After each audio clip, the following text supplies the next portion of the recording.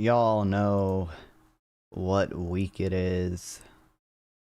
Y'all know what's happening this week.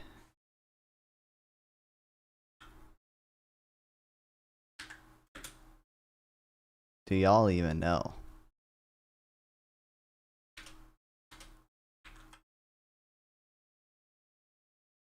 What today is? It's fucking Shrimp Week, baby. Hell yeah. Hell yeah.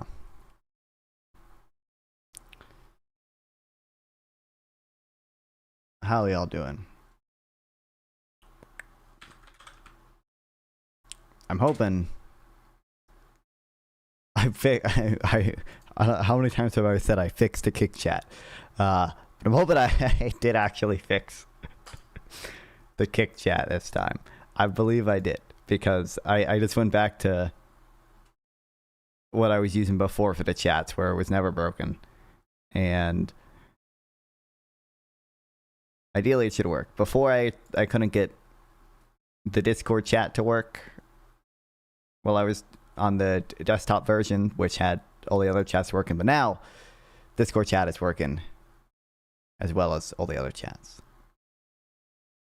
But if you guys, I don't think most of you guys know, it is International Shrimp Hack Day. There's just a bunch of the Substack bloggers, you know, a bunch of the EA Substack bloggers, Beth the Bulldog, the Glenn guy, you know, they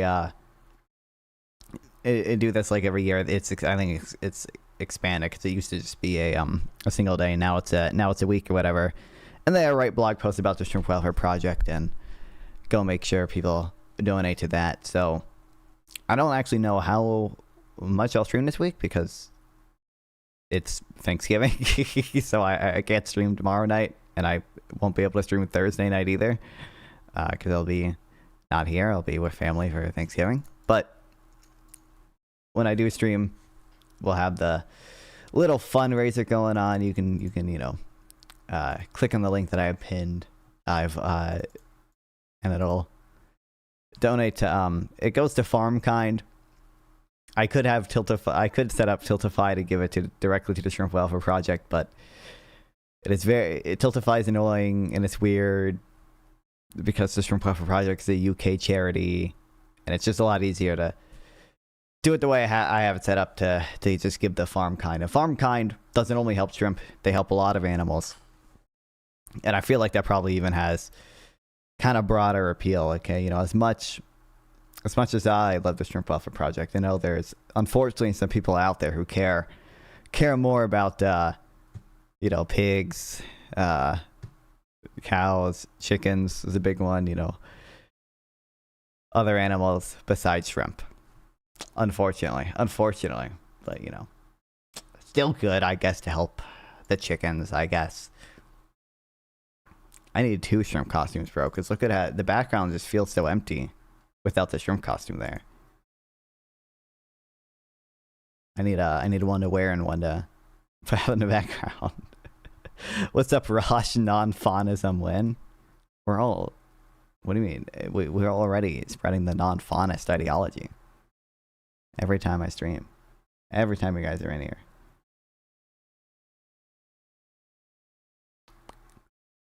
I actually might need, there's another shrimp costume. Like if you go to Amazon and type in shrimp costume, there's like 2 different ones that come up. One of them's this one, obviously. And there's another one that I think like kind of looks a little worse, but it'd be a lot easier to wear. Because you'll notice I don't even have this on like correctly because it's impossible to actually stay on my head, and it's very annoying with headphones on, and also I can't even show all of it on stream when I have it like that. So, but regardless, this is my goal is that by next year, all right, even though I am not a blogger, and these are all like Substack bloggers. It's made for bloggers. Non-fun market economy character. Oh shit! Wait, did you drop the hard R in your title? I did not, but I just realized I gotta fix my doc so the chat actually shows up on my end for me. Docs. Custom browser docs. And then I gotta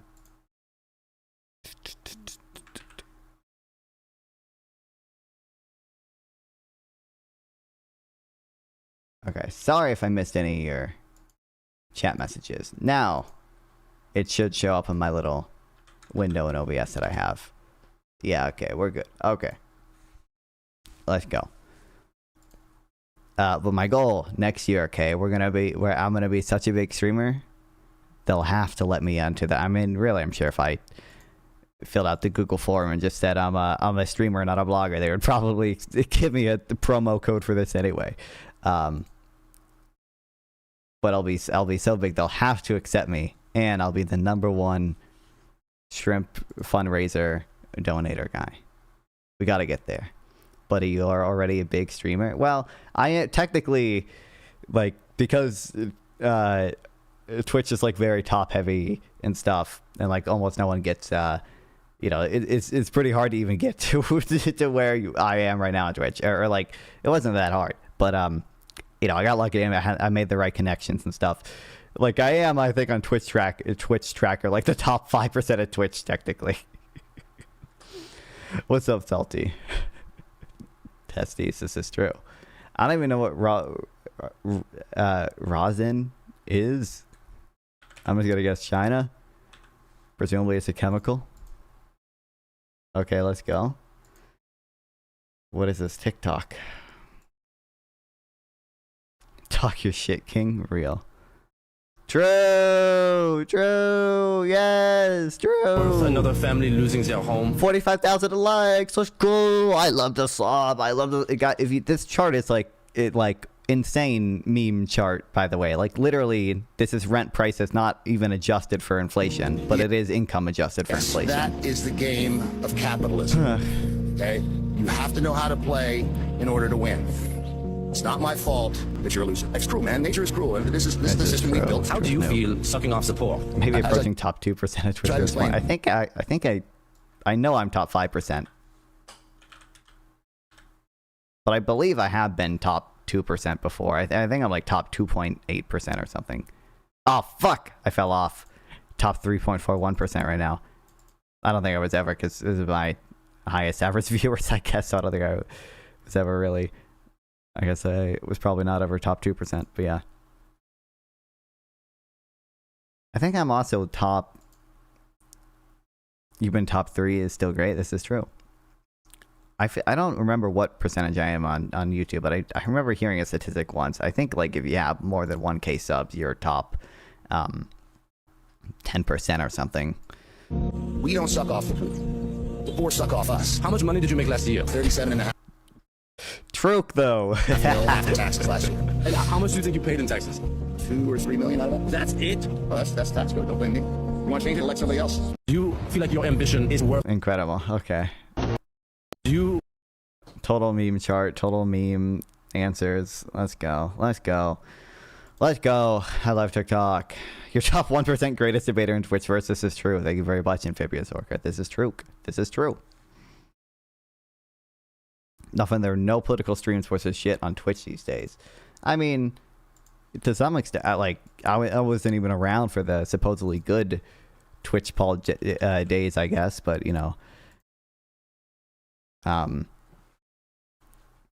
US is number 5. Oh man, I feel like Spain makes a lot of chemicals, right? I feel like it's been Spain before in these chemical stuff. I think. I mean, it seems like there used to be a bigger sort of Twitch politics sphere.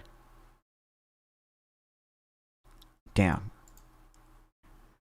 Me neither, however, my point still stands. To be fair, you're bottom 1% when it comes to eating great food. We mean, bro, I'm goated. My food intake is normal. I've been eating... Sometimes I just eat raw peanut butter now. Which is probably not, which, I mean, it's not like particularly unhealthy. It's just not normal.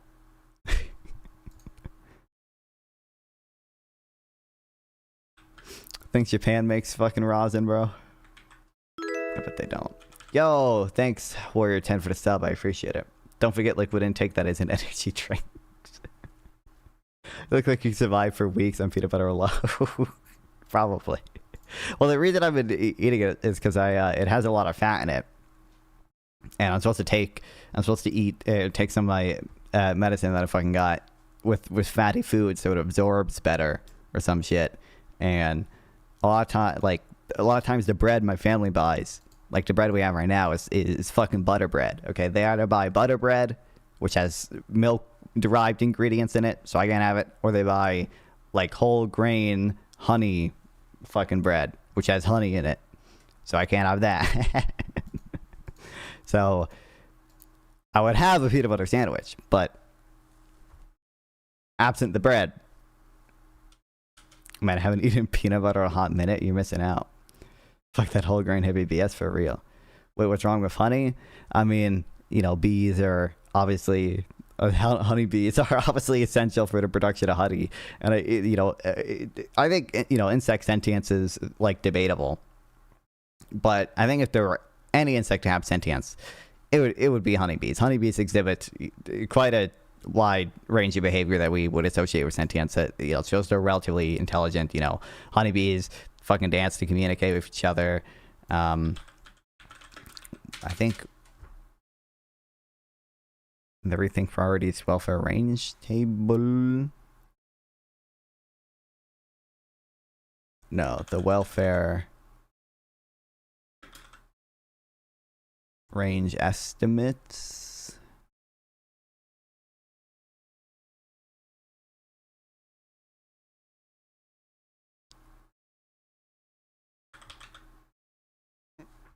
I can't believe honeybees beat salmon.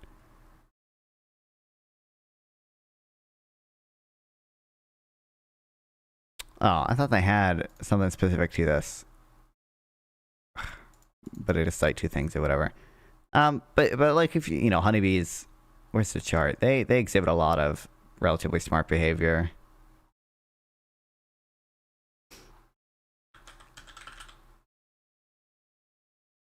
I mean, the process of acquiring honey, there's certainly safe ways to retrieve honey from beehives without hurting bees.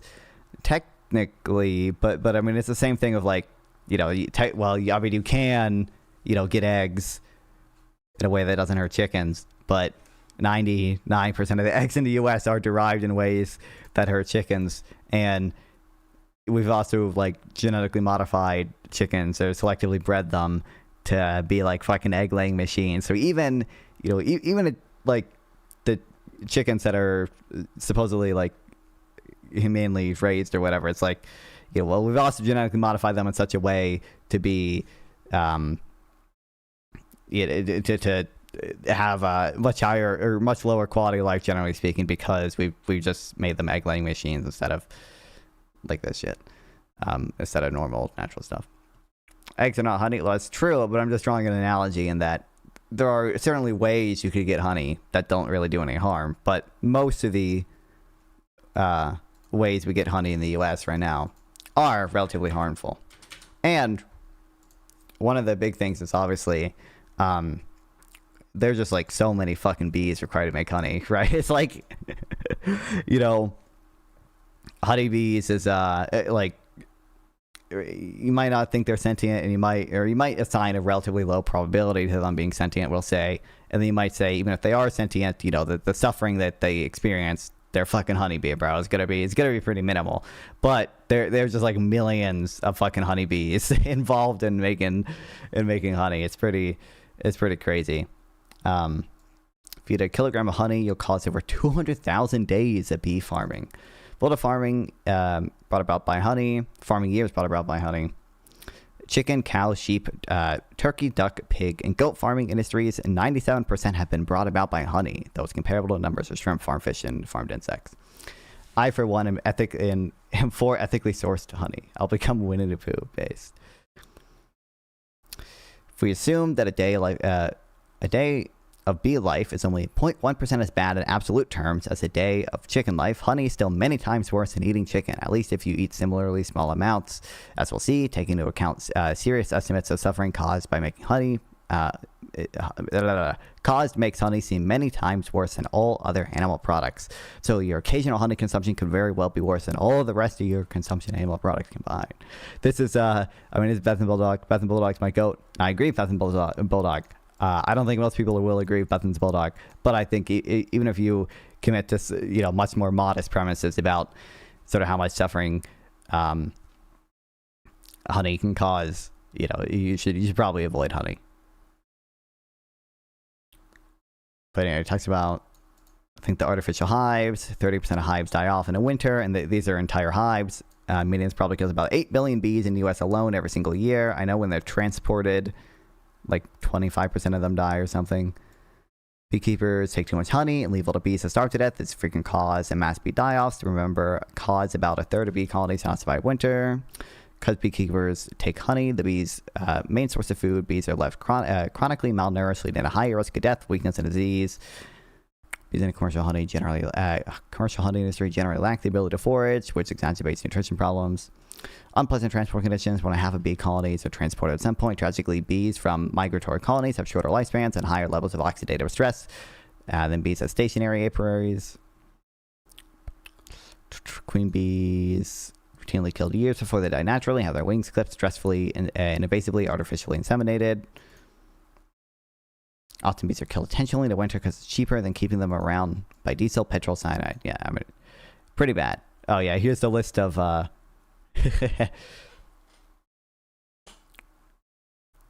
all the behaviors that bees exhibit. Yeah, see, rethink priorities. Okay, I knew. Maybe it is in this, and I just didn't quite get there. Displaying individual personality, foregoing temporary benefit for greater long-term reward, not acting one's impulses, exhibiting a pessimism bias, thinking if they have been exposed to new positive and negative stimuli at an equal rate, probably the next stimuli will be harmful. Skill at navigating, making trade-offs between pain and gain, recognizing numbers. If bees were offered some reward, when they were offered, say, 4 things of even a different types, they learn to get excited when seeing 4 things. Problem solving. Responding cautiously to novel experiences, quickly identifying when some reward conditioning has been reversed. For instance, if a creature is initially rewarded when bell is rung, and then they're shocked when it's rung, they quickly learn to dread the bell. Learning from others, mentally representing where in space other creatures are, discounting rewards longer in the future, using tools to manipulate a ball, judging which of two things it regards as more likely to happen. Bees opt out of difficult trials and favor easy ones to try to get a reward. Being anxious, learning from pain, fidgeting in response to stress, parental care, being afraid, being helpful, self-medicating, having their responses be modified by painkillers. And like these two things, I think this is probably, I always forget how to pronounce it, the it's not anesthesia, but it's anaglesia or some shit. This is something we do for a decent number of animals. We basically test, we test like, what is your kind of typical response in pain? You know, what do we see them, for example, rubbing the areas that are wounded? Do we see them using, if they injure a limb, not walking on that limb, right? And then we test how that changes to, how that changes when we give them painkillers. And we also can test, for example, if we lace one of their foods with painkillers and we don't do it for another, food source of theirs, will they then start choosing the one laced with painkillers more? And for a lot of animals, the answer is yes. And, that seems to be evidence of some sentience, obviously.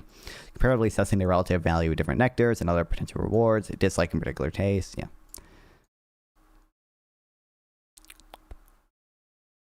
People are getting too long, but exact numbers, you shouldn't take them literally. It's meant to be sort of rough or dramatic to estimates. Regardless, okay.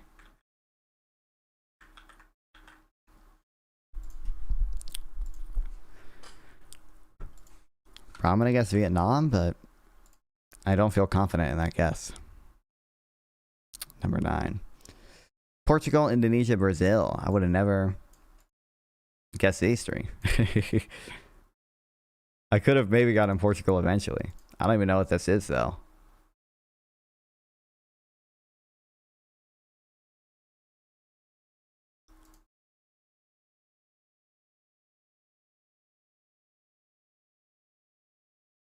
I mean, isn't this, it looks like fucking, isn't this called amber or whatever?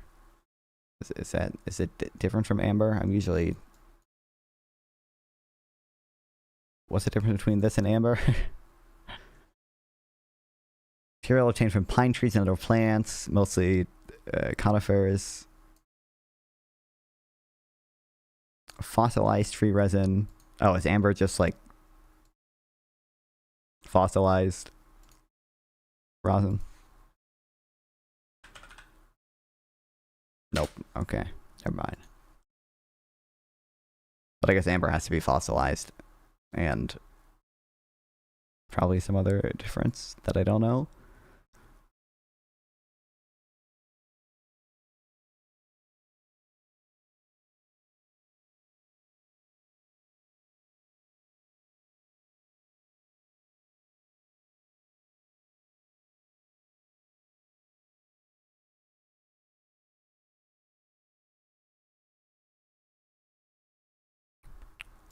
Whatever. You know what? We got 54%. Good enough for something I didn't even know. Integrated circuits, cars, a little bit of oil. I don't know, Canada? 600 billion is quite a bit. So, it could be Japan, maybe? I want to guess Japan. Fuck! Wait, what even? Wait, Taiwan? Or does Taiwan even? I guess Taiwan isn't even on here.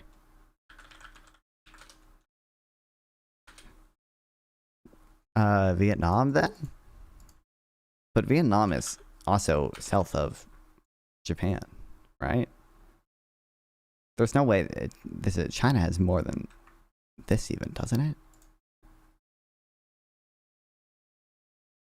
Way south? Yeah, that's what I'm thinking, but wait, no, it's just China, right? Maybe it's South Korea, but I feel like South Korea's, yeah, okay, South Korea, that makes more sense. Okay, yeah, I should have guessed South Korea instead of Vietnam.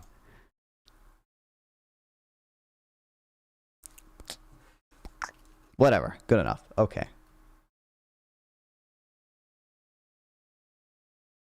Why is YouTube telling me the audio is fucked up when it ain't even? Vietnam is practically Straya at that point. What?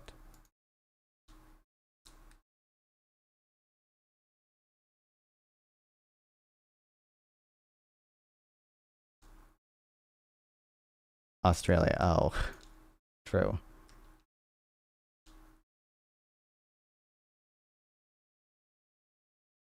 Okay, YouTube's lying to me. Ooh.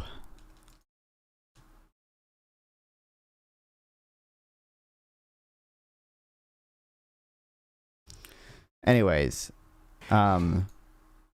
everyone's favorite, James Fishback, weird finance bro, investor, Jubilee dude, is now running for governor of Florida on quite possibly the worst platform I have ever fucking seen. It's like, it's crazy. I'll stop the H-1B scam. Horrible. Which, but you know, luckily can't do anything for the entire country. I think most H-1B workers, he has 20% chance on cash. What does it? I mean, I don't fucking trust that Florida voters aren't going to vote for this dude, because he's definitely got the Groyper support and he's probably got the Boomer support. But I think he wants it. I think the specific plan is like tax companies in Florida that hire H-1B workers, which hopefully that just means more tech companies will station outside of Florida. It's bad for Florida, but not horrible for the fucking country. Tell Blackstone they can't buy our homes, which I haven't looked into this in Florida, but either essentially totally inconsequential, or somewhat negative because watch it. I will. I mean, I've seen it, but or somewhat bad because there are private equity companies that do what's called like build to rent or whatever, where they will build neighborhoods and then rent out the homes, and if you restrict their ability to do that, you're probably going to lessen the supply of homes. Cancel AI data centers. Horrible. I mean, again, hopefully it just means AI data centers aren't going to be in Florida. And abolish property taxes. Horrible. Why? Horrible. I don't know the specifics of Florida's budget, but I would assume a lot of it is property taxes. And property tax is a relatively efficient tax. The real estate stuff is really bad in Atlanta, I've heard. What do you mean by really? So are you referring to like the Blackstone built to rent stuff? Because I'm aware that they do that in Georgia and in suburbs of Atlanta. But I think it's probably not necessarily bad. It's even if they have oligopoly power, there's actually which I don't believe they do. I don't think there's evidence of that. It actually still might not be it still might not be bad, because it could be the case that I think there's a Kevin Erdman post about it. Hold on, we're getting entirely distracted.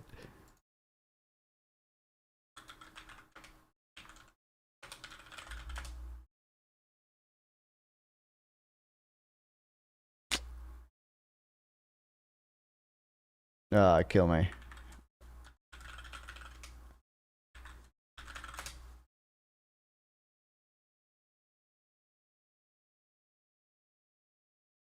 But there was a paper showing essentially like, oh, even if they take back some of the added supply that they add basically in form of like some type of like rent seeking, you still might expect them to lower home prices overall. But I can't find it.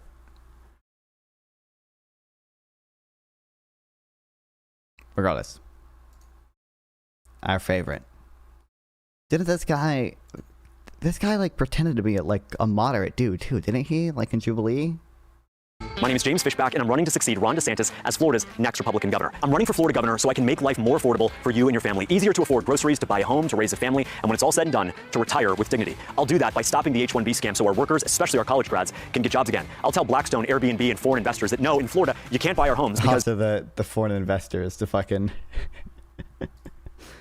We get out China buying our land. Our homes are for families. And I'll stop the construction of any AI data center that threatens to raise our electricity bills or poison our water supply. And I'll completely and... By the way, I don't even know where the poison our water supply thing is coming from. What I've heard people be concerned that AI is like using up water or whatever, but that's I've only ever heard that for cooling, and I don't even think it's an actual concern. I'm fairly certain it's. I don't even know where the poisoning thing is coming from. Totally eliminate property taxes for every Florida resident, because in America you don't rent your home from the government; you own it. Preach, brother. Free and clear. It is a concern. Wait, it's just the fact that they're using a lot of water, or that they are poisoning the water supply. James running was not on my bingo card. Well, don't die on that hill. Well, I don't necessarily want to die on that hill. What I'm saying is, I've not seen good evidence of it, and I've in fact seen some evidence to the contrary of it.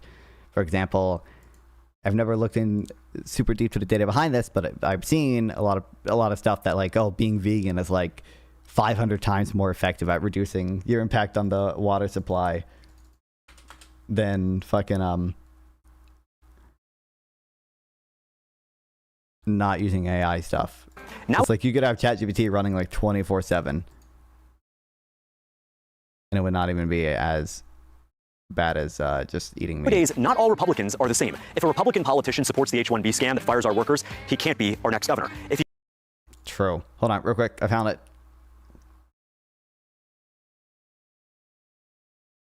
But this is, I mean, this is just showing. It was because like large landlords were more efficient. It was like institutional landlords were more efficient. So you could see. I think this is, this is what is hypothetical. It's probably making somewhat unrealistic assumptions. Regardless, small landlords might be able to supply this much, and the price would be this much because the supply is so low. It'd be at A. If large landlords can supply much more because they're more efficient, they have falling or constant marginal costs. Ordinarily they'd be at supply B, but maybe because they have some market power, they're actually only gonna supply at point C. But point C could still be lower than point A. And I don't even think it's really the case that they have significant market power, or I've not seen that demonstrated anywhere, even by the HAI index, which is not even. I think that's not even the best measure of competition.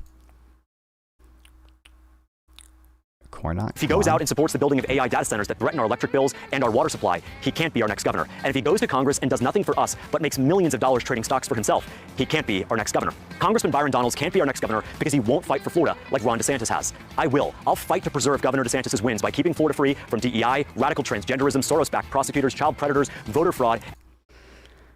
How are we still talking about George Soros? And the millions of illegals that invaded our country on Kamala Harris's watch. I'll do that because unlike Byron Donalds, I'm not a politician. I'm an investor and a businessman. I stood up to Wall Street. I sued the Federal Reserve, and I filed a landmark brief with the Supreme Court defending President Trump's right to fire corrupt federal officials. I started Incubate Debate, a free high school debate league for thousands of kids across Florida so they could learn how to debate, discuss, and grow as Americans. I love our state. I am a fourth-generation Floridian. My great-grandfather fought in World War I and then owned a small hotel on Fort Lauderdale Beach. My grandfather fought in World War II and ran 750 head of cattle in Okeechobee. My father proudly drove the city bus in Broward County, where I was born and raised. I went to Florida public schools from kindergarten to graduation. Even though I grew up in South Florida, I now call the Panhandle home. I'm an unapologetic Christian who believes that Jesus Christ is the way, the truth, and the life.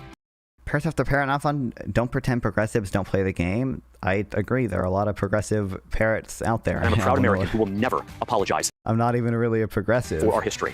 In the coming months, I'm going to meet as many Florida voters as I can, where they live, work, and pray. I'll visit all 67 counties because Florida's next governor has to be someone you can see, talk to, and even debate with. I look forward to seeing you soon. My name is James Fishback, and I approve this message because debates. Like, can we get Florida comeback tour from James Fishback? Where my great-grandfather was prison award Japanese UN Florida special is our champ. home. America is our birthright, and we will never let them steal it from us. It is funny. Also, that he also owned a hotel and and then his father fought in World War II and owned 750 fucking cattle. James Fishback will win. Byron Donalds has no energy behind him. It would absolutely not surprise me if this dude won. I think he said he had 20% on Cashy, right? But I place more faith in that than my own personal judgment. But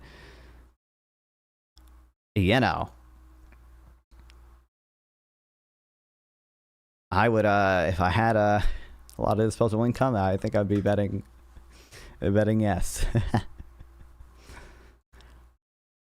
This guy, like, I could be wrong, but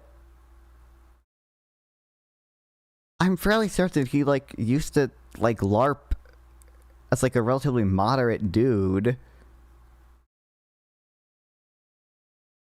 Like, he was not arguing with Destiny about H1B shit. He called Byron Tunnels a slave. LMA, dude, he is like, I actually think he had to have, like, some person on H1B visa, like, had to have fucking stolen from him or, like, killed his fucking dog or something. Because he refers to his, like, Byron as H1 Byron or whoever. Byron, I forget what it is. Which one? The Charlie Kirk replacement is Byron, right? And I think this guy's just Byron. Oh my god. 35%? I guess that's a nominee.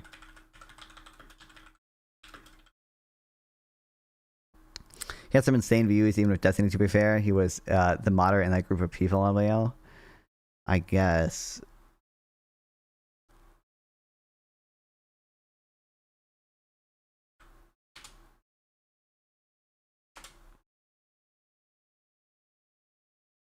This is governor. This is just party. Okay, incredible.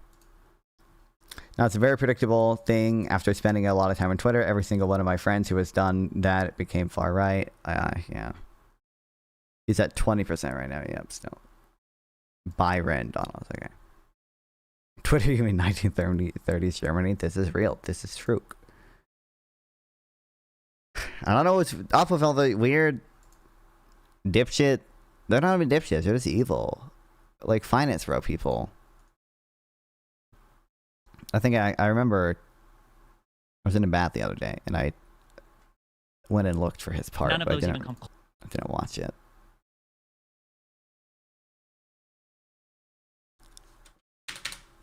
That like, cause these weird, like, Greiger Capital, Anthony Pomp, James Fishback, these weird motherfuckers who are like just like finance bros and for some reason are like full throated some Trump supporter dudes. What's up, COVID? Okay, welcome back.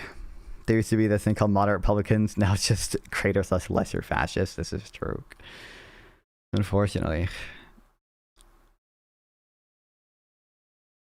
It's hard. I don't even know who takes these people seriously, bro. Well, I kind of know because it's fucking Twitter. So everyone, all the crypto bros, people who think they're smart, take them seriously. But I don't know. I just don't get it.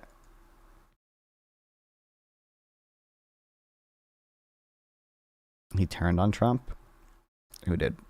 Byron? Oh, I mean, he's like had some like weird takes where he has disagreed with Trump. Like, for example, he didn't like that Trump was, well, actually, I think he flip-flopped on this. He initially supported Trump attacking Powell, and then later said that he no longer wanted Trump doing it. Instead of trying to call out President Trump, Jerome Powell should call him up and congratulate him. Oh, true. Or he might have not just supported a Lisa Cook thing. What on earth is going on? Why is Jerome Powell denying a lawful order? Maybe I'm making this up. Maybe he didn't flip-flop. Maybe he's still... Oh, man.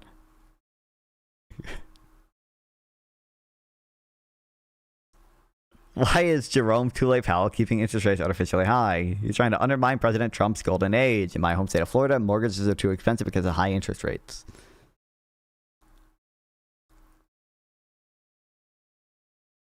In other words, Powell was wrong and Trump was right again. Has the economy bottomed out? Damn, Trump is in the bottom of his relationship with Putin. This is true.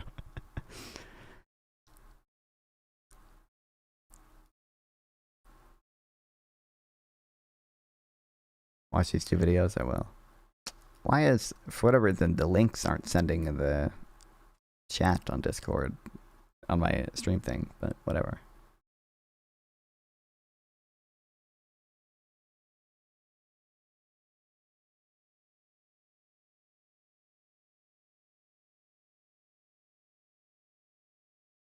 The Federal Reserve has never solved a single problem facing the American economy. All they do is cause problems. True.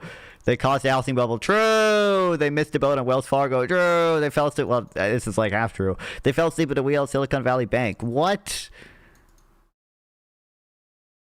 Now one of their own is implicated in mortgage fraud. What? This is they. How did they fall asleep at the wheel at Silicon Valley Bank? They like immediately jumped in and bailed the fuck out. Well, I mean, they didn't quite bail them out, but you know, FDIC took control of them and then insured all their deposits and sold it to someone else, right? But not really a bailout, but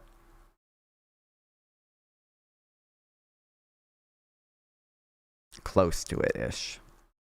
They really love their golden age shit. Like, bro, what golden age? Trump is out here doing MAGA Maoism. That's part of the shit, though. That's part of the Maoism, the golden age, bro. We did it. Americans, like, we are not. That's part of the MAGA thing too. Trump doesn't care about, like, Trump just wants to constantly say he's doing the fucking best. But Slaves. We are not slaves to the plantation owner. We are not slaves to China, and we are not True. slaves to Wall Street. This 50-year True. mortgage idea is a why did that one send? That's spit weird. in the face. It is an insult. We did not vote for this. We did not vote to become debt slaves to private equity firms and the big banks in Wall Street.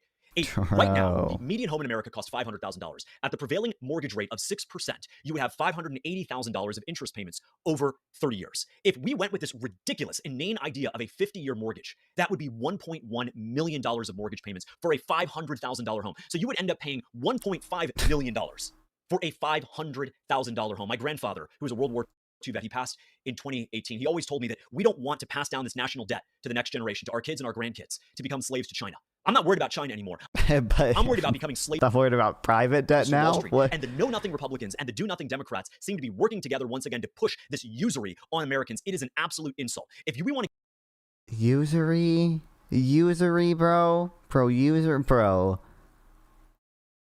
get serious about housing affordability, the crisis that is staring down my generation. When my dad was growing up in the 1960s, half of 30-year-olds, half of them were married and owned their home. Today, only 15% of 30-year-olds are usury haram. and own their home. If you can't own your home, you can't get married. If you can't get married, you can't have. Brother, you can, brother.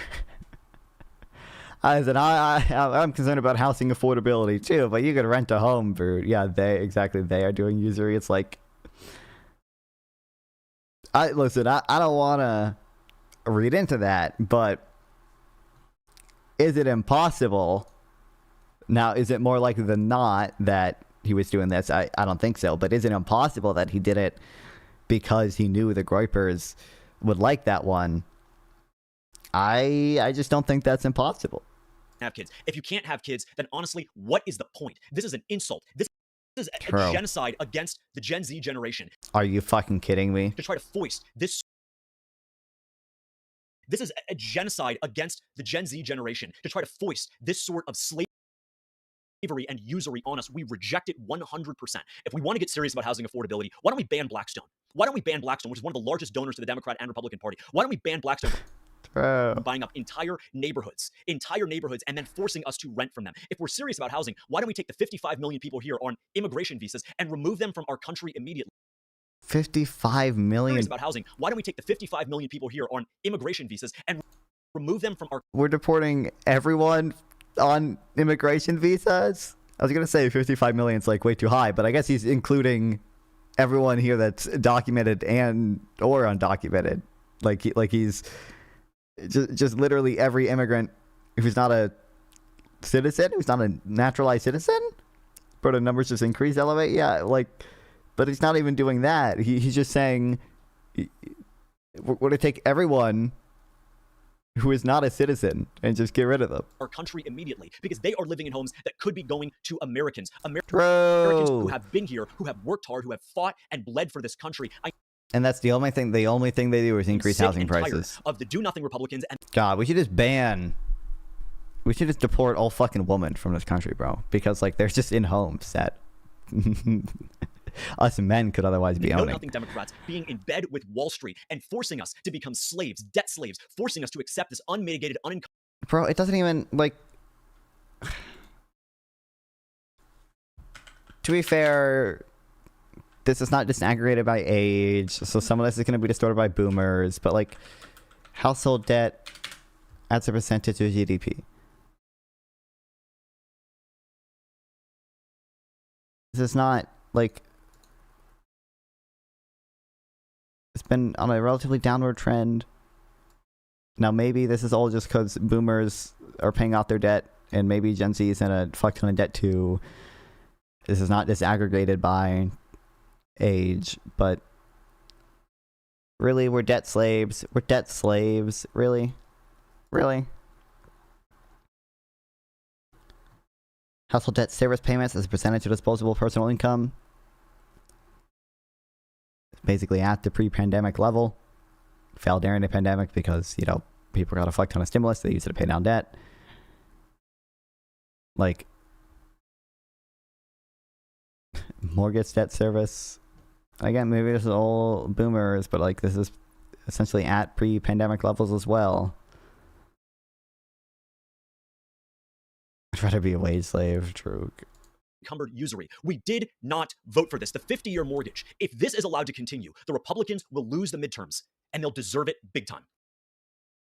Doesn't he know? All we need to do is just get Jerome Powell to lower interest rates, and then infinite houses will be built for free.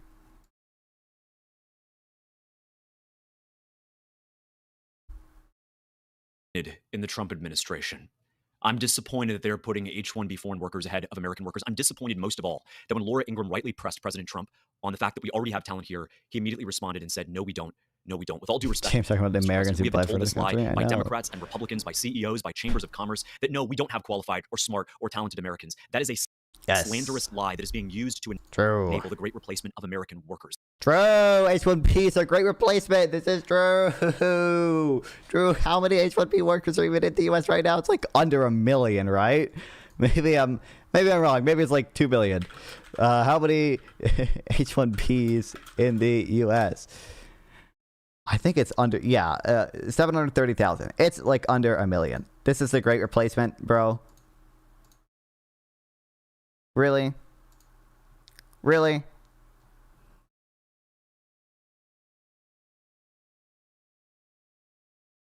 America is for Americans. We cannot make America great again with Indians. We cannot make America great again with the Chinese. We have to make America great again with the people of this country. America is our birthright. If we can't get a job because it was stolen and given to an H-1B by a greedy, rapacious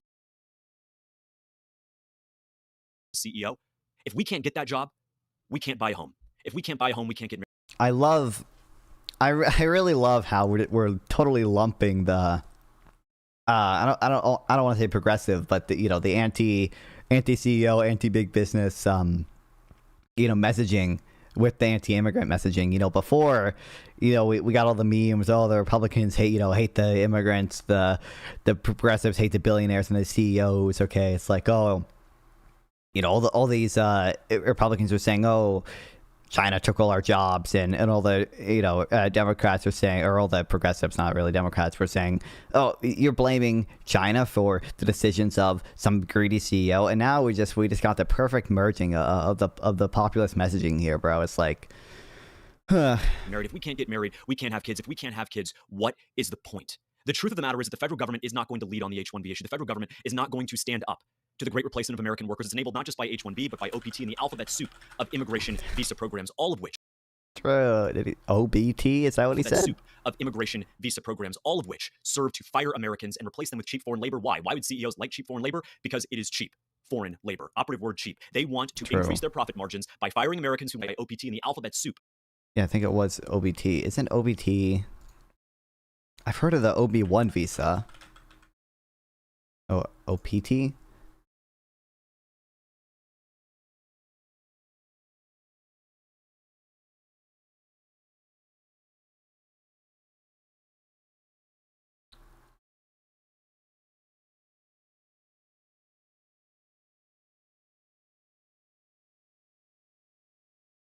What do you can... Requirements.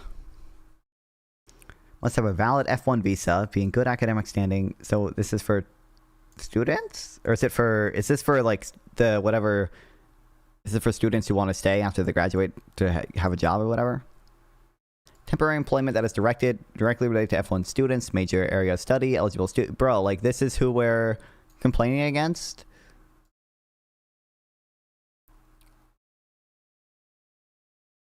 Like you have to have a STEM degree and then you have to be employed. We're concerned about people with STEM degrees who are employed. This is the immigrants taking our jobs. You are right, Rosh. It reminds me way too much of the Aussie. I think I don't think this dude himself is, a gripe or like actually racist or anything, but like he has to know. There's a thought in this dude's mind that, he is considering, how, will what I say, win the groypers over to my side, or, will it isolate them? Like that is now a consideration that politicians have to make, especially, someone as online as him. Of immigration visa programs, all of which serve to fire Americans and replace them with cheap foreign labor. Why? Why would CEOs like cheap? Bro, that's not even, like, I've never looked into the specific cases people, like, allege where that happens, but that's not even true. They're, like, you're supposed to, in order to get an H-1B visa, you're supposed to prove that you tried to find native-born citizens first. And it's like, I don't know. I'm sure that's not always truly followed or whatever. But they're just, it's not like firing masses of people and hiring H-1Bs to replace them, at least not that often. That might be it wouldn't surprise me if that is a thing that has happened once or twice, but I just don't think that's happened. Funny pause frame, by the way. Oh, he's sewing out right now, bro. Cheap foreign labor because it is cheap foreign labor. Operative word cheap. True. They want to increase their profit margins by firing Americans who want a market wage, who want a dignified wage, who want to go to church on Sunday, who don't want to be forced to work in slave-like serf life conditions. No, they want to. They're tech workers, bro. They're fucking... Bro, have you seen fucking the campuses of these tech workers? Another funny pause frame. Come to work, do their job, be paid a fair market wage. To go home, spend time. Fair market wage is when the government restricts your competitors by not allowing companies to hire qualified foreign workers. With their family, raise their family. I'm proud of what Governor DeSantis has done in my state of Florida. He is pulling the plug on the H-1B scam at our state colleges. Places like FSU and FAU are hiring everyone from assistant swim coaches to social media managers, entry-level jobs. We're importing people from the third world to come. Jobs that could have been given to qualified Americans right in our community. Jobs that now they can't have, so they're unemployed, so they're living with their parents, they're living with their grandparents. They're now a financial strain on the family, but the family is generous enough to take care of them. My generation is facing economic genocide. We are staring down the... This is like... we go from lump of labor fallacy to slippery slope fallacy to fucking calling it an economic genocide. He also wants to ban international students. I've heard. Toughest job market in modern history. 15% of 30-year-old men are married and own their home. In the 1960s, that was 50%. We went from 50% of 30-year-old men owning their home and being married to 15%. And the only cause is immigrants. And the H-1B scam further perpetuates what is happening. It allows you to say, look, you don't get that job. If you don't get that job, how are you going to get married? How are you going to buy a home if you don't have a job that was given to an H-1B worker? The federal government's not... all else equal probably makes it harder, but this guy knows you can get a job and get married if you don't own your own home and or have a fucking tech job, right? Like it's not... Like, presumably... general cultural reasons also play a big role in declining marriage rates. It's not just that people don't own their own home. Not going to lead on this.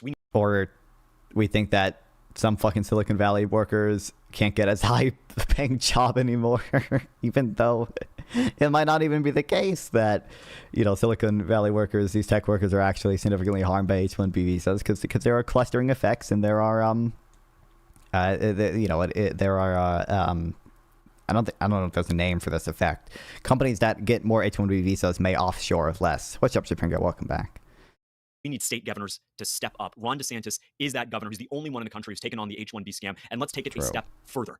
In 2026, let's elect a governor in Florida who's going to tell companies all across our state that no, you will not be firing qualified Americans to import cheap foreign slave labor. You're They're not already not allowed to do that. You're just trying to stop all of it. You're trying to, again, I think his specific proposal is to tax companies who have H-1B workers, right? Like there's going to be new H-1B not tax. Going to do it. It's not going to be allowed. And if you do it, you're going to never be able to do business with our state in any way, shape, or form. That's how we stand up for American workers. That's how we end the H-1B scam. If the federal government won't do it, the states absolutely should. A lot of companies do that.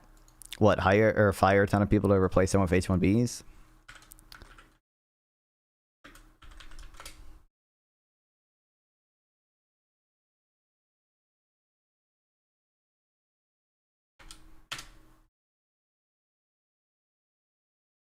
I thought his plan was to have like a tax on companies that hire H-1B visa people.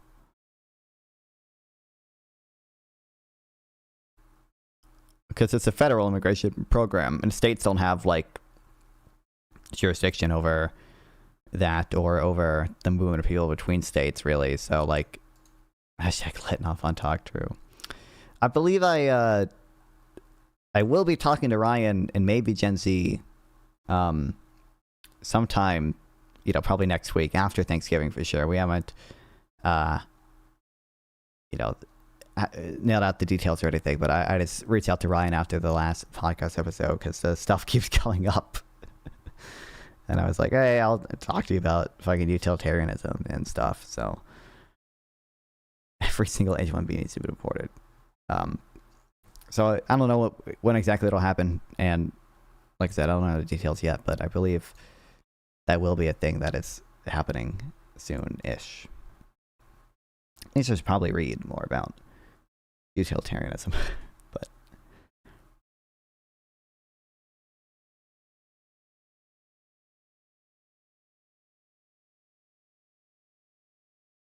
is staring 5 down minutes. the toughest job market in modern history. Only 15% of 30-year-old men own their home and are married. That was 50% in the 1960s. Bro, it's on InfoWars too. What does the president have to say about that? Well, it's just the same script. To home ownership, to affordability, is not anything real or genuine. It is 50 years of usury with this 50-year mortgage nonsense. Not let's get to the root causes, not let's ramp out mass deportations, let's not kick out H-1Bs who are currently dominating U.S. housing stock. Let's not... Dominating U.S. housing stock? It's less than 1 million people, and half of them live in fucking California in one fucking town, bro. Like, ban foreigners from China or Canada from buying up U.S. homes. No, let's just let you mortgage your. Why would China buying homes even reduce the supply of housing? Deportations. Let's not kick out H-1Bs who are currently dominating U.S. housing stock. Let's not ban foreigners from China or Canada from buying up U.S. homes. No.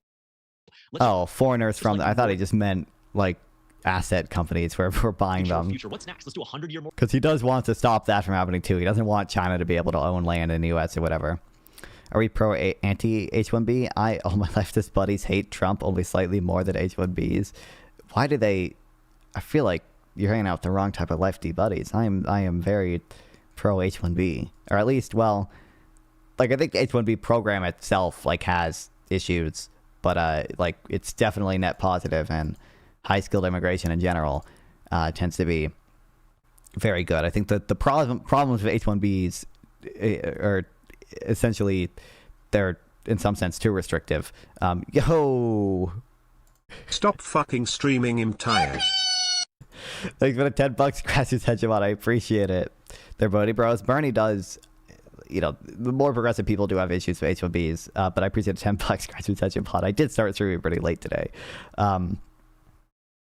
If we deported 50 million non-citizens, how much would housing prices fall? I don't know. I'm not going to be able to estimate that. But you know, whatever percent it is, it would not be worth it. I think the issues with H-1Bs tend to be that they're too restrictive. So one, well, it isn't necessarily being too restrictive, but it's a little silly that we have a lottery system instead of just letting the highest paid people come in. Like we, randomly kind of select people. You should just probably say like, oh, we're just gonna accept. Why would it not be worth it? Because the 50 million immigrants plausibly contribute more to GDP and taxes and, productivity and innovation than whatever benefit would be gained by the fall in the housing prices. It's not, you don't really want asset prices that homes are an asset, owner occupied homes at least, that are an asset for most people, right, in America. Like, you don't necessarily want the actual nominal price to fall even. You might want, this sort of rate of growth of them to slow. We don't really, like a healthy economy should not really have falling asset prices generally. And then, so the lottery thing is an issue of H-1Bs. And then secondly, it's hard to transfer the visa between employers. And one of the progressive concerns over this, what's funny is I think if you look at like the Trump, there's one like Trump tweet or whatever, or like rapid response team tweet that actually cited the EPI, which is the Progressive Policy Institute, like citing this. That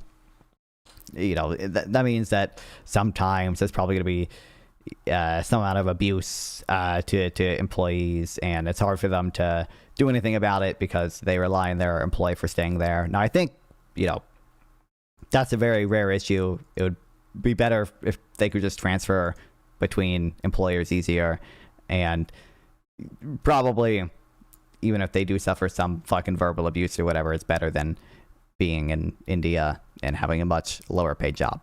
Mortgage, you can have a co-signer with your children and your grandchildren, and they can pay the interest when you're 6 feet under. This is a joke. This is an absolute joke, and we did not vote for this. And so at the end of the day, something has to give here, because we got royally trounced last week in Virginia. Royally trounced all over the country. I don't want to watch another 5 minutes of this shit.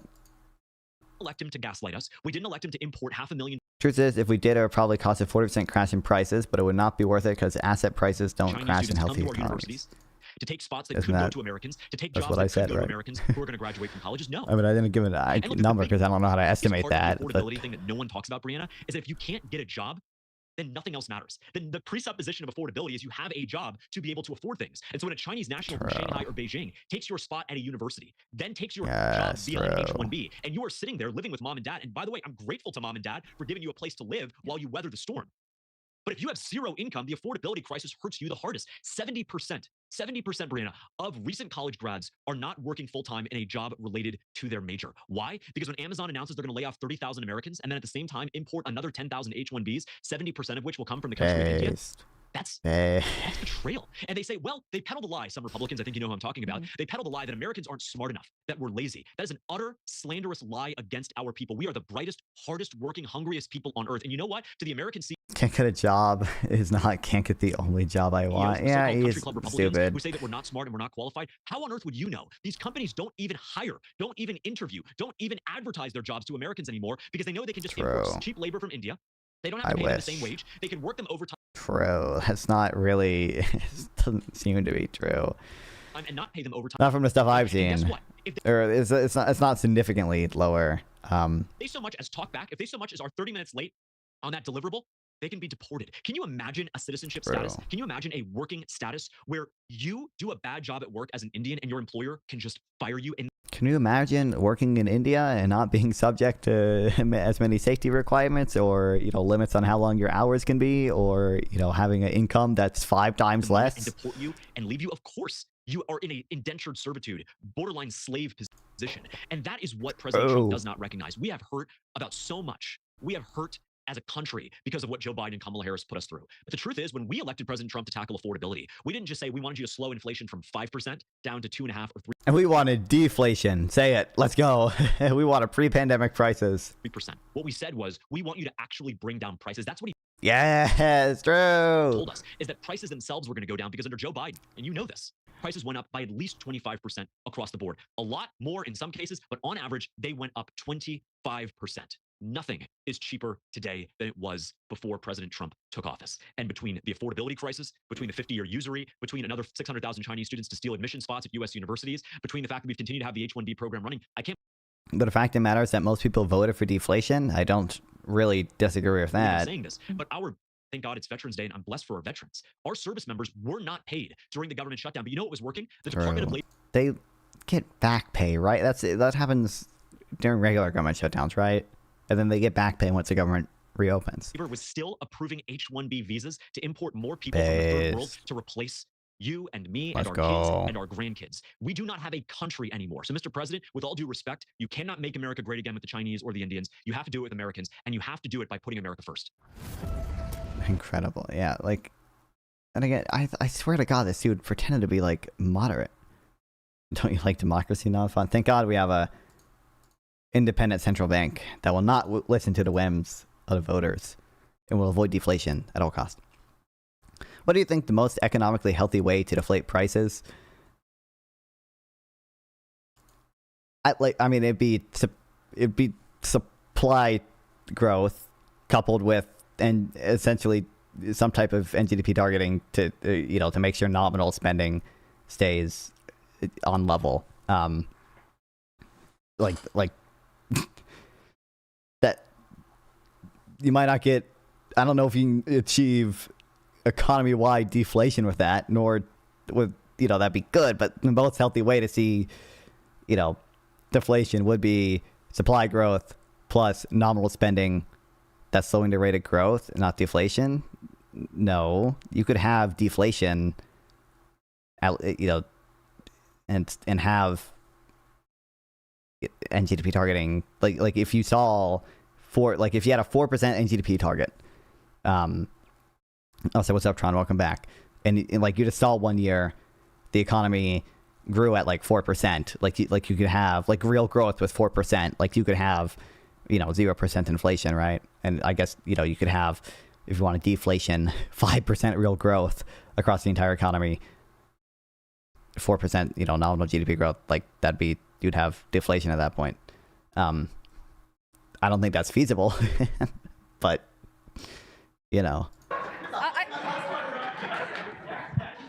Now, Stephen, that was very inflationary.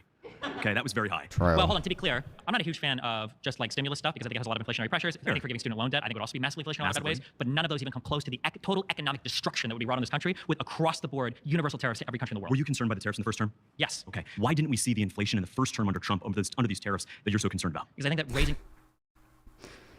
I mean, this guy this is definitely a bad faith point. Like, he knows the answer to this. Oh, shit, another 10 bucks. There is no deflation. Go straight, Andrew Jackson. Trade hand jobs for chickens forever. It'll be fine. By the way, why you guys... Oh, what's up, localist? Donating to me, okay? You guys gotta donate to that fucking fundraiser we got going on, because it's Shrimp Week, baby. That's why I got the shrimp costume on, okay? Link is pinned. Alerts still show up. It's a different alert. And, it's nice as well. It's not even... I know some of you guys don't fuck with the shrimp, okay? It's not just shrimp. It's giving the farm kind. Farm kind does work with the Shrimp Welfare Project, but they also help out some chickens. They help out some cows, stuff like that. You just wait now, fun. We get the tariff EQ just right. This economy is going to be a BOP. Tariffs deflate U.S. abroad because it removes money from circulation. So in a way, it helps everyone else. Tariffs, it's not exactly the mechanism. So tariffs can lower the, and they, plausibly have lowered the exchange rate primarily because they reduce investment in the U.S. and people sell their U.S. assets because of lower uncertainty and lower growth expectations. But it's not necessarily a benefit to everyone else, right? Because previously the revealed preference was to hold U.S. assets, and now that's being distorted by the tariffs. And of course, now there will be some people who benefit from the fact that the U.S. dollar is deflated or become less valuable, and you can buy imports from the U.S. cheaper. But for them it'd be imports, for us it'd be exports, but buy our exports cheaper. But it's not a benefit on the whole for them. We don't have a shrimp problem. We have an Asian food problem. Non-fat. True. prices and everything can kind of be masked through the allocation of money to other But like this guy knows the answer to this. He knows it's fucking stupid. especially when the economy is growing. So the world economy is growing, right? Because a lot of people can buy things, a lot of money can transfer to a lot of different places. Inflation has to do with dollars chasing supplies of goods, basically. And if the supplies continue to grow at a really high rate, you can probably afford more deficit spending. But the issue is that I don't think that Donald Trump was intelligently saying like, well, I can probably afford a deficit spend here because of the economy. I think he just likes to spend because everybody does. And I don't think that Trump would have the ability to rein it in, as he said multiple times in his Bloomberg interview yesterday. But also like the big event that was contributing to inflation over the Biden administration was probably COVID and a lot of the knock-on stuff from COVID. American Rescue Plan, for example, the unemployment rate had already been cut in half. 100 million people had immunity to the virus, and yet we put $2 trillion of heroin into the economy.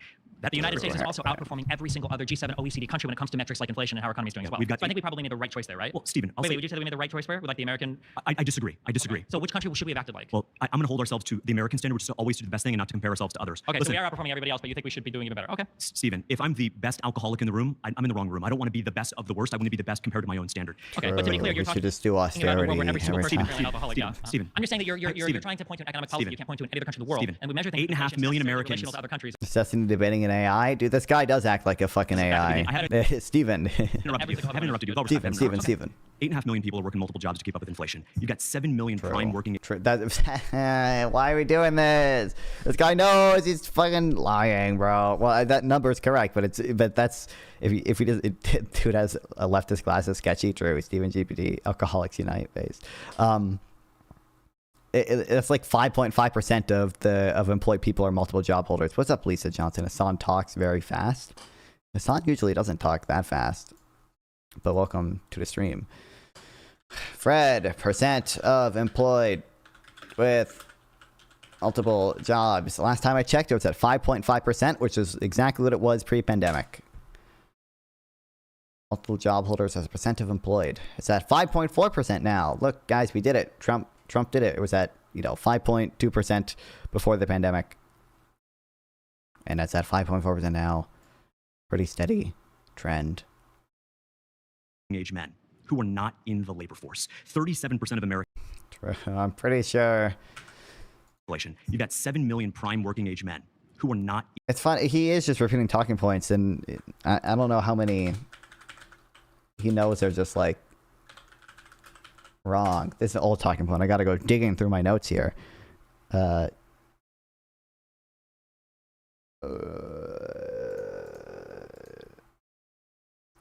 Like 7 million prime age men are out of the labor force. Yeah, most of them are disabled, caretaker, school, retired. Going to school, taking care of family, ill or disabled. Only 11% could not find work. 7% is other. Shrimp deserve less. Well, like I said, it's not just shrimp. It's farm kind, which donate to, the Shrimp Welfare Project as well. It's some other animal charities that help fish and chicken and cows and pigs and the such. Red and browns are complementary colors, correct? Are they? No, I don't think so. Are they? I don't know. What's the job? Can you define it? I mean, I think they define it as. I think this is full-time employment. To be fair, the multiple job holders thing. They give the definition, but I believe it's 40 hours a week at some regular institution. Oh, they don't define it. Kill me.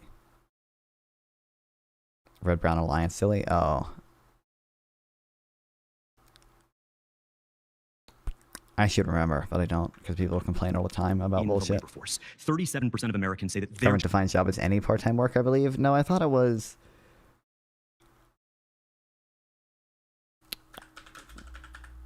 I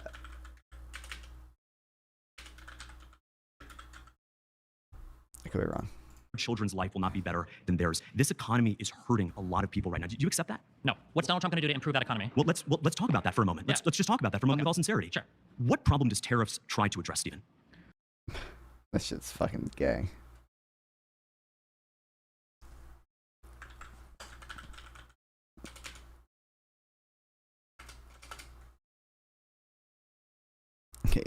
Where is it? We're employed. People who during the reference week did any work for pay or profit, did at least 15 hours of unpaid work. Okay. Unpaid work in a family operated enterprise, or were temporarily absent from the job because of illness, vacation, blah, blah, blah. Okay, never mind. they count part-time work.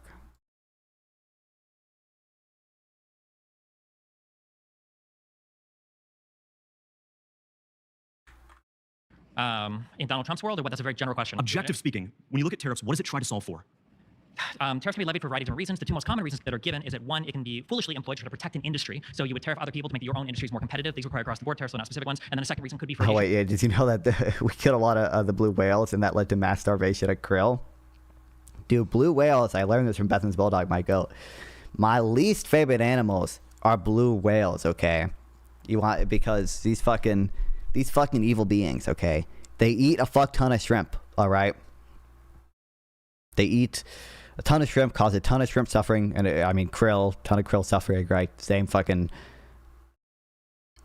genus. I don't know what the biological term is. Same type of fucking invertebrate type creatures, okay? Little critter invertebrate shrimp looking dudes.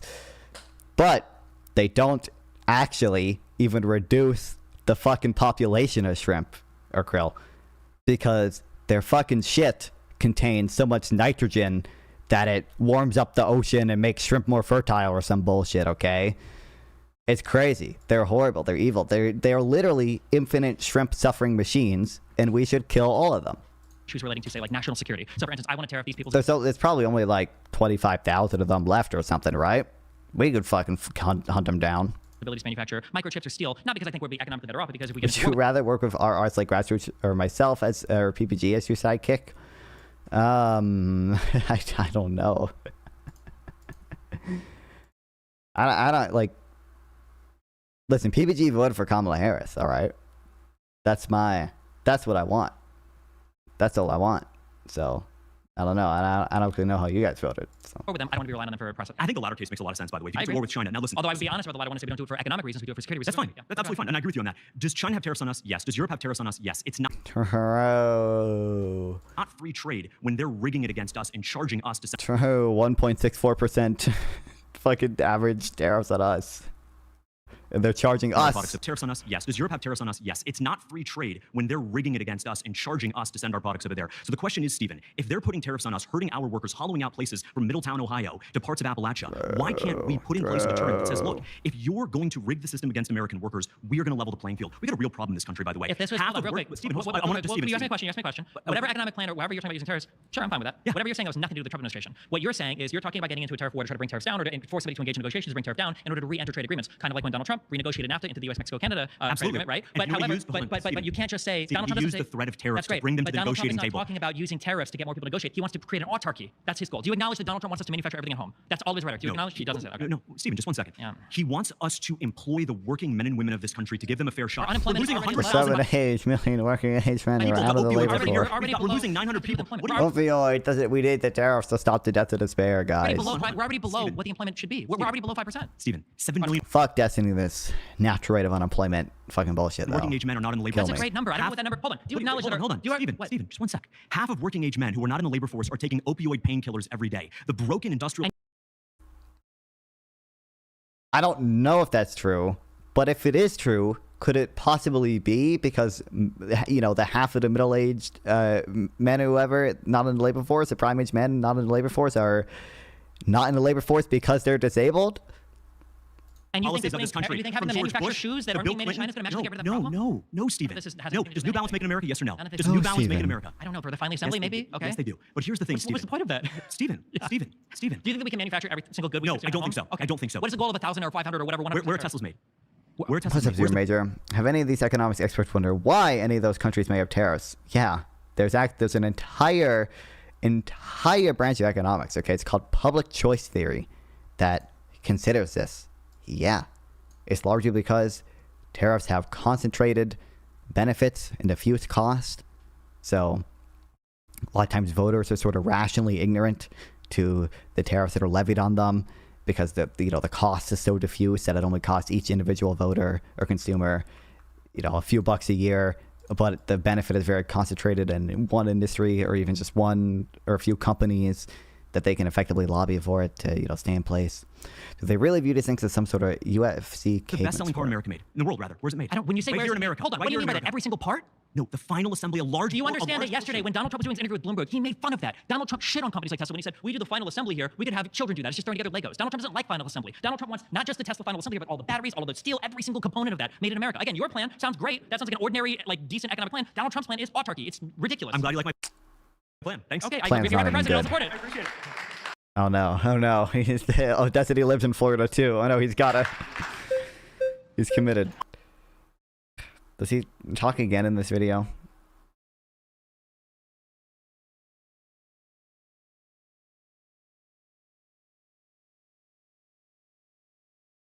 Oh, at the very end. Oh, the Biden should That President Biden should pardon President Trump. pardon fucking Trump.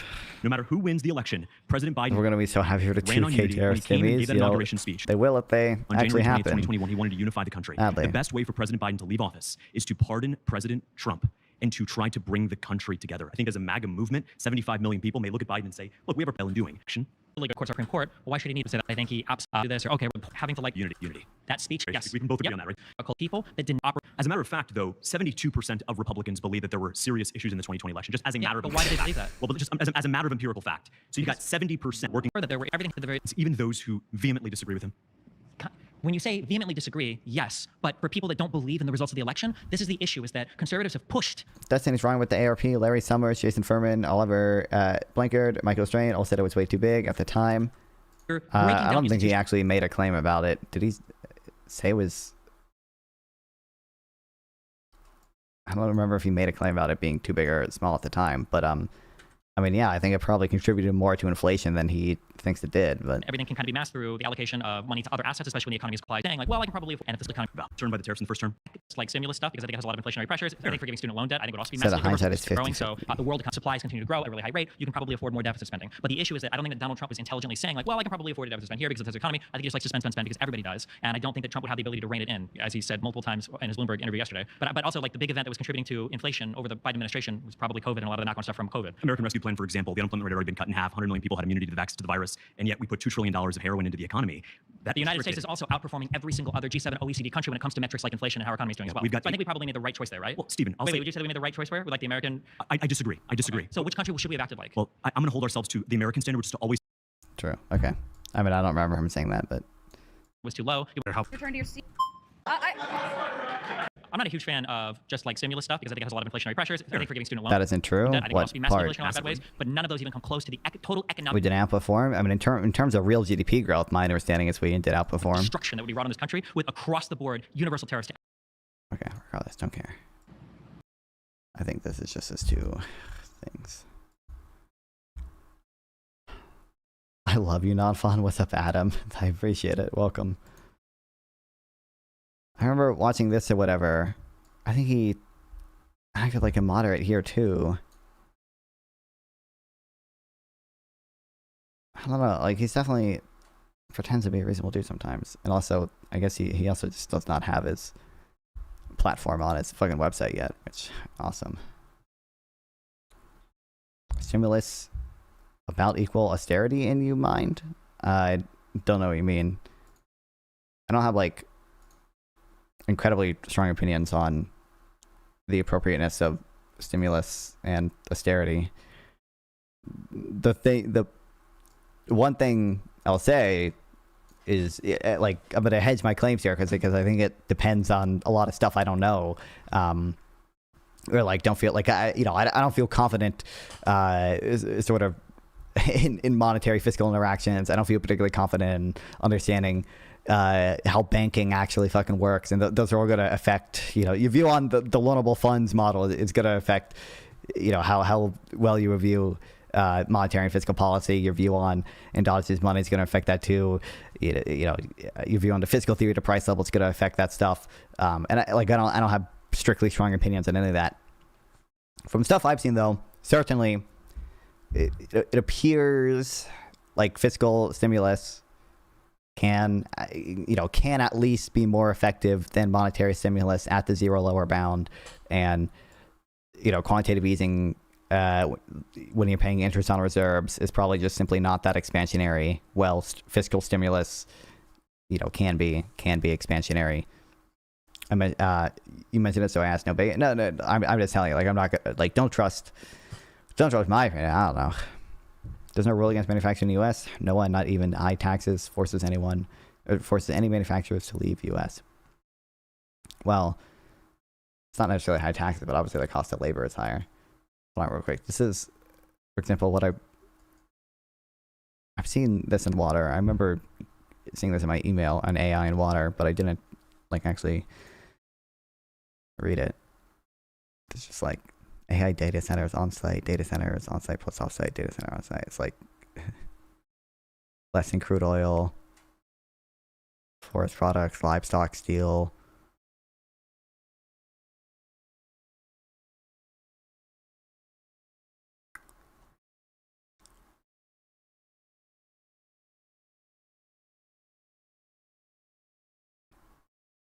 Doesn't seem like AI is really that big of a deal. Even for, I've seen also, like, just, the only thing I've really seen is an SDL fucking tweet about the electricity cost not being that big of a concern either.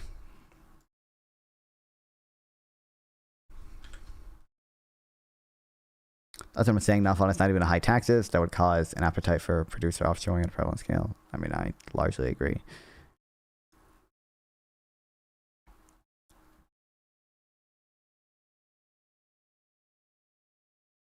Changing electricity prices above or below expectations. I think this was an actual study. Contrary to these concerns, our analysis finds that state level growth in recent years through 2024 has tended to reduce average retail electricity prices. I'm at a date and months certified non-fondler. True based. This is the community that I'm raising. I don't know. I've not seen any good evidence that AI is actually bad for the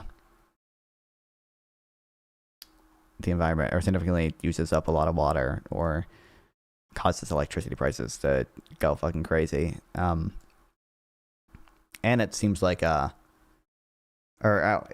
really don't know. I haven't even heard people say that AI is poisoning our water supply like James Fishback was saying in his fucking promo video. I heard people say it's gonna use up a lot of water because it uses water for, like, cooling, but I don't usually hear the claim that they're poisoning it. No evidence? Well, no, I shouldn't say strictly no evidence. No good quality evidence that isn't just, like, random bullshit figures. I'm pro-business, but let's call a spade a spade. I don't know, like, what is the evidence that I should be looking at?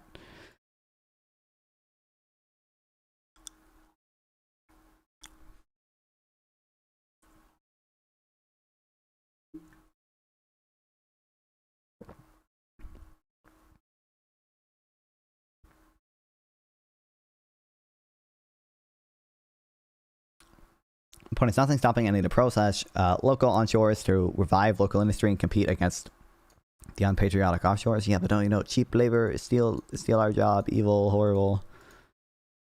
Yeah, I mean, I agree, but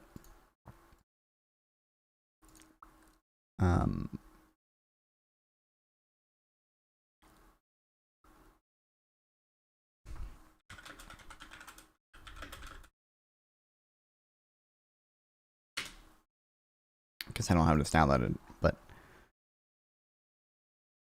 there's just a paper talking about the institutional investors in homes that James Fishback hates so much, just like the left does as well. But housing affordability become a key political issue as it became a key political issue. The one rare area of apparent consensus is that large-scale institutional investors are to blame. For instance, Tim Walsh highlighted this issue during the VP debate. On housing, we talked a little bit about how Wall Street speculators buying up housing and making them less affordable. What is causing the nationwide increase in electric? Don't just say inflation. Well, I mean, I just showed, you know, that chart. If you look at this is a chart from The Economist or whatever, looking at the increase versus the expected increase in, 2024. That doesn't really seem like anything's particularly concerning. And, I would take much more. I don't think it's particularly good causal inference just to say, well, I've heard a lot about AI in the news recently, and electricity prices are going up or whatever, so therefore it must be AI. I don't know. I tend to rely on this. This doesn't have to do with like AI specifically. It's just looking at growth rates historically, and it's not through this year, but causal inference is a thing, indeed. But it's just looking at growth rates through 2024.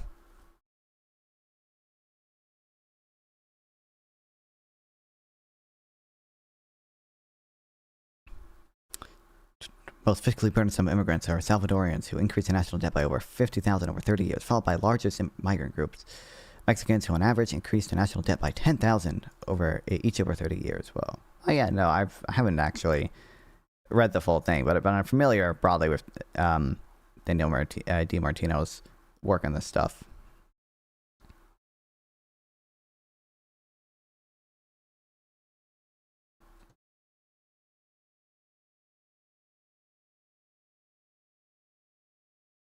These don't seem like that much in national debt. 10K over 30 years. Surely someone who works for 30 years gets a lot more 10K surplus value over that time period. Seems like you could raise their taxes by a minuscule amount and cover it. True. But IQ tests signal that a traits that are worth noting. True. As the economist noted, if you're only letting in so many people, which is the sound way to think about IRL politics, you should start with the best and work your way down. Well, true, but that's a different claim than like justifying deportations and stuff. This led to proposed legislation targeting these investors based on the idea that exercise market power and are bidding up house prices and rents. In some housing circles, the role of these investors, alongside the role of algorithms for price setting, are really viewed as central drivers of housing unaffordability. Are these reasonable views from an economist's perspective? At first blush, the fact that these investors still own such a small fraction of overall stock of single-family homes would suggest their impact is pretty minor, but what accounts for the entry of these investors, and is their impact good or bad? I have a great PhD student on the job market this year, Josh Coven, who has written a topical and well-executed job market paper, which sheds light on these issues, which I'll summarize below. Hey, homie, dude, I have so many banned words. The kick thing. Why does the kick moderation just not work? Killy. Golf courses in California consume more water than the entirety of what is consumed by AMD. That would not surprise me.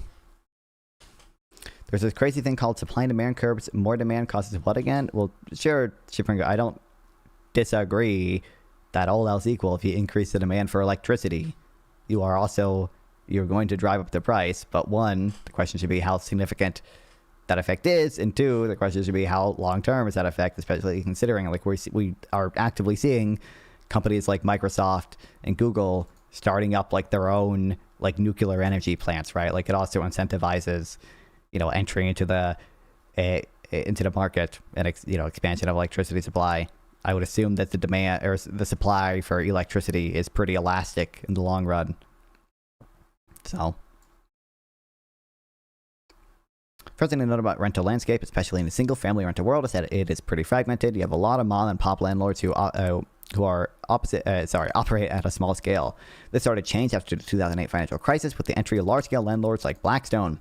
At first, these investor groups targeted areas with high foreclosure rates, which allowed them to amass large portfolios at deep discounts. The key difference with these new large-scale investors is that the new rental management technologies, financial instruments, and bargaining power allow Wall Street investors to operate with lower cost and levels, and also exhibit much better economies of scale relative to mom and pops. Really, when is the latest nuclear power plant to come online? I don't know when the last nuclear power plant came online was, but what I'm pointing you evidence that the supply of electricity is more elastic in a long run by giving you examples of companies currently trying to expand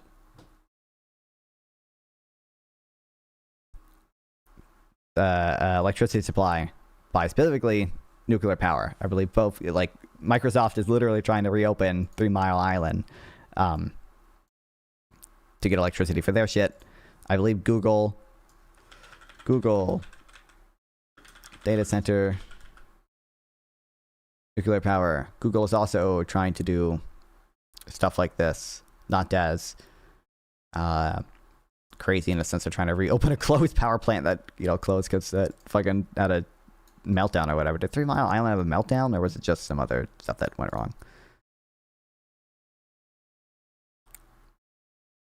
When did the last nuclear plant come online, though? I don't know. It's probably not. I mean, wasn't there one in Michigan that restarted under Biden?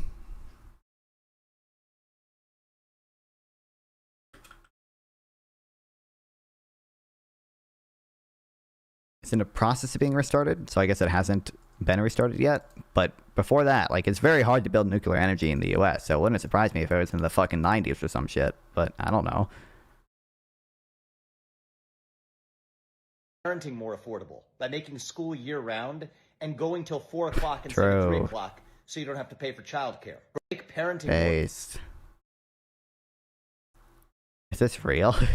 Is this AI? Parenting more affordable. This is not AI. By making school right? year-round and going till 4 o'clock instead of 3 o'clock, so you don't have to pay for childcare. Make parenting more. Incredible.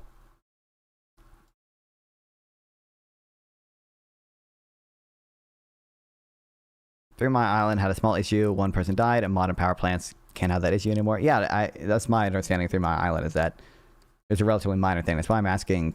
I don't know if 3 Mile Island had a meltdown because it was so minor, or if it was like partial nuclear meltdown of the Unit 2 reactor.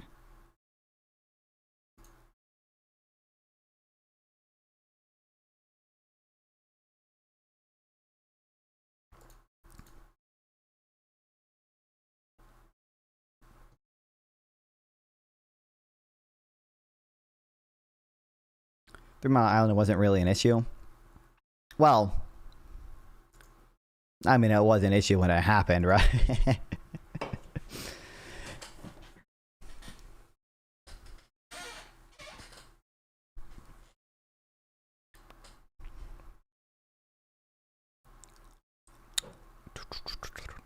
Just shows that large investors enjoy cost advantages by paying fewer operating expenses, property taxes, and lower mortgage costs. One particularly interesting one is insurance costs, which have, of course, been rising all over the country. Large landlords appear to enjoy bargaining advantages and pay substantially lower insurance expenses as well.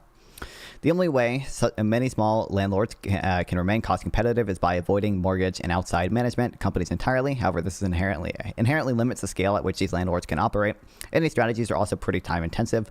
Those smaller landlords, which do try to scale up by taking out mortgages, etc., quickly hit profitability barriers. And in fact, Joss measures a surprising fraction of such landlords do not appear to be profitable at all.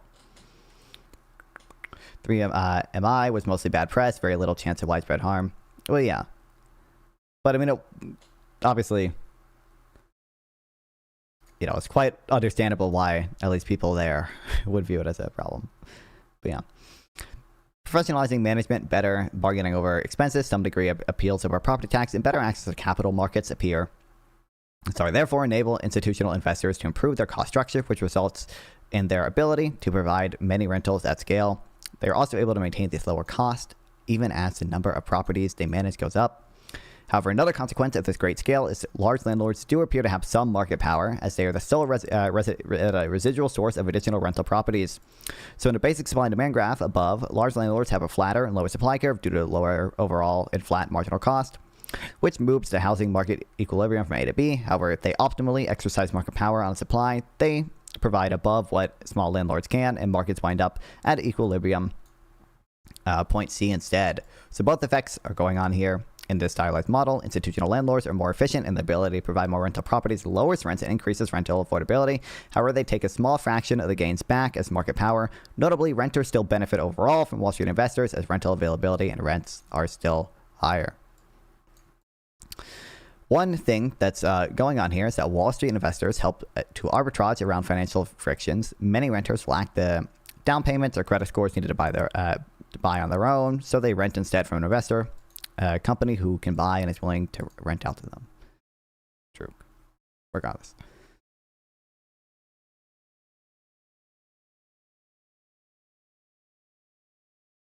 Anyway. I'm assuming this is going to be a Slop article. Oh boy. This is Richard Anani. He wrote this yesterday.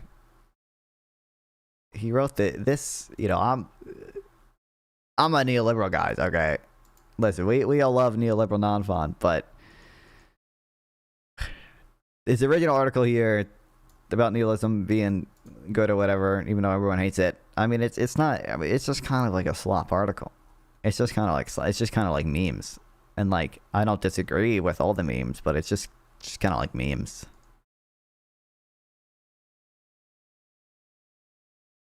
And I think this might be a little bit better, but I don't know. I don't know, guys. I don't know, folks. Neoliberalism isn't even a thing. I agree. In response to my article arguing that neoliberalism worked, some have pointed out that growth was actually slower in the neoliberal era compared to the 1950s and 60s. This view has support. It has had support among some prominent left-wing economists. Writing in 2010, Paul Krugman argued that basically U.S. post-war economic history falls into two parts: an area of high taxes on the rich and extensive regulation, during which living standards experienced extraordinary growth, and an area of low taxes on the rich and deregulation, during which living standards for most Americans rose fitfully at best. Which this is, I agree this is silly, because effective taxes were much lower and are not significantly lower than they are today. I don't know how you would measure sort of long-run regulation, but yeah, I'm agnostic as to this one, but certainly the causality, you know, it's not necessarily there. There are so many other things that would matter that, you know, it's hard to do that. Which, to be fair, I think part of this post is just about why you shouldn't compare across different eras. As previously argued, neoliberalism is now a term of abuse, in part because of the extent to which it dominated the intellectual life of a previous era. There is no going back to neoliberalism, since it was formulated to deal with the problems of a different time, including economic crises resulting from faulty management of the monetary system. Nonetheless, the Krugman quote says that a decade over, pro-market reforms continues. Debate, Jesus, can't read. Sometimes in the guise of discourse over neoliberalism. From that perspective, it is worth looking at the arguments of critics who say that reforms in the 1970s and 80s failed. We will see that they did not, and that there's in fact every reason to believe that classical liberalism is still relevant today, providing a guide to policy going forward. Krugman's presentation of the data is correct. The chart below portrays average annual growth in 4 or 5 year intervals in 6 major economies: the US, UK, France, Canada, Spain, and Italy. Data is from the World Bank. Whoa, neoliberalism down. What's up, Gavin? The Grape. Why do people hate on Hasan so much? Is he too radical or something? I mean, yeah, he's quite radical of many of his positions on both, well, economically and foreign policy wise. Yeah. By the way, hello, how are you doing today? Well, I'm doing pretty good, Gavin. What's up? Are you doing good too? I'm doing mostly good. I don't even want to say sick. I've had a runny nose, which has in turn made my throat sore because of all the fucking snot running down the back of my neck or throat. So that's about it. Other than that, I'm pretty good. You know who's doing bad though are the shrimp, which are dying painful deaths, and the cows and chickens that are also dying painful deaths, which you can help save by donating to the pinned link to help save some animals. It's goated. Fortunately for Krugman's argument, in the 15 years since he wrote the words above, the U.S. has diverged more from Europe, and large red states have seen a boom relative to blue states. While it is true that no major advanced country has returned to the growth of the 50s and 60s, the European Union, in terms of tax and regulation, is much closer to Krugman's preferences than the U.S. is, and yet things have not worked out nearly as well there. It's true, and I believe, you know, it's likely that, for example, the labor market regulations in Europe make innovation a lot harder, makes creative destruction a lot harder, and contributes to growth falling. But like Krugman would also argue, a lot of it has to do with just a lot more general issues after 2008, in which a lot of European countries did, austerity policies that he was against. But I'm doing all right, actually. Just got done watching a solid video. Install this right after YouTube algorithms goated. Let's go. Oh, boy. In 2010, Krugman wrote, "The European economy works. It grows. It's as dynamic as our... It's dynamic all in all as our own." He noted the U.S. grew at an average of 3% since 1980 compared to 2.2% in Europe. When he looked at per capita rates, the U.S. Was only 1.93% a year to 1.83%. The U.S. has continued to pull ahead since then. GDP per capita averaged 1.7% in the U.S. Between 2010 and 2024, compared to 1.31% in Europe. That might not seem like a lot, but if you imagine two countries start out equal wealth, with one growing at 1.7% a year and the other grows at 1.31% for both for 50 years, the fastest growing country would be about 21% richer within 2 generations. Note that the U.S. during this time period started out wealthier than Europe, and its higher growth rate is all the more impressive considering that catch-up growth is generally easier than growth on the frontier of innovation. Also, I've wanted to ask, are you pro-Israel? I would not brand myself as pro-Israel, and I think a lot of people who consider themselves pro-Israel probably not consider me very pro-Israel. I will say I don't believe... I've pulled it... How many times have I pulled this article up? I would have any more take. Okay, is my take.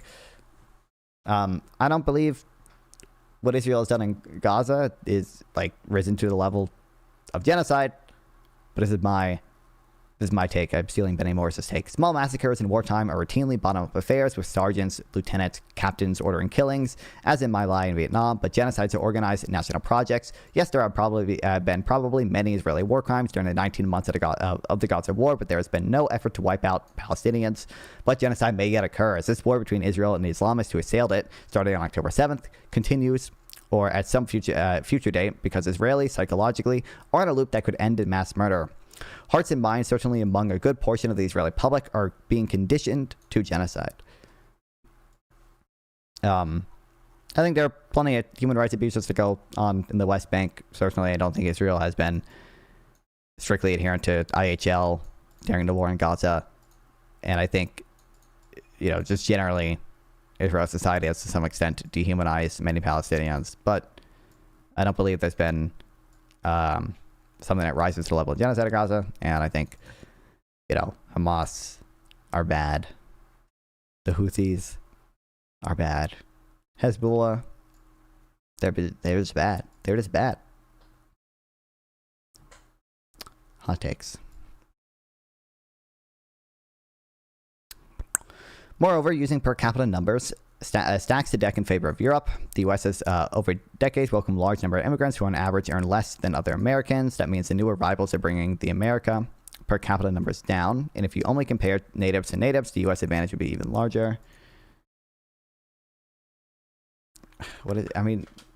This is like article headlines. AI is poised to drive 160% increase in data center power demand by 2030. Whoa. Okay. We're Chifringo. This is like what I mean when I haven't seen any good evidence that AI is a significant driver of electricity prices. Is that most of the things people cite are just random. I don't want to say totally random. I mean, it's Goldman Sachs or whatever, but it was estimates of 10 years from now, we're going to see, X% growth. And are we even considering, again, I've already pointed to you evidence that it seems like the supply of electricity is going to be fairly elastic. GS is random. Didn't I literally, like I said, it's not totally random or anything, but you folks need some engineers in here, true.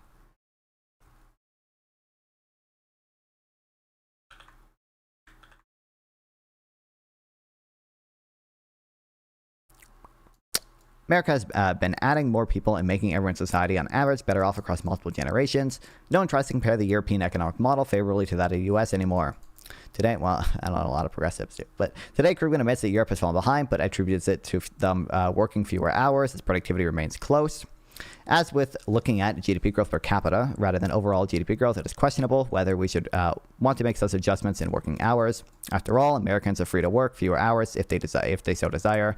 If the European tax system and other regulations create fewer incentives to work, so people take vacations instead, or as is often the case, they're forced to work less, it is unclear why that should be seen as a win for such a system. I like Easy Money pointed out this argument to me. This is a funny argument or whatever, but because we work more, okay, Americans hit diminishing returns on their work quicker. So obviously GDP per hour work is going to be higher in European countries where they just work less and therefore have less diminishing returns.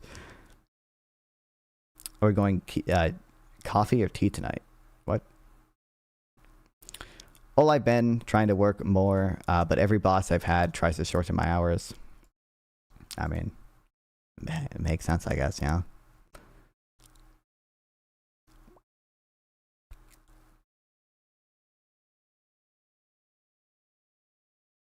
American innovation remains miles ahead of Europe in areas like medicine and tech, which means that our more productive economy has positive externalities for the rest of the world.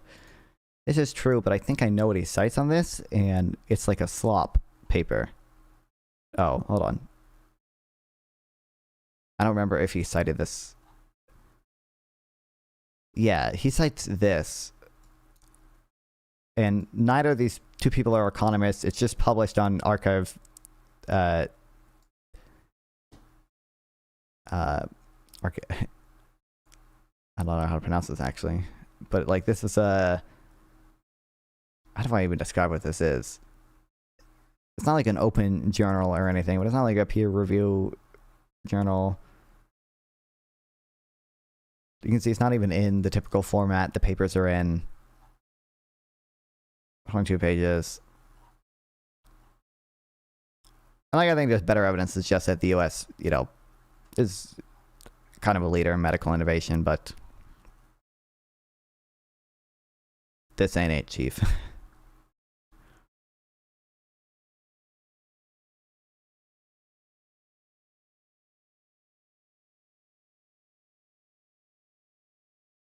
Nonetheless, even Krugman admits Americans are more productive per hour work than Europeans are, and for this he blames fragmentation across European markets. If that is true, it indicates that more neoliberalism is exactly what Europe means.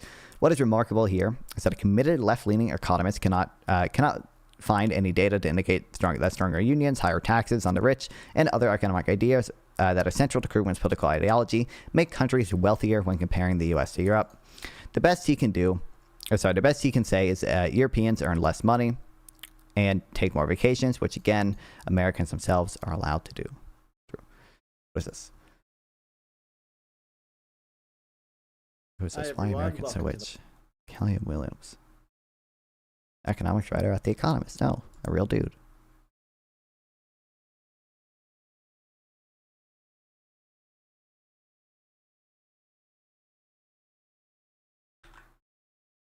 Maybe I'll watch that one day. Or if not, I'll just watch it off stream at some point. We therefore find strong evidence for classical liberal ideas working when looking at cross-national data. Nonetheless, lower growth beginning in the 1970s and continuing today is a statistical fact, and one that must be considered when discussing the successes and failures in neoliberalism relative to what came before. Government did not shrink during neoliberalism. Tell that to Owen McDonald, am I right? He's not. I hope he's not in chat. I hope he's not watching right now.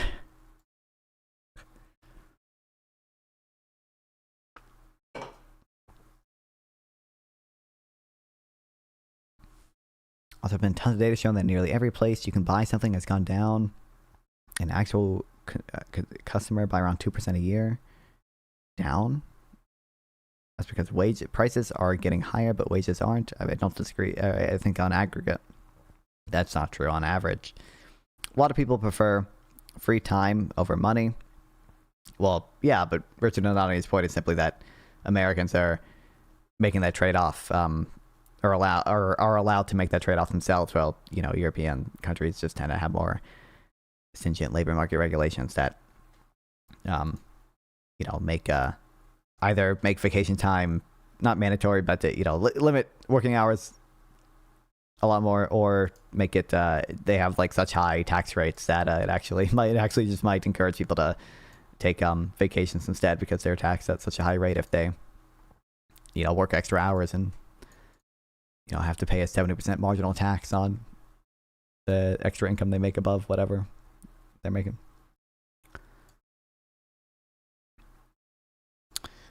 Answer here is that there's a common misperception that neoliberal era strength of size and scope of government. That is simply not the case. Despite some important changes in that direction, governments across the developed world in the neoliberal era were larger and doing more than they were in the mid-20th century. There's bigger consequences to taking that trade-off in the U.S.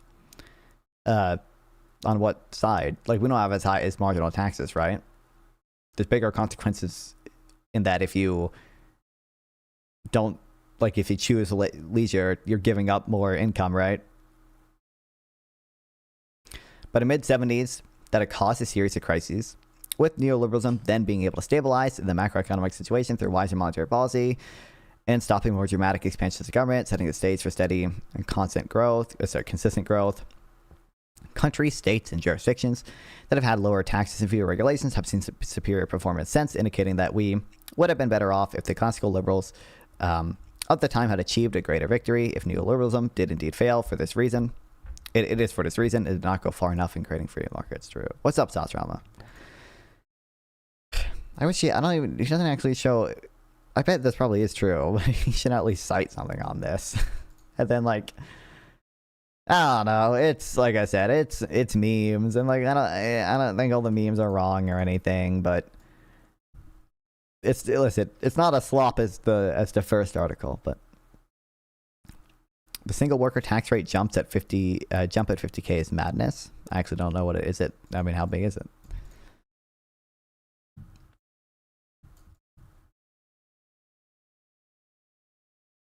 Consider the following two charts. Essentially, government spending, federalized percentage GDP. Visiting my family in West Virginia. Horrible, horrible. Worst state. And family sucks too. Am I right, chat? Let's get some W's for it. True. I mean, you guys probably could guess this, but I won't be streaming on tomorrow because I'll be with family as well. Or Thursday night, Thanksgiving night, I'll be coming back from visiting family, so I don't imagine I'll stream that night, but yeah. Unless something crazy happens. Okay, what is this? Total pages published annually in the Federal Register. True. We can now consider two ways to look at the intrusiveness of government total spending and the number of regulations. On both these matters, the U.S. has had a much larger and more activist state in the neoliberal and post-neoliberal era compared to before. Glasses broke. Face. Oh, right, but again, I'm curious, is the idea that taxing the billionaires higher will increase the wealth of the rest of the people? Is whose idea? So I think the people who are in favor of heavily taxing billionaires, right? I mean, there's a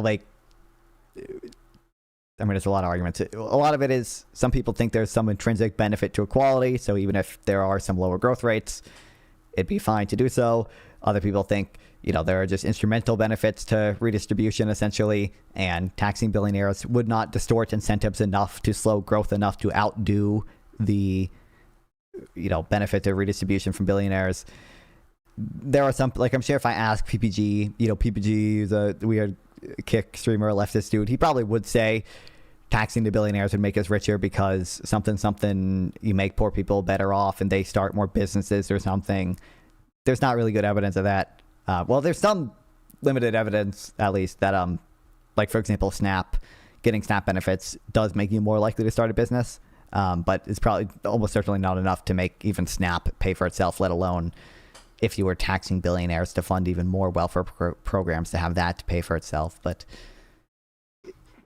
I don't think most people who want to tax billionaires heavily think that it'll actually make the economy grow faster. I think they just don't think it would have a big effect.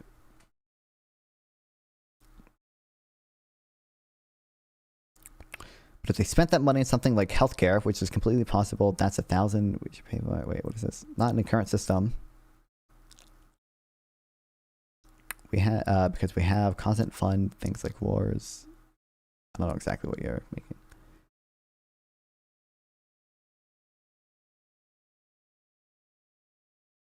Said 50K or whatever. It goes from 12 to 22 for a single taxpayer. Wow.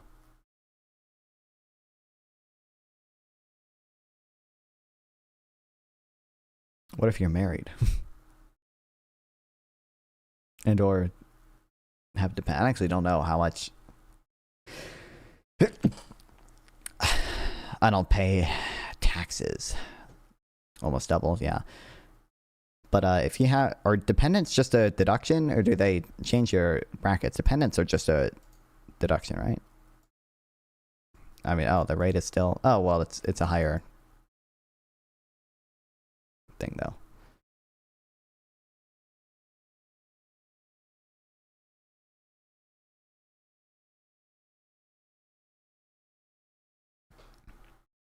Will single-handedly fund any candidate that wants to declare war on Texas based. Of course, but imagine how much money we could have if we stopped arms to Israel or Turkey, about $40 billion a year. I mean, that's like not that crazy, Gavin. I don't like it. First of all, Israel gets about $3 billion a year, not $40 billion. I don't know how much we give to Turkey, but I bet it's probably less than Israel even. How much USA to Turkey each year? Because Google AI is saying 190 million or whatever.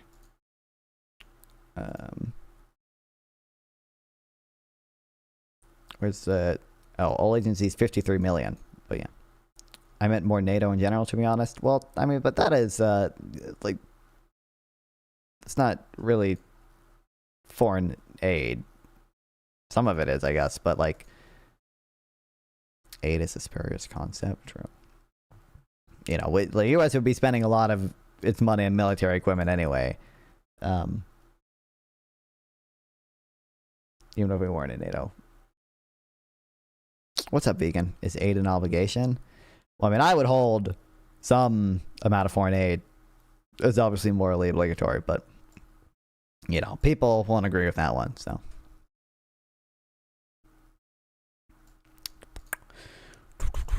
I don't speak in terms of obligations. I just speak in terms of what I think is generally good. Okay, where did I leave off on this? We're distracted. Both of these measures you said a much larger, and okay, read that.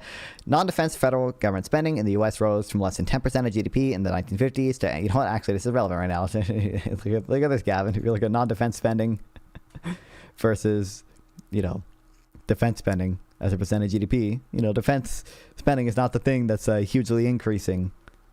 It's non-defense spending, and more recently, after COVID, the interest on the debt as well has been increasing.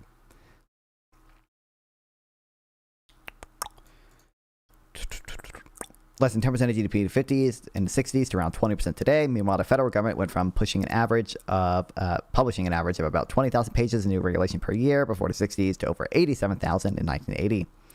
The number of since that time remained high relative to previous norms. One has to be careful here, as more pages of regulation do not automatically translate into more intrusive government, especially around 1980. Some of the new rules might have been moving us in a pro-market direction, as this was the immediate aftermath of President Carter signing the Airline Deregulation Act and other bills aimed at reducing the size and scope of the federal government. Yet the federal government publishing new regulations at a very high rate every year over the course of multiple decades indicates that it is unlikely that a large portion of them have involved decreasing the power of Washington. At the state and local levels, land use regulations have also increased since the 60s, putting a drag on economic economies and raising the cost of housing. I think this is an actual, like, paper, I'm assuming. Oh, it's a Cato thing or whatever, which at least is going to cite decent stuff, I think. So,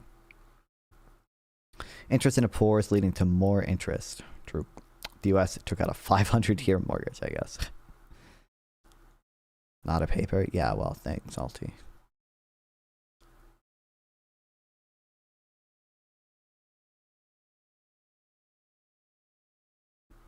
Okay, thought I was gonna like link to something, but all right, whatever.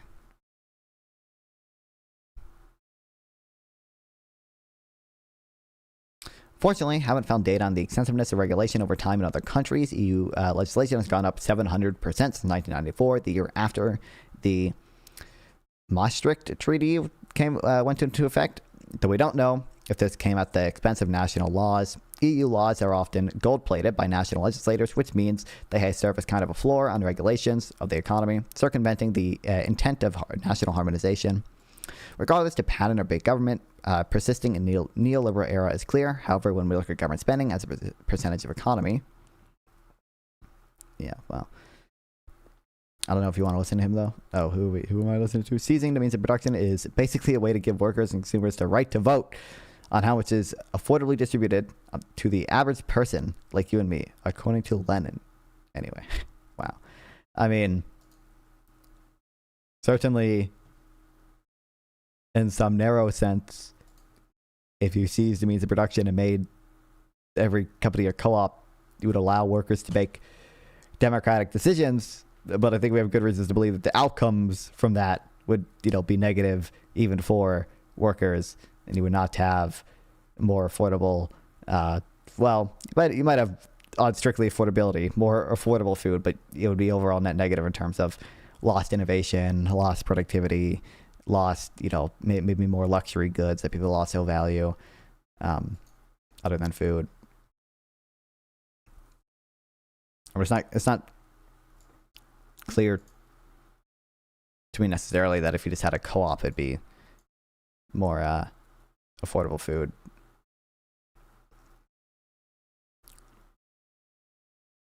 Let's just vote for ice cream at lunch and recess 6 hours out of the 8 hours a day. Drook. In Maastricht, there's a good geological formation of that name, Late Cretaceous. I don't actually know what the treaty, if it is, but I'm assuming it's just some EU regulation that was like, hey, everyone's got to listen to the shit we pass. Oh, Foundation Treaty of the EU, okay. Yeah, single currency and all the freedoms, the EU, 4 freedoms or whatever, yeah.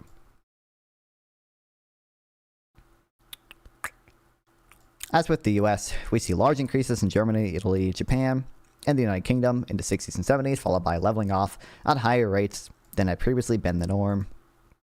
That brings up the question of what it means to even speak of a neoliberal era, since government in the aggregate does not seem to have shrunk or gotten less powerful, at least in developed countries. There are 2 main responses here.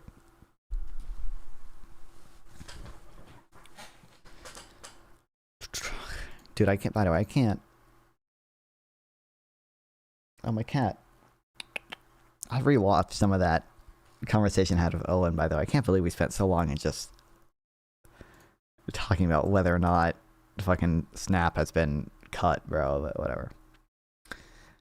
I think giving the right to increase innovation, because we have the right to have innovation put in place unless you're I don't know what you're saying, unless you're assuming people don't like you and don't have innovative abilities. Okay.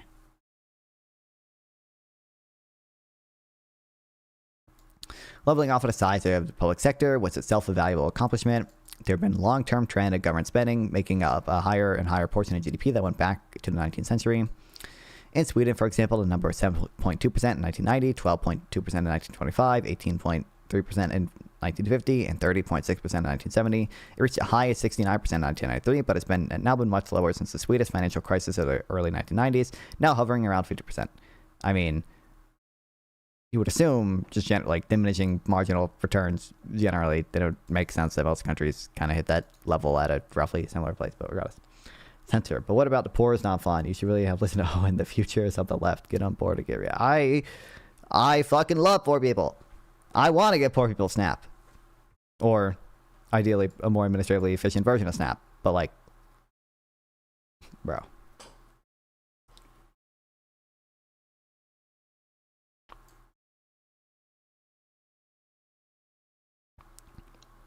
Nothing preventing any worker from investing in any amount in a company they believe or want to work at.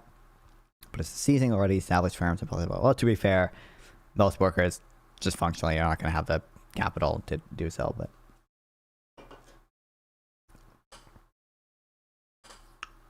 wait, next sentence mentions COVID. Wait, what did I skip? Setting aside a great recession, COVID, U.S. released all-time high in government spending in the early 1980s. It's just over half the economy, closer to 40% in the decade since. I did not intentionally skip anything. The advance understands the political cost of attacking Fuentes. Uh-oh.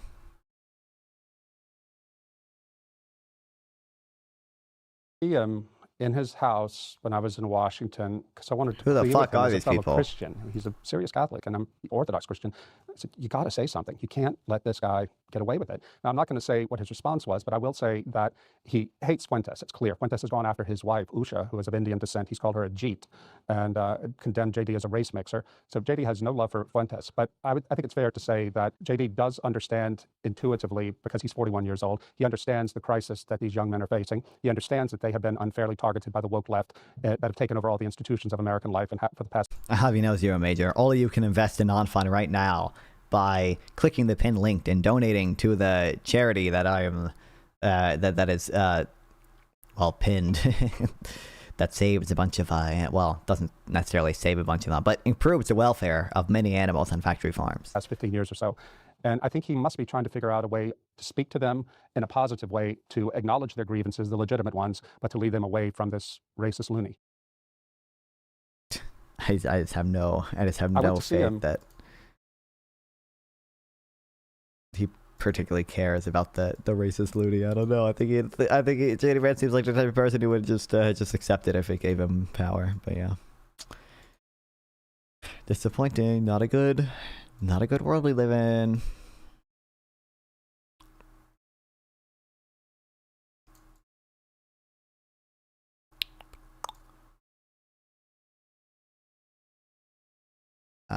We read this, right? Yeah. The entire 20th century was basically the story of governments getting larger and larger until neoliberalism came along and stopped the growth, or in many cases slightly reversed it. That doesn't mean, however, that anyone has gone back to pre-1970 norm.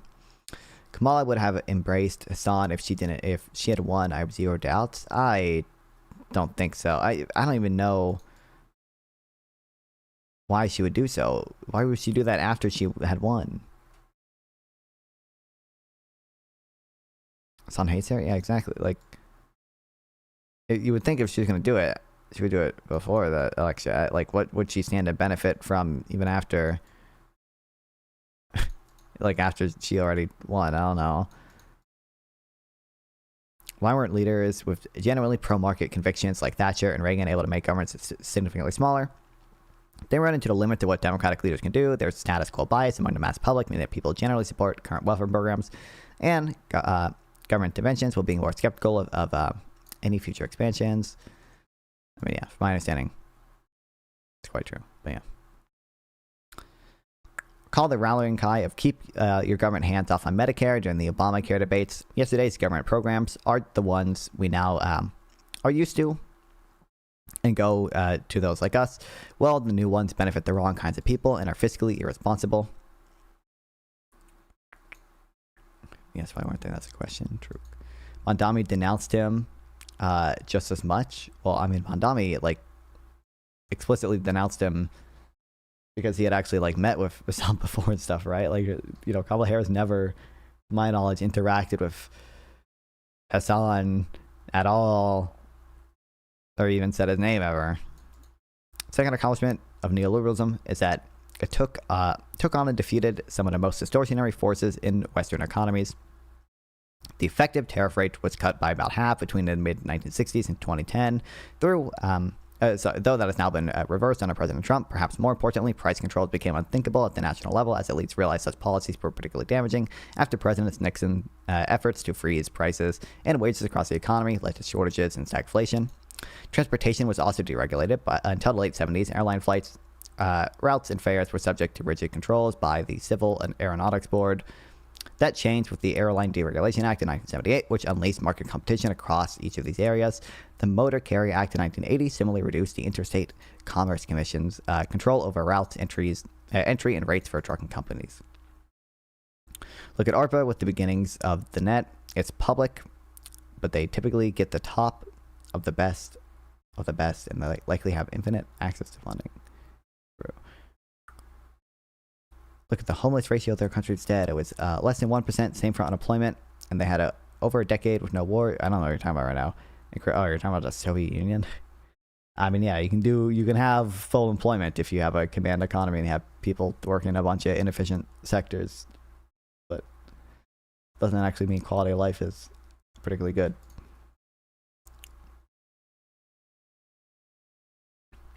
Decline in labor unions in the US and UK is another major accomplishment of neoliberalism. Unions are particularly destructive because they hinder technological innovation, the main basis of economic growth. By the way, Econoboy said he was going to write some articles responding to these articles, and like Richard Hanani is not like a economist, so like this is not like a incredibly in-depth article, but like these are relatively good articles. They cite better evidence than Hanani cites for his like slop articles about neoliberalism. Okay, so I'm excited as long as I don't just get the Econoboy but egalitarianism, we need equality, though. Horrible. Maybe economic growth and function as price floors across wide swaths of the economy. Thatcher during the 80s passed a series of incremental laws that made strikes more difficult and restored managerial control in workplaces. In the U.S., right-to-work laws at the state level have prohibited compulsory union membership or dues as an addition of employment. Lower trade barriers also removed the bargaining power of unions, rendering them less able to make demands that would render businesses unprofitable.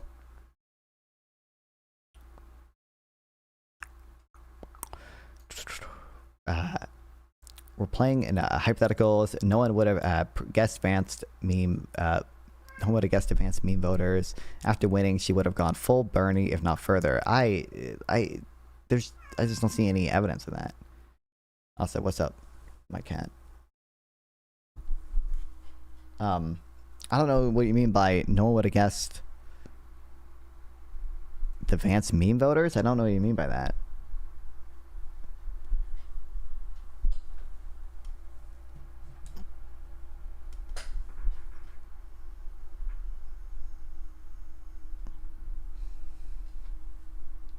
How do you say fat in Spanish? How do I say fat gato? Fat del gato. Thanks for flashing your ass to my viewers. Incredible.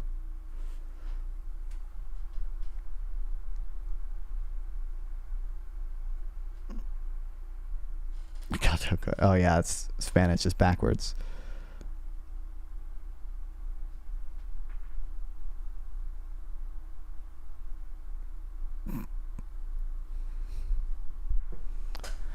Ugh.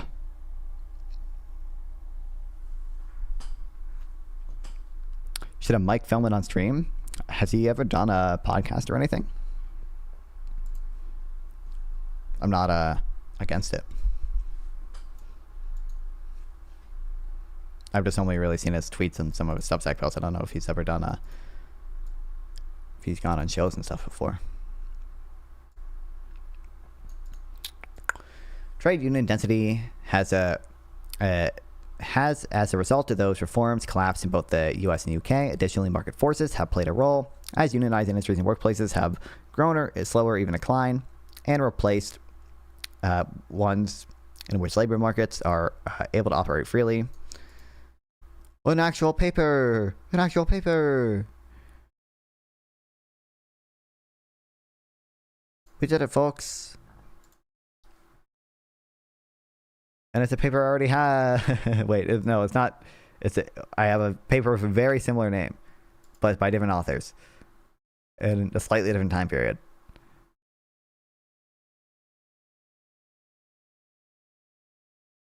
Yes, he has. Okay, yeah.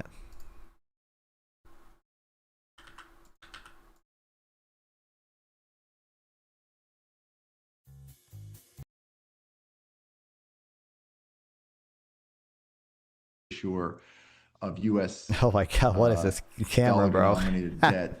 So they have a huge footprint in the financial market. So I was more interested in the real estate market has been on a very, very... And this guy's not, well, his YouTube channel's not popular. He probably has more Substack subscribers. Yeah, at least some.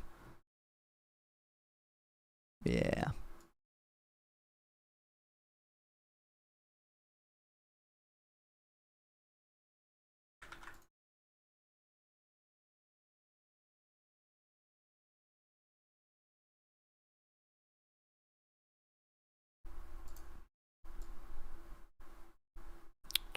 you have him? Maybe. I need to set up the podcast or something.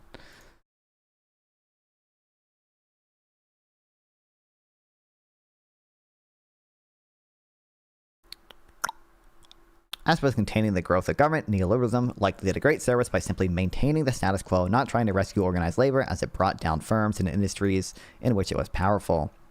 All that to say that while neoliberalism might not have done away with enough regulations or even stopped more from being added in the aggregate, it has limited the growth of government and largely focused on the right things. It has removed or mitigated some of the more destructive elements of economic statism, namely price controls, heavy-handed regulation of transportation industries, and strong labor unions. The victory on tariffs is unfortunately being reversed by the Trump administration, but most other changes remain solidly entrenched in Europe. For its part, at least, has not turned away from the principle of free trade. The lesson here is that systems inevitably build on what came before. When there was a consensus in favor of big government from the 40s to the 70s, developed nations were starting out from very low levels of spending and intervention in the economy. They expanded the size and scope of government over the next few decades until crises started to hit in the late 70s, and it was clear that there needed to be a new path forward. Ronald Reagan believed in free markets, more in free markets than did LBJ. Nonetheless, Ronald Reagan left behind a much larger and more expensive government than Johnson did, despite their ideological differences. That just goes to show how leaders in democratic countries do not remake societies from scratch. As a wise woman said, you do not fall off a coconut tree. True. You really think she would have embraced Hasan when she literally said this? Culture of the environment. How are we approaching this issue in a way that we also have a hard time sometimes? And she would say to us, I don't know what's wrong with you young people. You think you just fell out of a coconut tree? You exist in the context of all in which you live and what came before you. So all of this truth. The problem of comparing across eras. Even independent of policies, it's likely a mistake to compare growth rates in different eras and attribute disparate outcomes to policy. What?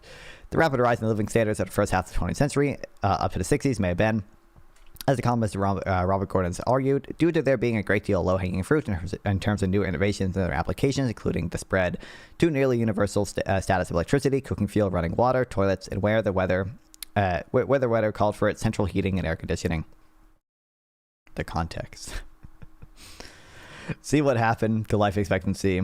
I wonder what wine she was enjoying that night. Oh, come on, Jimmy. See what happens to life expectancy, which increased rapidly in the 19th and early 20th century, but has improved at a slower pace than in the developed world. Medical and public health interventions like vaccination, better sanitation, and indoor climate control can only happen once. Today, environmental laws and the latest medical breakthroughs continue to help make incremental gains in the first world, but it is easier to go from life expectancy of 40 to 70 than to go from 70 to 100. Still a decent idea. For example, if American people were starving, but businesses owned 85% of farmland under personal property, the government has the right to seize those farms and redistribute as needed. Why wouldn't you, like, the people who own the farmland have an incentive to sell to the starving people? If the starving people don't have enough income to buy the food, you can just give the starving people income to buy the food. You don't have to have the government actually managing the production of the food, which it probably cannot do as well as many other private, farmers can. The story of technological innovation is not so simple, since here we are not dealing with hard limits of biology, set by biology, but rather factors that are much less tangible. The low-hanging fruit argument holds that it gets more difficult to build on the accomplishments of past technology as technology moved forward. Well, in the days of Newton, a single individual could be credited with important innovations in calculus, physics, geometry, and optics. No such polymaths exist today, as it is too much work to develop the relevant expertise in that many fields. At the same time, we are spending a lot more on science and have greater tools with which to innovate, everything from laptops that can run statistical regressions to extensively funded corporate and university labs, which implies that it should be easier to make breakthrough discoveries. Whether the world having already captured much of the low-hanging fruit in science and technology explains fewer consequential innovations in the past several decades is a topic debated by progress studies debated by progress study scholars. Of course, government policy itself must in various ways influence the rate of innovation, which adds further complications to the analysis. In other words, maybe we have fewer important new discoveries because we've overtaxed and overregulated. Regardless, for our purposes, we only need to say that there are all kinds of difficulties involved in comparing growth rates across eras. If you take the farms, you'll end up as well off as the economy takeovers in Central and South America. The OG farm owners will grow 5x since they're the ones who know how to manage their land properly. I mean, I don't know the stuff about that. There is a paper. I wonder if he cites the paper. He cites the rise and fall in American growth, and it's an Amazon link, so I don't want to click it on stream. Which I have this book downloaded, but there's a paper I remember being cited in abundance. It's just like, are new ideas getting harder to find? And like, this paper finds evidence of what he's talking about. I'm surprised he doesn't just cite this paper.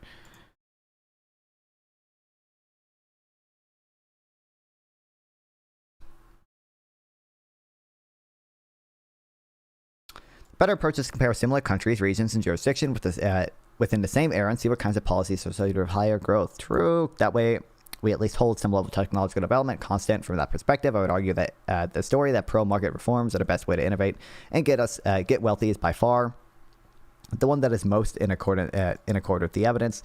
That fits with the general story in which the U.S. has been more market-friendly than Europe and seen faster growth since the 1980s. Well, the U.S. itself, states that are more market-friendly have both drawn more people and gotten wealthier relative to the rest of the country consistently over a 4-decade period. Bruh, are we just gonna do economic freedom index correlates with growth rates across U.S. states, bro? Yeah, we are. Dude, let's go, dude. Yay. Woohoo. Yay.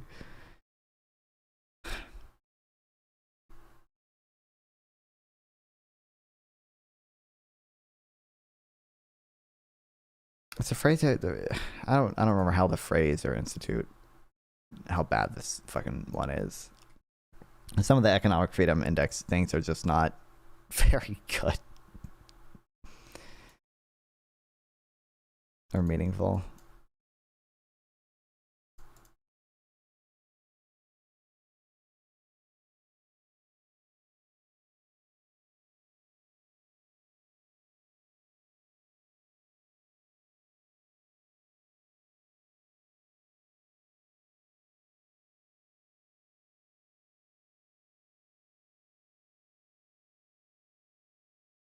Is Alaska so low partly just because can I like look at Alaska specifically?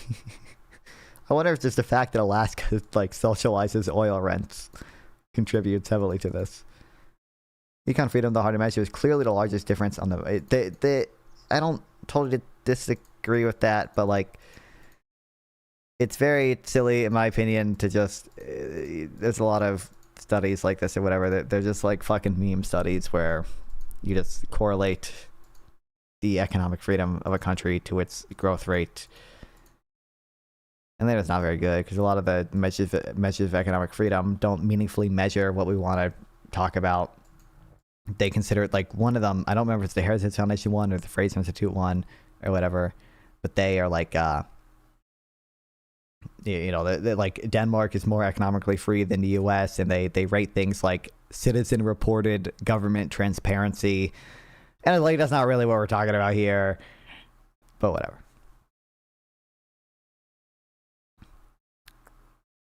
The divergence between the US and Europe in particular is difficult to square with a model in which more intrusive government, higher tax on the rich, and stronger labor unions are better for growth. Need more evidence. According to the Fraser Institute ranking of economic freedom as of 2023, the only 4 jurisdictions in the U.S. rated higher than the U.S. are Hong Kong, Singapore, New Zealand, and Switzerland. 2 of these nations, Singapore and Switzerland, have higher GDP per capita than the U.S. Does. Hong Kong is about equal, and only New Zealand is significantly below. Among EU nations, Ireland is both the economically freest and the one with the highest level of growth. Is that using the corrected measure of growth that accounts for the fact they're a tax haven? I would hope so. Over the last decades, although the top line numbers and irrelevant are buoyed by the presence of multinational corporations. Yeah, there we go. Okay. Using other indicators such as GNI still shows it to be a market. Okay, yeah. Because obviously, Ireland is a little sort of about a tax haven thing. China economic freedom, we'd have been sunk by now. Thank God a flying spaghetti monster. They prefer the Soviet model. Well, I don't even think China's not really on the Soviet model anymore, but regardless. Overall, the Fraser Institute finds that countries in the top 25% economic freedom earn about 6 times more than those in the lowest quartile. There's no indication that we've hit diminishing returns in terms of neoliberal reforms, as the richest countries are the the freest ones. We can only imagine how much more success a country would have if it was so neoliberal that it made the U.S. look like Europe, or if we had U.S. states that made Texas look like California. One might notice that in addition to that of the phrase, which, I mean, I don't know if there's evidence that we hit diminishing marginal returns, but I think there are reasons to believe plenty of our tax code is necessary. Plenty of the regulations we have are necessary. We're probably more over-regulated than we are over-taxed, although I think there are more efficient ways to do the taxes that we have right now. But I also don't know how, you know, if there'd like really be, I don't think there'd be some huge effect of, full expensing on total economic growth in the U.S., even though I do think we should have full expensing and for, the corporate tax and do a DBCFT instead, essentially, but regardless.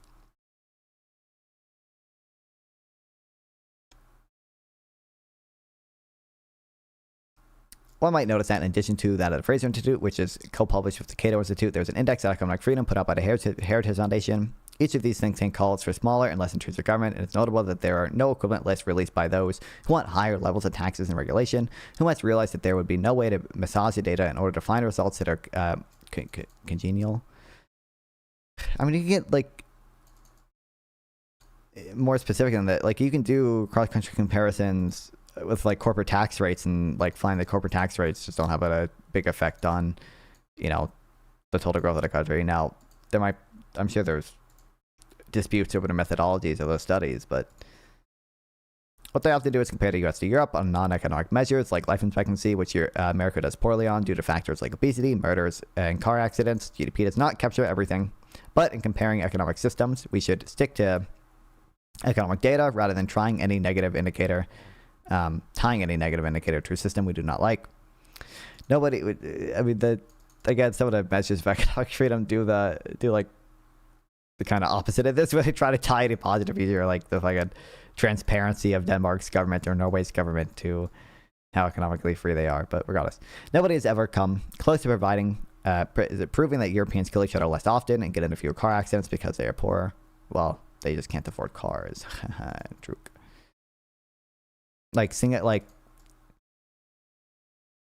Singapore's number one in economic freedom when the government like literally owns all the land in Singapore, and like most of the housing is government owned too. Like we got 94 in property rights or whatever. It's not like some of that stuff makes sense, but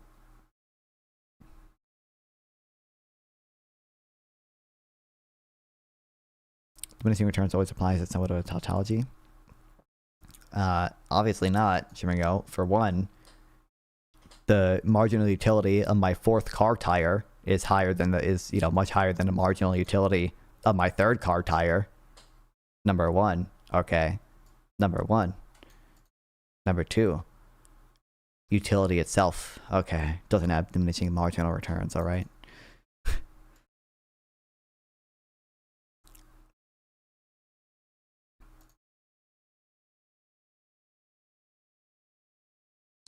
Okay.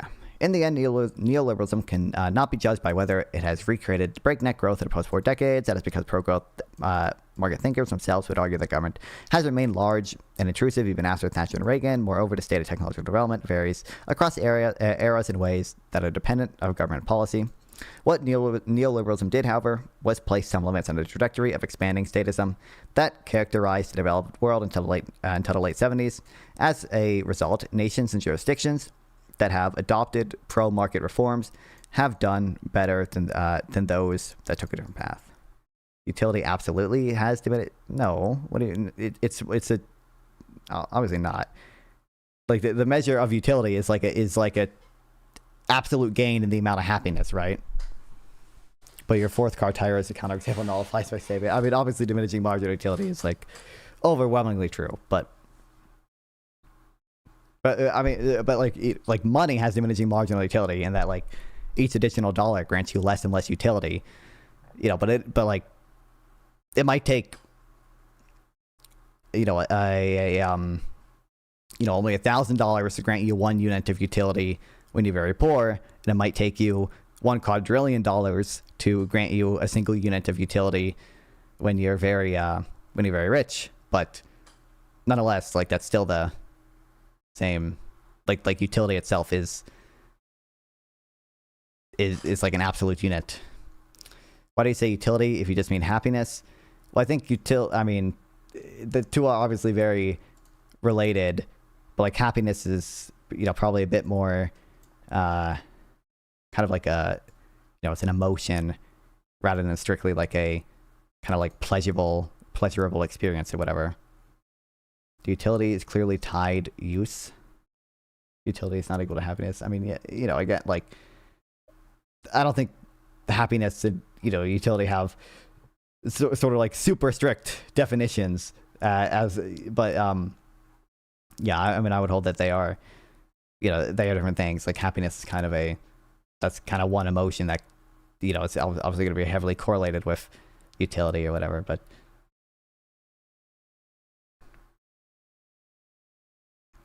utility has more concrete meanings in accounting terms. We'll share, but we're kind of talking not like accounting, but more philosophy stuff. Wait, let me check my Piscanary.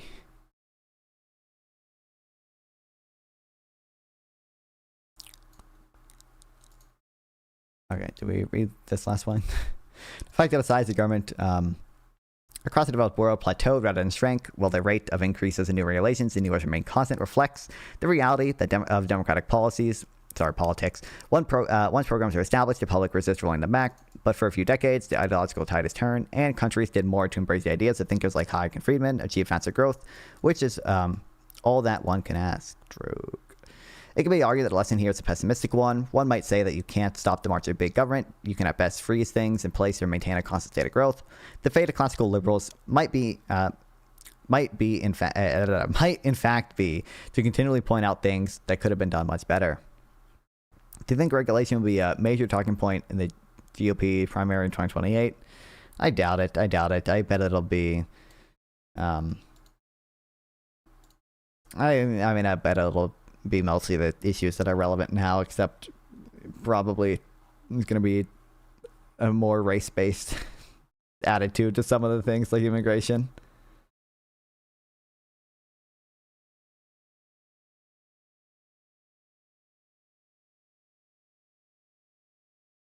Did you say regulation? Yeah. Oh, remigration. Sorry. We were talking about regulation. Yeah, no, I mean, I don't know if I would say it'd be a major talking point, but I think it'll be relevant. Remigration.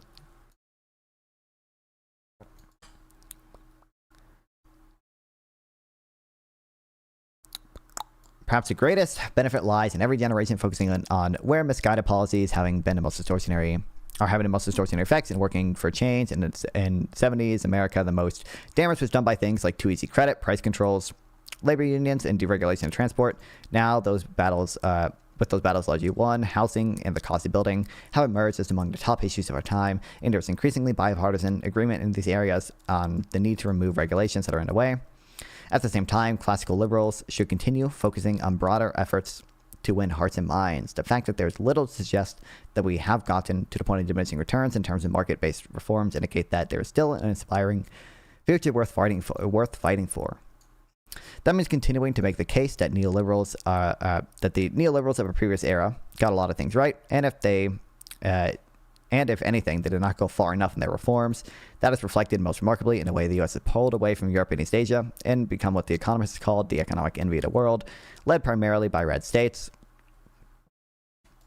I don't know. I'm pretty sure if you just look at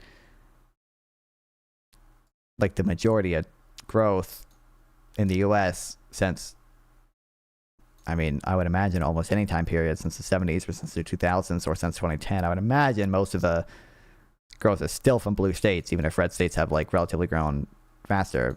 But regardless, in addition to the success of the old communist bloc, the cities of Singapore and Hong Kong, and a smaller nation of Ireland, Switzerland, and the UAE, we have reason to believe that in highly developed states, life can be much better than it currently is, as there is no indication that we've reached the limits of what markets can do.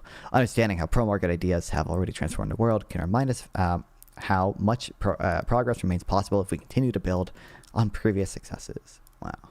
Wow.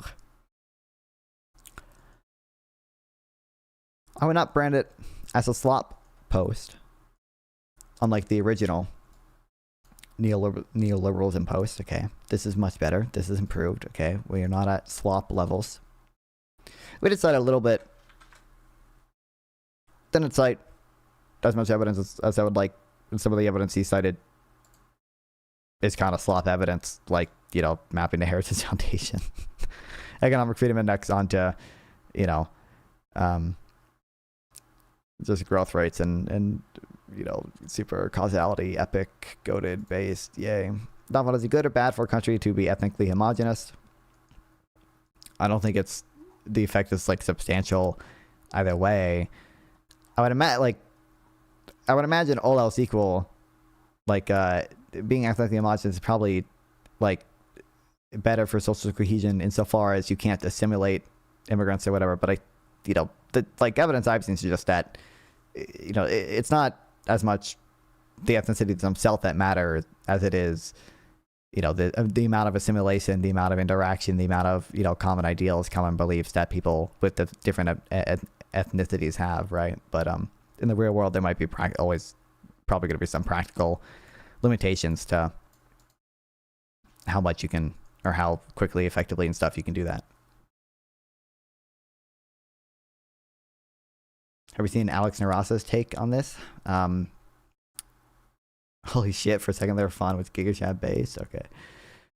I mean, no, but I'd imagine did you just say he doesn't care or no because of taco trucks or whatever? I mean, I do think like there are, you know, genuine benefits to having like some amount of multiculturalism. Although I do think like assimilation is probably like more important, like overall or whatever. But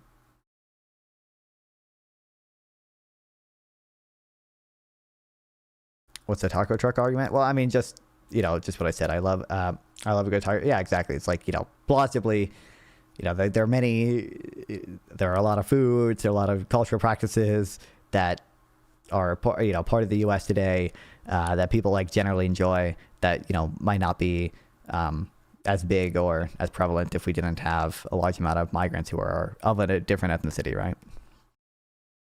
Good policy matters most. A diverse population reduces social solidarity, which is good for economic growth because people don't want wealth destroying policies to help out people who look different. Wait, based? Let's go. Unironically based, though. Let's go.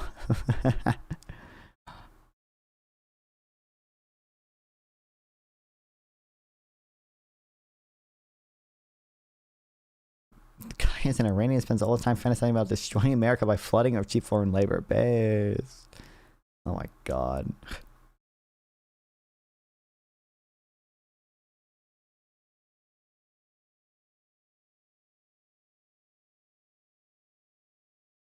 I've never read much on it.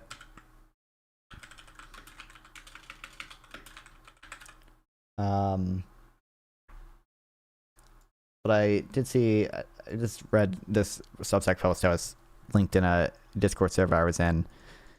If you look at, you know, even the people that the white nationalist people cite, you know, it's like a very small amount of sort of social discohesion or whatever can be explained by diversity. According to the white nationalists, going to study, diversity can independently account for less than 1% of the variation in social trust between regions. And then I think it's, you know, he mentions other studies that don't really find the same thing. They find much, you know, weaker effects. And then evidence from universities and military seem to suggest that interracial cooperation in these institutions substantially reduces racial bias. Moreover, some evidence suggests that residual racial segregation residential versus segregation rather than diversity per se is what's detrimental to social cohesion, and that this is perhaps what underlies the observed negative correlation between social cohesion and diversity. So, like, you know, I don't think the effect is very big either way, and I don't know if the issue is ethnicity on its own, but rather probably has to do with, you know, interaction between people and assimilations and shared beliefs and the such.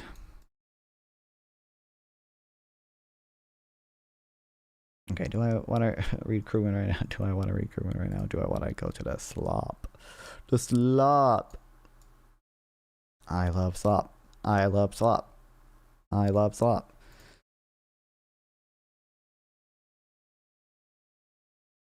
What's Slop? Actually, you know what? This is barely even. This one is not even really Slop. But do you think Somali immigration is a net positive? I don't know enough about it in the U.S. honestly.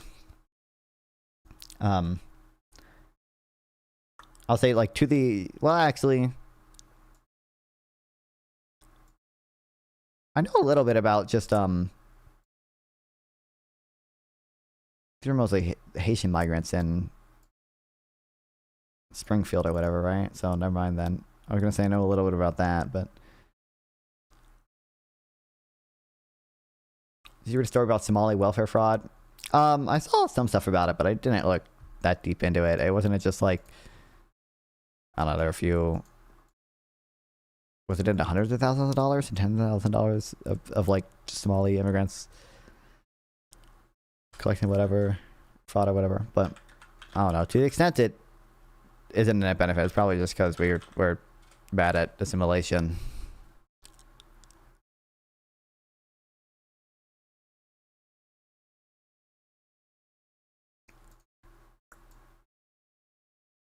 Yeah, the autism thing.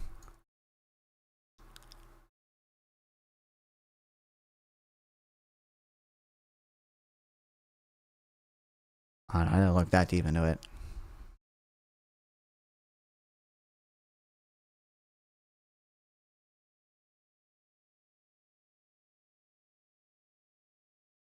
But it's just whatever scam they're pulling up, the autism special education funding. That's just a bullshit thing. Creamex.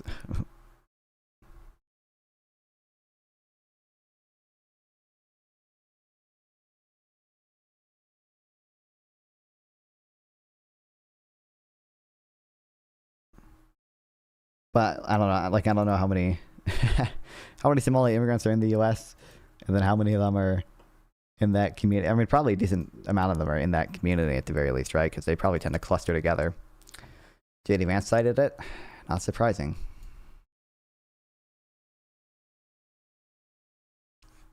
I love Slop. Don't Somalis have really good test scores relative to other migrants? I don't know, but it could be the case that, like, at least for the migrants, like, not under, like, temporary protected status or whatever, you know, you sort of select for the really high, like, highly already intelligent or educated Somalis. So that could be what, you know, something that's happening there. Because it's relatively hard to immigrate to the U.S. I've got no problem with communism. I really don't know how this conversation is going to go. I have not even seen clips of it, really. So, the worst performing immigrant group in the US. Okay. Hasan, welcome to Triggernometry. Nice to be here, guys. Why the big sigh? Italy's Mussolini and Adolf Hitler's Nazi Germany were ruthless fascist forms of governance. My fear is that that is where capitalism inevitably leads. There's too much instability, there's too much chaos. We need to restore order. Is there a country that's done socialism the way that you like? I would say China is probably the closest. Oh boy. What's this film before or after a trip to China? To acknowledge that this is an incredibly weak argument, an unpersuasive argument. You take a long break from Twitter, you don't consider utility as Somali immigrants themselves, sober up and come. I agree it's unconvincing to people. I don't agree it's a, like, weak argument. Because I do value the utility of immigrants. to themselves. But you know, most people don't. Most people have some intuition against that. So this, I would say, to an example that we should follow. What's up, Darko? I think that communism would be most likely an international thing. It'd be like the Star Trek universe.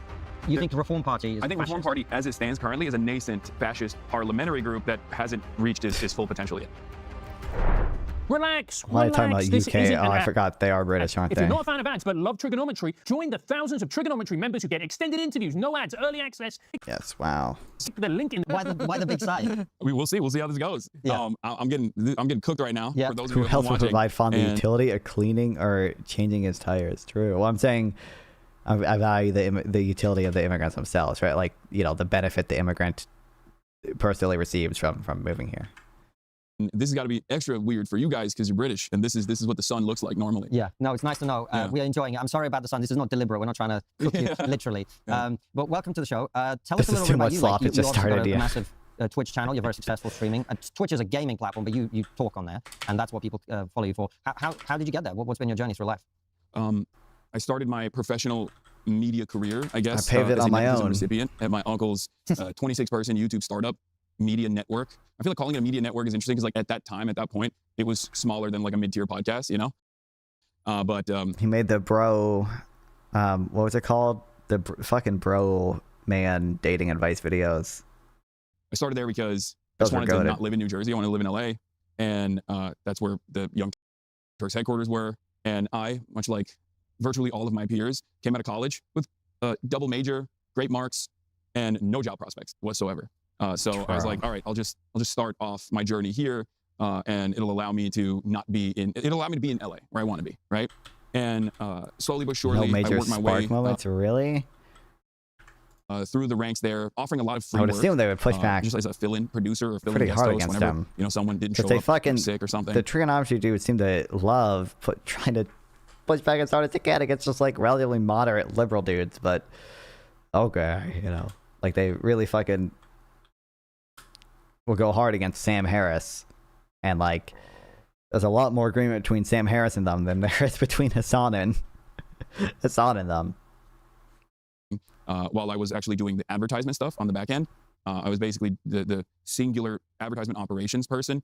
Not only was I creating client lists, but doing cold calls, trying to get DR campaigns going for the Young Turks, and like fill the inventory of the Young Turks with some brand names that I think everyone is now familiar with, like Squarespace and things of that nature. That was a big client of mine initially, but I hated it. And I thought, you know, I think I could do better if I were on an on-camera position.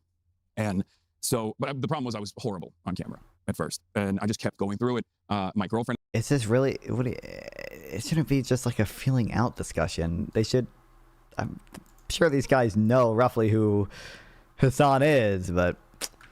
At the time was like a model trying to become an actress. She was like, one of us has to actually work. And she was like, you should keep doing the advertising stuff to make money so that I can be, you know, a model and actress, whatever. And I was like, okay. And even a bunch of my friends were like, maybe you should stop doing this on camera stuff. You're not very good at it. And I was like, no, I'm going to keep going. I'm going to keep doing it because eventually I'll get better at it. And I guess Listen, most watched moment does not have that. Over the years, I did get somewhat better at it. But while I was at the Young Turks, I was doing all this stuff. I set up this show called The Breakdown. It was very successful because it aligned perfectly with the Facebook algorithm turning on the faucet for video content. Mm-hmm. This was when everyone was doing the pivot to video, BuzzFeed and all these other places. There's a company called Upworthy. I don't know if you guys recall. Way back in the day, they were getting like tens of millions of views a week, and my videos were getting like 30 million views a week. I was contesting Tommy Lauren's right-wing commentary 30 million at the time. views a week. And that was when I first made a name. Was he actually? Should have listened to the haters. I know. For myself, I guess, as a leftist political commentator, but I wanted something more. I wanted something that I could call my own. I wanted a sense of community for myself. I didn't want to be under the umbrella of the Young Turks as much as I was. So I thought to myself, I play video games already when I'm not working. Might as well go to this platform called Twitch. It was a video gaming platform at the time, even though there was some. How funny YouTuber I want you to react to some point. It's either Hakeem or Second Thought. I am very familiar with both Hakeem and Second Thought. Okay, I don't. I think I've reacted to one Second Thought video on stream, but I don't know. It's just slop. It's just horrible. It's just horrible slop. Commentary happening there as well, and I decided I'm just going to strap on a PlayStation camera. The one Second Thought video I reacted to on stream, I think it was called like why economists are always wrong or something. And like in it, he's saying the fact that there are volume discounts, like the fact that if I buy, you know, a 12-pack of Coca-Cola, I pay less per drink or per ounce than if I buy a singular Coca-Cola. That is evidence against supply and demand. When it just reflects that marginal cost, or like, you know, fixed cost, average fixed costs fall. Onto my PlayStation 4 at the time and start live broadcasting and while I play Fortnite. And I have a bunch of other friends who are journalists, activists, organizers, and whatnot that I play Fortnite with anyway. So we'll just talk about political issues while I do this. Now, there's a couple different reasons why I did that. Like I said, one, because I wanted to have something of my own, a media property of my own. I guess you also like unlearning economics. Don't even unlearning economics. Okay, whatever disagreements you have with him, easy money. Okay, he is nowhere close to as bad as Second Thought. Okay, like, bro, you're not gonna get, like, unlearning economics is not gonna say the fact that a price, like Second Thought, the fact that prices change over the lifespan of a product is evidence against supply and demand, or that if an iPhone is truly worth $1,000, you should be able to sell the iPhone back to Apple for $1,000 immediately. Like, dog. The reason was because I recognized that the gaming side of things, like the gaming culture side of that space, was heavily dominated by right-wing commentary, whereas gamers were much more diverse in their opinion, myself included. And I wanted to present an alternative. I also wanted to go against the grain, because at the time, we're talking like 2016, 2017, at the peak of like woke SJW cartoonish depictions of what the left represented. And there was some validity to the arguments that were being presented. Obviously, it was like the most maximalist, most ridiculous depiction of the left. But some people would lean into that a little bit, where they were like, no, we are like this. We are joy killers. We are woke skulls. And I was like, I don't think you have to be that. I think you can have fun and also still have I think you just have to values. support the Houthis. And I wanted to like, basically show that to a audience that had maybe never really encountered that. And I wanted to be in an environment that I was comfortable in as a male who games. And that was a very male-focused gamer space, which was. And last but not least, I wanted to get better off the cuff. Because up until that moment, I had always scripted my content. I was writing it, and then I would actually take the writing on my videos and turn it into a Huffington Post article. So I would just like reformat my scripts into an actual article. Do you think Hasan talked to a Houthi? I think he talked to a guy with the intention of essentially platforming a Houthi, or at least someone who, like, you know, is very supportive of the Houthis. I don't know, like, my understanding is that that dude he talked to did claim on social media to be a Houthi and a soldier, but, you know, probably did not.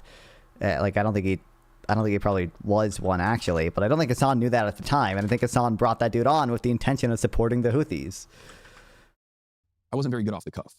So I thought to myself, if I can play video game and talk about politics at the same time and be able to entertain people, maybe 30 at a time, maybe 300 at a time if I'm lucky, then I can get a lot better.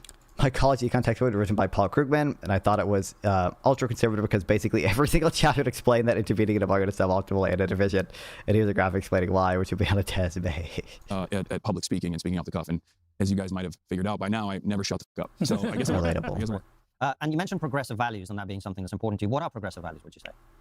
I think progressive values, for me at least, are founded around empathy first and foremost, to try and uplift everyone's material conditions to the best of our ability, and focusing on, like, bro, if Sam Harris said this, if Destiny said this, they would be fucking, they'd be, oh my god, I killed myself in worms, are you kidding me?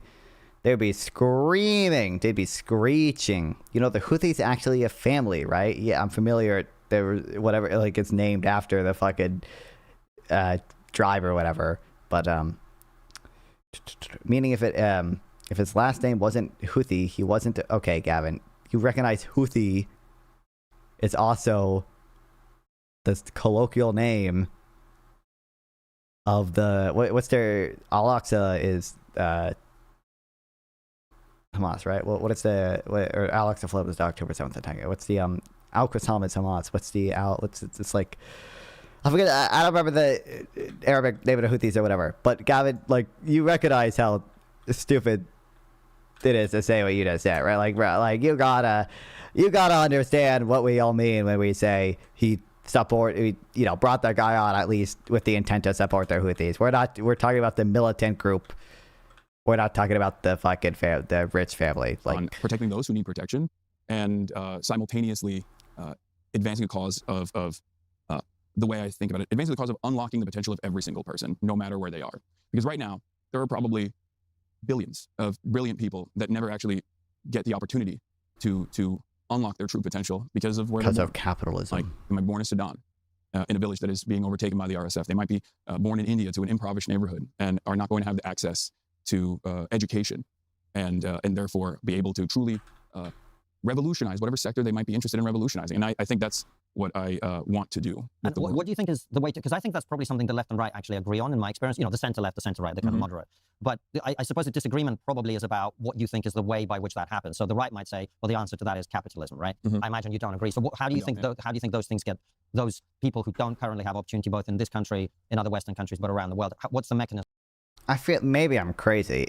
I feel like if Sam Harris said this shit, or if Desiree said this shit, or like a more moderate liberal dude said this shit, they would be like, oh, leftists base everything on you're basing everything on emotion and empathy, and you're not actually rationally think. Like, I don't know. It just feels like these dudes get way more upset, at least for what I've seen, when they talk to Sam Harris and Destiny.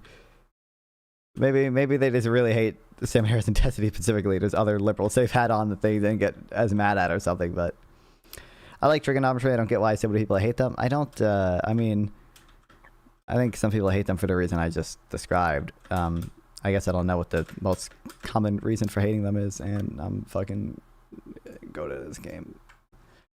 By which they get those opportunities. I think creating a robust base of support, like a minimum social safety net for all, is the way to do it. And there are many different ways of achieving that result. I don't think capitalism has been able to do that. So if Destiny said this shit, it'd just be wrong. He's pro-ethical CP. True. I don't... Okay. I think your mind's a little broken, Gavin, but okay. What I mean by that is capitalism still revolves around the inherent contradiction of at its most reductive way to put it, someone's got to clean the toilet.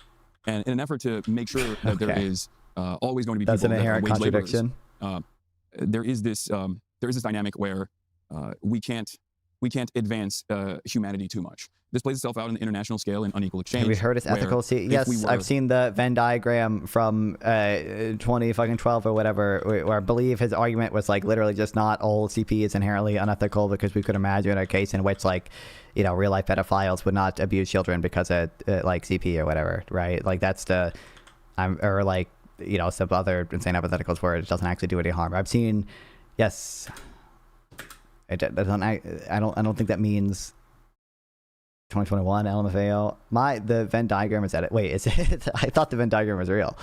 I don't know what he said in 2021. I've just seen the old clips of him and it's like fucking old house. Still its old like white pair of headphones and stuff. I've seen those clips, not 2021.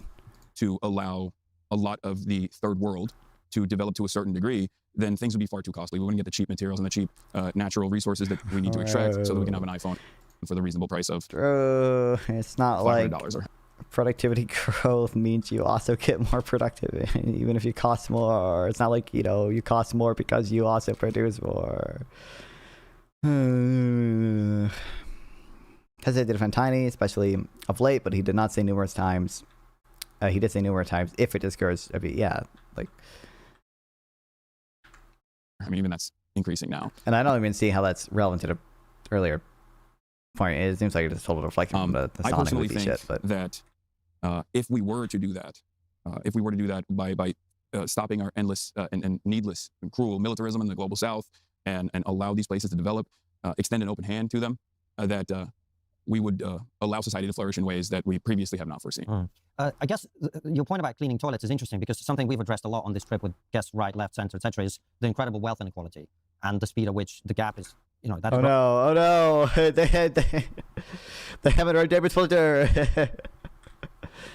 they haven't adjusted for Social Security and their measures of wealth inequality. Oh, and there's a big problem. People on the right don't want to admit it, and it's true. But on the other hand, someone is always going to have to clean the toilets, right? Like, we have a pretty big safety net in the UK. And what that's mainly done is trapped a lot of people in a place where they don't have to work and they therefore don't. And also, you talk about important people from other countries to work for less. Kind of the consequence of that is it suppresses wages for the people in the country as well. So who would clean the toilets if we? So great question. Bro, kill me. Really? How's this dude that dumb? No, that doesn't follow. No, just because you're quote-unquote competing with someone in the third world doesn't mean that you're necessarily suppressing wages in the first world. I'm going to kill myself in worms. Because people specialize in what they're good at, and there's economies of scale, and it raises the average productivity level of both countries, and it's an overall net positive for wages. Oh my God. Yes, more Steven discourse in chat. Let's go. Question. Let me address the wage depression aspect of this, because this is the one area where sometimes I hear Tucker Carlson talk about it, and there's like... No, kill me. I hate popularity. I hated people. Some nuggets of truth in there, because yes, importing labor into the country will always depress wages in the absence of good regulation. And good regulation in that format would be demanding wage parity, and also not creating any other external factors that actually cause you to have a more servile labor force. What I mean by this is I want to use the example of H-1B visas. The reason why H-1B visa system exists on paper. That's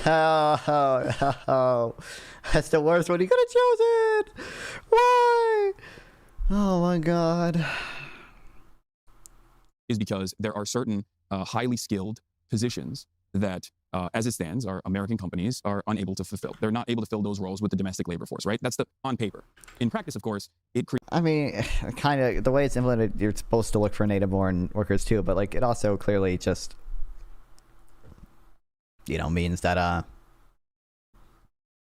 like there's still benefits from hiring more skilled people, even if you could theoretically find some high-skilled people here as well, but... creates a more pliable labor force that you're bringing in, oftentimes. Under-the-table workers too? Well, just bring up, I think a lot of under-the-table workers might suppress wages in the industries that they're in, or in like the skill set that they're in, but I don't think they suppress wages overall. I think they, probably have at some margin, at least, positive effect. I'm sure at some margin you can have a negative effect, but under-the-table workers do diminish wages, but the benefits far outweigh the cost since more people people move to other jobs which don't have diminishing wage. Well, yeah, I mean, one of the things as well is people have or people will why does not let me do my shit. If essentially can free up higher skill laborers to do the high skill labor instead of focusing on the previously low skill tasks that they were also doing. So highly skilled countries that are still desperate, even if there is higher wages on average on the H-1B visa program, because if you lose your job, you get deported. Nobody wants to get deported, so they will do everything in their power to stay and work as hard as they physically possibly. It doesn't make it, more easily transferable between employers, but also, again, like, likely most of the workers who come over here are aware of that risk and are willing to accept that risk for the much higher pay they get here than in India. I mean, even the fact that he's saying they want to do everything they can to not be deported is evidence that clearly the U.S. has some large benefits to them that they would not get otherwise. Possibly can. So this creates an environment where I think our bosses, our capital owners in America, are like, why would I get an American worker who is in comparison to an Indian worker that's coming into the country that is desperate to keep this job? Why would I hire the American worker? I can pay the same. But yeah, but again, amalgamation effects and offshoring effects. Companies that hire H-1B visa employees will offshore less because they, bring labor in instead of having to find cheaper labor overseas. And also, there's a reason every tech company stations in the same place. It's because that's where the smart people are. If you have a bunch of smart people in one place, you will draw investment into that place. It creates, some circular type of investment effect there, where companies move places because there's a bunch of smart people there, and then more people move there because that's where the companies are. And there's just benefits from that network effect, which means H-1B visas, probably don't decrease net employment. The effect on wages within the tech sector specifically might be slightly negative, but it doesn't even follow that it could also not be negative. And even if it is slightly negative, it's far outweighed by the benefit of all the productivity increases that they bring us and innovation they bring us and the such and such. Can we get rid of price floors already? Minimum wage is devil Bobby, but I mean might be a little harsh way to phrase it, but fee to the Indian worker, or even a higher fee, as a matter of fact, to the Indian worker, because I know that he is going to work harder than the American labor force. So there is this competition. The way to solve that competition is through regulation. If the workers that were coming in from poorer countries were coming in with the knowledge that they are not going to be immediately deported, for example, and they have wage parity with the domestic labor force, this would actually make American companies think twice before hiring someone just as a replacement for the American worker, because they wouldn't get any additional benefits as a boss. But I mean, presumably that means like you're raising the cost of employment. I mean, it would mean less employment overall. I mean, less immigrants come here. If you think immigrants are good, that'd be like a bad thing. But okay. They wouldn't get the additional benefit of like, I'm going to work you to the bone, right? Because I know if I fire you, you're gone. You're gone out of the country and you want to be here. Oh, Gavin, there's I'm not going to keep derailing the story with the random Destiny drama chat, but there's no criminal case against Destiny. There's only a civil case, and that, from my understanding, will probably be dismissed for the lack of subject matter jurisdiction. And Destiny claims, I don't think this has been revealed in the court filings yet, but he claims that he never actually talked to the person who might have been a minor, Rose, and that account was always managed by somebody else. That is a regulatory mechanism that we never implement in this country, because our capital owners actually enjoy the two-tiered labor structure that we have here. And come back to the who cleans the toilets, even when there's a social welfare system. I think that ultimately there's going to be people that fulfill these roles no matter what. And increasingly with automation and with AI, we're getting to a point where the route tasks are already being delegated to robots to begin with. So the way I see it is there's always going to be someone that is tasked with either overseeing it, if it's a robot doing it, or directly doing it. But since it's an important factor in the commodity production, because someone has to engage in sanitation, I think it's much more valuable to ensure that they have a sense of autonomy and that those positions are hired and have enough replacement labor force so that they do less hours in general and still get a decent amount of pay, and so that they can still feel human and have some sense of autonomy in the labor force where they can do that job and still make an honest living and be able to feed their family and also have some free time on the side to pursue whatever hobbies they want to pursue. So the way to achieve that would be like what, a really high minimum wage, or like what's the way to get there? Like, 'cause I agree with the idea that people who are working every kind of job should have minimum wage is the Band-Aid. Good living. The question is, how do you do that? Because in a market economy, what you are paid is a function of what you produce, right? Yeah. Well, no, because surplus value is extracted. What you are paid should be what you produce. I don't think that that's how it works in the market economy. I think in the market economy, your replaceability is what determines your wages, especially if you are replaceable by a non-domestic labor force, for example. That have liberals ever considered that supply also matters in determining wages? What? Have economists ever considered this? Have economists ever considered like?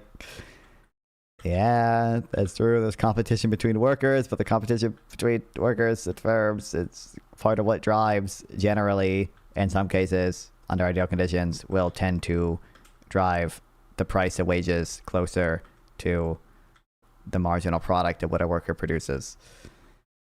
Replaceability is the key part of wages. He's right. That's true, but he's, again, like I said, obviously everyone understands this.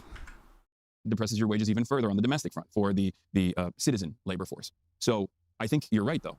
In the market economy, your output should be the determining factor. That's actually a socialist position, ironically enough. Not all socialists are against the market. And I would say that the output is the most consequential factor in that regard. I agree. What that means, however, is that if the company is actually, for example, increasing its output and therefore generating more revenue overall, then everyone down to the most replaceable aspect of labor, which would be sanitation in this regard, should still get paid a just wage, like fair compensation. Minimum wages is one way of doing it as a Band-Aid solution. I mean, but there are no. Yeah, I knew it. I knew we were going to get it. And by that, like, it's all so stupid. Like, you know, by fair wage and by, like, your actual output or whatever, like, he just means, like, labor theory of value, right? Like, it's, you know. Example where there is no minimum wage. He doesn't just mean, like, union job, highly compensated. He means literally you know, no surplus value for the fucking capitalists, bro. Ironically, be a depressing factor on the overall average wages that people get. How have they achieved this, though? They've achieved this through sectoral bargaining. They've achieved this through robust unions and labor participation in these wage negotiations. Just exactly. And that is the reason why they don't need to have a minimum wage. The minimum wage in and of itself is a big point of contention in the United States of America and a lot of other Western countries, only because our labor union participation in the United States is at less than 10% right now, which is unimaginably low. It's lower than countries that we have dominated, like Chile, where we rewrote their constitution basically and wanted to unleash a wave of neoliberalism, sometimes in the hands of a dictator like Pinochet.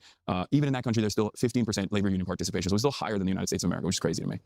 If you've been following the immigration debate, you'll know how different the headlines can look depending on where he is. Civic trick as the ground shows you where cut or ignored. If you commentary and trigonometry, my mother is a Hasan. I've got a lot of empathy for some of your positions, particularly when you talk about low skilled labour. So for context, my mother is a Venezuelan immigrant to the UK. When she was in the UK, she was a childminder. There was. Why do I not feel like? I feel like, again, I've never heard, like, you know, Sam Harris say, oh, well, you know, I think Trump's corruption is just way crazier than, you know, than anything Hunter Biden was even like really alleged of doing, you know, and they just feel like they're way harsher on that point than they are with Hasan here, where they're expressing, oh, I have a lot of empathy for this position. There's no minimum wage. My mum roughly, I Maybe remember. I'm crazy. Maybe I'm crazy. Maybe I'm misremembering. Maybe I'm crazy. Earning £2.20 an hour. There were no pension rights. So thankfully, like, I help my parents out. My dad helps my mum out, so she's not destitute. But that's what my mum's position would be if she didn't have me or my father. As somebody who is from Venezuela, I worry when people mention socialism because I've seen what's happened to my country. Well, the U.S. How would you oil assuage the fears of sanctions. people like me or people who come from a Cuban background who've seen the socialist dream, as it were, descend into authoritarianism? Well, first and foremost, I would say that all countries, to varying degrees, engage in authoritarianism in general. His parents are also immigrants and a Constitute fellow. Does ancestors stem back from English Dark Ages? So isn't he? Isn't he? He's like half Ukrainian or whatever, right? Because I remember Destiny, like, he got really mad because I think Destiny brought up on Twitter that he was. I think Destiny said he's like betraying his Ukrainian family or something by, you know, having a anti-Ukraine take in the Russia-Ukraine war or whatever, but. Due to external factors in many instances, like combating much more powerful forces that want to cause instability in your country. It's not a justification for it, but it is analysis in terms of like why these guys engage in the actions that they do. It's explanation, not justification. In terms of suppression of all dissent, open air prison, even censorship, and sometimes even jail time. And the example I always use is the United States of America, not only in the Cold War, but even preceding Sam Harris the Cold have a War, during master's? World War I and World War II. I believe Sam Harris has a PhD. I could be wrong. Actually had a practice of jailing all conscientious objectors, for example, who said, I don't want to fight in this war. They were like, all right, well, this is a world war, sucks to suck, you're going to jail. One of the famous examples is Eugene Debs, a socialist who actually ran from prison and I think achieved like 1.3 million votes at the time, which was probably the most electoral success socialists had ever achieved. He was a conscientious objector of World War I, which was the international Marxist position at the time. There was some deviation there. So I see it in a similar vein when these You're not countries also engage misremembering, in, but there's some social skills demands here. Hasan hides his power level, and Trigger Boys likely know he'll soy out if they push back super hard. Well, that could be true before he gets up at 8. Yeah, but they gotta know. You know, they could just be concerned about him soying out and stuff, and you know, it just feels like certainly they should be more concerned about Hasan than people like Sam Harris. And they definitely know at least some of the misdoings of Hasan. Authoritarian action. You believe Sam Harris has a PhD in what? A doctorate in what? Neuroscience, right? Sam Harris, PhD. I could be wrong. He has a PhD in cognitive neuroscience from the University of California, Los Angeles. He received a PhD in cognitive science in 2009 from the University of California, Los Angeles, using functional magnetic resonance imaging to conduct research into the neural basis of belief, disbelief, and uncertainty. His thesis was titled "The Moral Landscape: How Science Could Determine Human Values." His advisor is Mark Escalon. Not philosophy? Yeah, he's a. I'm aware. I never said that he had a PhD in philosophy. Actions, suppressing dissent, censorship, or trying to manage this dynamic of trying to continue doing governance while at the same time they have to like make sure that they're wasn't it literally, I don't want to spend fucking waste time on this, wasn't it literally in cognitive neuroscience avoiding American intervention or Western intervention in general. As far as the fears that people have, assuaging the fears that people have in terms of what they've seen in their countries, whether it be Venezuela or Cuba. I quoted you. If I said science, my bad, I was mistaken. Unsuccessful revolution is different, and I think it's important to understand the lessons and the failures, as well as some of the areas of success that these countries have been able to implement. avoid the failures, equality, and try to focus on the successes, and lay unions, hopefully you'll be able and to have a resisting U.S. long-standing, imperialism, and no relatively happy billionaires. form of governance. I mean, I take your point as to the conscientious objector, but you look at Venezuela, for example, and then the reason I'm using it is because that's the example I know best. Yeah. You know, you've got rigged elections. You've got politicians who go up against Maduro. They're either thrown in jail, as in the case of Leopoldo Lopez, solitary confinement for 2 years, or you have, I think it's Corina Machado, who's got nominated for the Nobel Peace Prize. Edward Snowden, Trump, immigrants, deportations. But she is currently in hiding in her own country because she knows the moment that her whereabouts are known, she's going to get thrown into jail, may not be seen again. U.S. 2019 coup, Venezuela, oil. Yeah. I'm not. How many of these are we going to hit? To defend Maduro, but I would say that the logical through line, and it's important to understand the opposition's logical through line in this instance, is that these are forces that are very directly working with the United States of America, that have tried to facilitate coups, even had an unsuccessful one all the way back in 2002 with Chavez, and numerous other instances. Openly talked about implementing coups under the first Trump administration, and is openly now waging war, or at least threatening to wage war with Venezuela right now, encircling the entire. I'm surprised we didn't get the 2019. We went back to 2002. There was a allegedly more recent coup attempt in 2019. I thought he was going to mention that one, but yeah, I don't even know the full scope of the alleged 2002 one, but. Coastline of Venezuela with some of the most sophisticated weaponry known to man. In that regard, I think they see it as treason. I would go so far as say, in a similar scenario in the United States of America, I think, and this is not even a one-to-one dynamic because America is the most powerful nation on the planet, but China is getting up there, right? Let's see if China was working with. In a hypothetical, if China had encircled the United States of America, and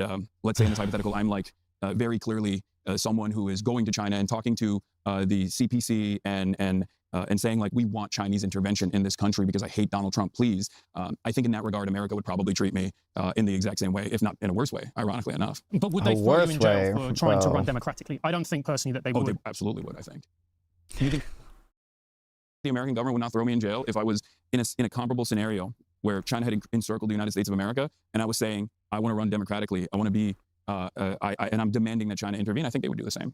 We have like FARA laws and stuff, but you know, or like an open discussion where everyone is on the same team. Real. It's not worse, for sure. Because like I said, it's all a matter of the conditions on the ground. With respect to Eugene Debs, as I was talking about before, treason? America felt threatened even at that time. When's the last time we even did what, Edward Snowden, maybe we charged with treason or some shit? Or espionage? This is not a fair comparison, in my opinion, because wartime is wartime. It's about survival. Britain suspended elections during wartime, right? Like America didn't actually. They did. They even during the Civil War. But Britain did. America wasn't in war in the same way that Britain was. That's why is it during the Civil War? Yeah. Well, yeah, that's fair. But again, it's different. I guess you said something interesting because I was born in the Soviet Union, so we both have direct experience of socialism in various shapes and forms. You talked about there's positives and there's negatives. So is there a country that's done socialism the way that you like? I would say that I am hypercritical of all forms of governance, including the American one. I think that's not a surprise to you guys, right? And in that same vein, I think I love watching his streams where he's hypercritical of Islamist regimes.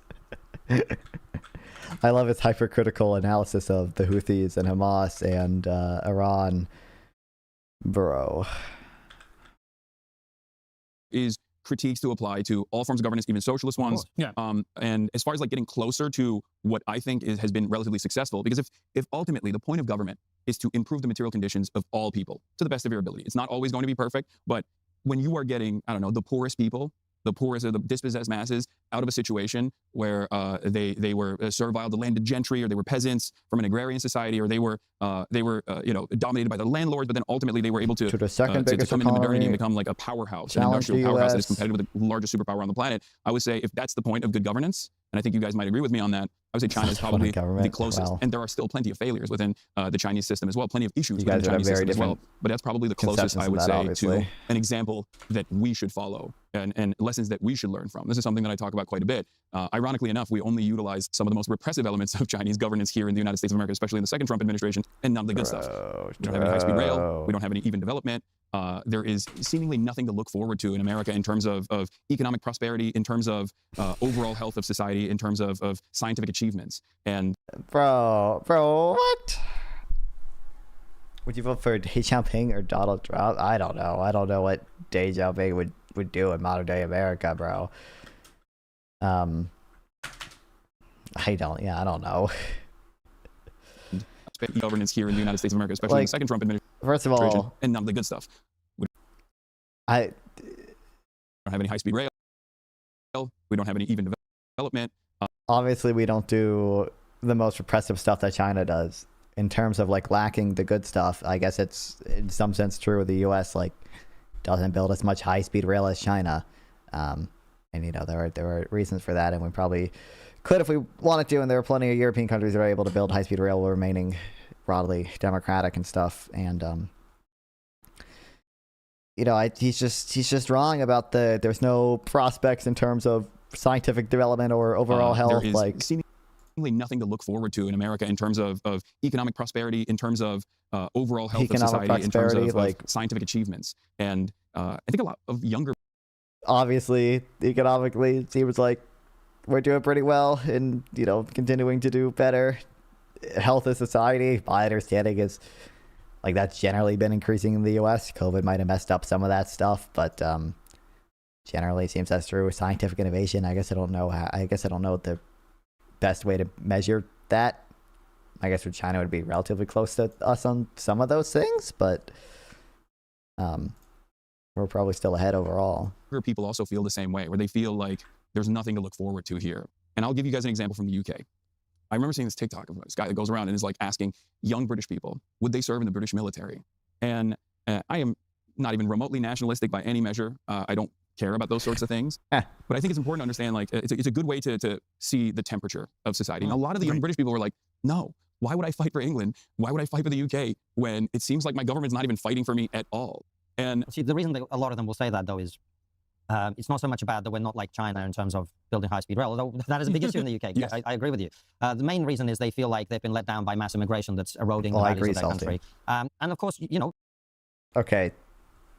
I'm not sure that the biggest reason people say they won't fight for the British military is that they feel like they've been let down with regards to mass immigration. I feel like it would be broadly, you know, more general concerns about, oh, but like government's not socialist enough, you know, they're not like imperialism, neo-colonialism. I feel like it would be broadly left-leaning attitudes like that, but maybe I'm wrong. I don't know. This is why I think people on the right are very blind to this issue that we already raised, which is wealth inequality and opportunity. Right? I'm sure there are some people who feel that way, of course, but... well, think about this, Hasan. Right? Hold on, let me just finish the point. Like, stereotypically speaking, is it left of center people or right of center people that are going to go and fight for their country? Typically, it's going to be right of center people because of the mindset that they have, right? I think when push comes to shove, everybody fights for their country because that's why you have to have a draft. In a war, but what we're talking about in this situation is will you go and serve in armed forces? That is going to be a more right-leaning perspective. And those people, we probably fair to say know the UK pretty well. Those people are concerned about the national identity of their country. It's like, why would I fight for a country that doesn't feel like my country is the issue for them? This is where the big point of division comes for someone like myself.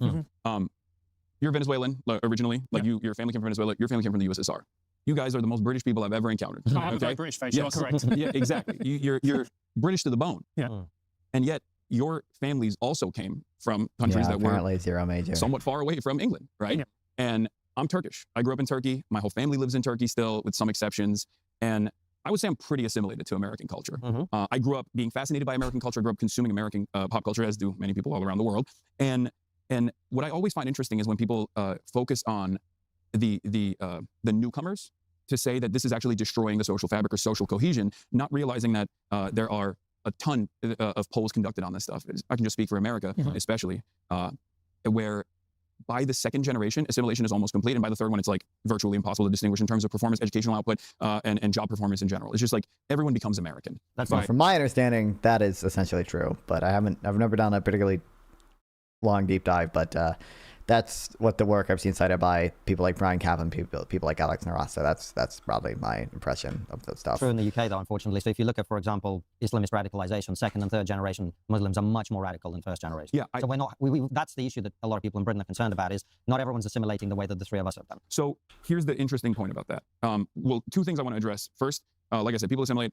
And they become a part of the normal forces of society. They become a part of the culture, or they bring some aspect of their culture into British culture. You know, they change the cuisine, and people seemingly enjoy it, even if they also simultaneously go attend an EDL rally and then get a little quick curry afterwards, or a little kebab on the side. But beyond that, the reason why people are angry is always going to be because the trains are not running on time, because the NHS is improperly managed due to underfunding. That's what I believe. I think it's always an issue of underfunding, where they're not getting the same services that they once used to, and also things are becoming more and more costly. So in that anger, it's much easier for them to be guided by a right wing, guided by the right wing forces, to turn around and say, you're angry and you're right to be angry, and the reason why you're angry it's always an underfunding problem. It's never a regulation problem. It's always we're not spending enough money problem. It's never a monetary problem. It's never like a monetary policy problem. It's never a regulation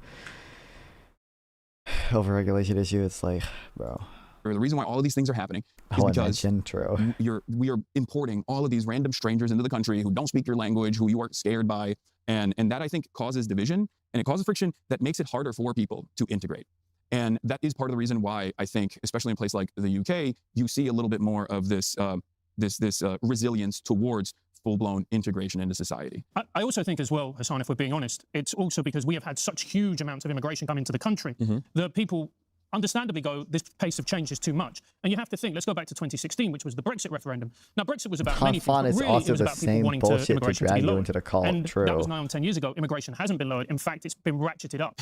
So people voted to lower immigration, and for instance, I voted Remain. People voted Brexit. I'm like, well, that's democracy. We get on. We're going to make the best of it. I do believe that when you ignore people's wishes at the ballot box and people explicitly vote for something and you ignore them for the best part of a decade, that does generate a lot of anger, and understandably so. Yeah, I think in that same time frame, if there was enough appetite by the government to address the financial harm that people were experiencing, the economic struggles. Shrimp welfare stream, okay. Shrimp welfare week, okay. A bunch of Substack bloggers are promoting Shrimp welfare project, and I am, despite not being a blogger, jamming myself in to their celebration, okay.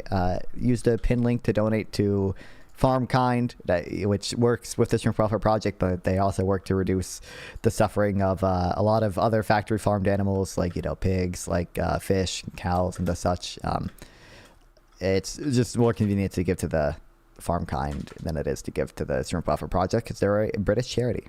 Are you anti-carnivore? I mean, I am vegan. I guess I don't. Not that many people are actually carnivores.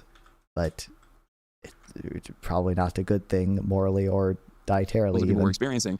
There would still be a lot of people who say, I don't want a brown person, I don't want a black person around in my neighborhood. But ultimately, those numbers would be far smaller. And that's what I always go back to. I'm a leftist. I believe in economic improvements, and I believe that a lot of the reactionary forces actually take advantage of that instability, the economic volatility that exists, in an effort to shift the attention away to people who have the same exact interests as you and I do. Because ultimately, I don't believe that anyone's coming into the United States of America or the UK, as a matter of fact, because they want to bring about a Salafist-style Islamic caliphate in London. I know you won't agree with me on this. It's not about whether I agree. It's about whether the facts agree with you. I don't think that's the case. Hold on. I think well, let me just give you some facts then. If we have a terrorist attack on a monthly basis by an Islamist, effectively, we just had 2 in the space of the last month as we're recording this. 33%, I think, of British Muslims want Sharia law in Britain, like according to polls. More than half want to ban. I haven't seen these polls. Well, we can put them in for people to see. More than half want to ban homosexuality. Well, I think the polls about Sharia law, from my understanding, are like kind of true. It's just that a lot of them interpret Sharia law as not the type of Sharia law that's in actually practiced in a native, not native, but well, in their native countries, in Islamic countries, they just kind of mean religious law with regards to like fucking praying 5 times a day, and they just want a set of laws that more or less aligns with their values, which oftentimes I would to a limited extent agree are bad because I'm a liberal, but it doesn't seem that concerning to me. I don't know. So when you say people aren't coming in to introduce an Islamist stuff, well, some of them want to if they're in a position to do so. We have 5 MPs who are effectively elected on a sectarian. Please, they aren't uwu lovable people like Hasan. True. Ticket, like as in we are Muslims, vote for us because you're a Muslim. Who would you say those MPs are? The 5 independent MPs. They're called the Gaza MPs or whatever way you want to call them. Are you talking about like Zara Sultana? I don't know if she's one of them. I think one of them is called Adnan Hussein. There's 5 of them. You can look them up. We can put them in for people to see. Right. So Speaking I think it do you should be debate said veganism not fun? Not really. It's not something I focus on. It's not something I like seek out debates for ever. I debated the Shrimp Welfare Project once. I debated lab-grown meat once. It's come up a few times, but it's not something I seek out debates for or anything. It's also not something like you know, I believe in veganism, but it's not like my focus. So I don't think if the master anti-vegan came up to me, I don't know if I would do like super well or anything. But British Muslims don't want Sharia law. But if 33% although in the conversations you can I've see had, why I a lot feel of like I've people who done don't well. want Sharia law might be concerned about that, right? Sure. I don't know what I haven't seen these polls, and I also don't know what British Muslims or the 33% that are saying they want Sharia law, like what they're talking about. If you want smart, fearless commentary on the place of like your commentary, To ban homosexuality. The counterexample always is, I mean, there's plenty of right-wing forces in the country that To also Israel want to ban debates, abortion, my number one and, topic, and immigration debates, that's really it. Trans people in general, right? No, Like no one wants to ban trans people in Britain. No. Okay, well, that's not what I have seen so far, but maybe I'm wrong on this. What do you mean? But I mean, I feel like there's a lot of this is a point of contention for you guys as well. But it's like when you want to ban trans people altogether, when you want to remove access to medication for trans people to transition and conform their own gender identity, you don't start off by saying we want to altogether ban trans people. You start off by trying to find the most successful approach that the broadest majority of the masses would be in tune with, would be in agreement with, and then you slowly but surely expand on it. Wouldn't that be like me saying? Wouldn't that be like me saying, well, you say you want socialism, but actually you're a communist because you just want to edge your way towards communism step by step? I mean, Hasan will openly call himself a communist, right? That while I don't call myself a communist, I don't have an issue with an end goal of communism. I don't think it's like a. Yep, there we go. I just think that the quote at the beginning probably not likely to happen. A stateless, moneyless, borderless society. Word, honestly, I'm like 80% sympathetic to vegan arguments, but I also think I have a good NTT answer. I mean, what would it be? I don't think. I mean, I think NTT is a decent argument, but I also think that like, you should just fuck. I'm busy focusing on worms. If you're 80% sympathetic to veganism, I think even if you're only like 30% sympathetic to veganism, you should probably try to be, you know, vegan or roughly vegan, because like, you know, obviously under the vegan worldview, eating meat is pretty immoral, and but you know, under the non-vegan worldview, if veganism is not true, you know, not being vegan, or sorry, being vegan is not really immoral. So, you know, to decrease your sort of moral risk, it's probably better just to basically be vegan. And I think there's another argument along the same line. Oh shit, I'm going to kill myself on worms. No, you should kind of you should develop some decision theory or like moral, you know, decision making process that would have you not be marrying children, or you have sin sauce drama. Unbelievable. Shrimp are not, they're just not tasty enough to justify the horrible suffering of all the shrimp. That would not have you, you know, essentially marrying children or owning slaves back in the 1800s. And I think a lot of the arguments people use to not be vegan would essentially like do operate under some decision theory that kind of would have you doing that. Like if you know, are like, oh, you know, I try to listen to both sides, and like whichever side is, you know, has kind of plausible arguments, you know, I'll side with them or whatever. I think in a lot of those cases you would end up likely kind of marrying children or doing some other heinous actions if you were, you know, back in the 1860s. Do you just pull the Aquinas argument? You ought to believe in a Christian God by the standard you laid out? Well, no, not really, right? I don't know. I guess I might not know exactly what you mean by Aquinas. I'm familiar with Pascal's wager, but I'm just talking about. I'm not talking about belief. I'm talking about action, right? So you can still not believe in veganism. Like I said, if you just put like 30% credence in veganism, you might not believe in veganism, but you know, nonetheless, to make a not morally risky decision, you should be vegan. But moving towards that end goal, I don't have any real. You'd like communism in America? I think that communism would be most likely an international thing. It'd be like the Star Trek universe. And it feels, especially at this point, it feels far too utopian to achieve. So while I think that the concept in and of itself is not one that I disagree with, and I don't think you would either. Don't you think it would be nicer? I grew up in a communist country. I very strongly disagree with the concept of communism. The USSR was, as you know as well, but what if we had space communism? They never actually were able to successfully Oh, true. They were never a communist country. Well, it wasn't a borderless, moneyless, classless society, right? It would be like it was never to be a borderless, moneyless society. No, that is what communism is. Well, that's not how the communists in Russia defined it. Well, there was a big debate within communism quite early on, which was about You basically said if there's any doubt veganism is because that's true, you ought lean into it. Well, not belief, and yes, you're right, it's Pascal's wager. No, well, Pascal's wager is, for one, it's about belief, right? It's not about your action. And for two, you know, it's not the Pascal's wager is based on, I mean, kind of your own expected value, right? About the afterlife. That's usually the way it's formulated to me, at least. But if the argument was like if there was some trivial like action you could do that would guarantee your state in the eternal afterlife, like if you even if you only put a 10% chance on that afterlife existing, yeah, you should do that action. I would agree with that.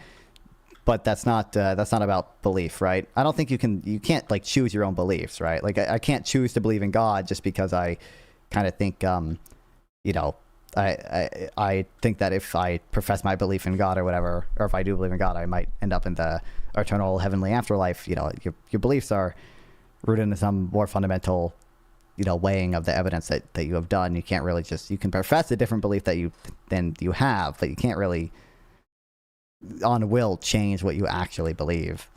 Are we pursuing a global Yes. state of communism? Frost versus Stalin. I'm very familiar. Right, but for our audience, this might be worth The explaining. argument isn't the personal expected value of the morality of eating. Well, when you say personal expected, my argument is not just of the expected value to you, right? But it's of the expected value to the animals. Like it's not you, like the Pascal's wager thing is typically the way I hear it formulated, at least, is a, I don't want to say selfish argument, but it's an argument based on what is good for you personally and not necessarily other people or considerations for the well-being of others. It's simply considering you. I think it's simply based on your consideration, where my argument is based on consideration of other animals. My NTT answer is 1,000% post hoc rationalizing being speciesist while dodging the alien conundrum space. Some of them they basically recognize the only way you might ever get to a communist society is if everyone in the world gets it. Otherwise, there will always be a capitalist system to which people would be keen to defect. Or, this is the Stalin option that they ended up going for, is you pursue communism within the realm. You mean a capitalist country is always going to crush the socialist mode of production because otherwise everyone would flock to the socialist country and materialism and blah, blah, blah, blah, blah. Of one country. And in order to do that, they took the wealth away from people who had it. They tried to distribute it to everybody else. They tried to create a state of equality, uplift the poor, as you were talking about. And actually, if you take those measures, but I thought you said wealth equality was a problem. They ended up putting millions of people in camps in order to do that, creating a tyrannical regime with a secret police that murdered people.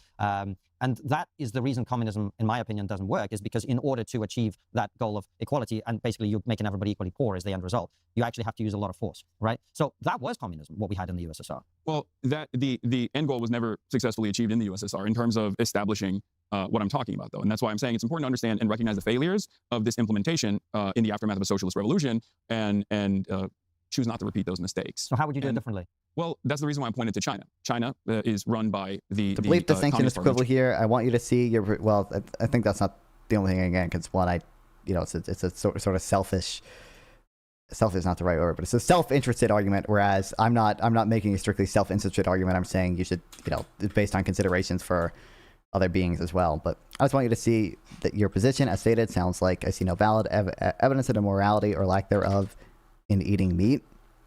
What do you mean you see no evidence? Like, you obviously you agree that, there is a good amount of evidence that animals can suffer, like, right? Like,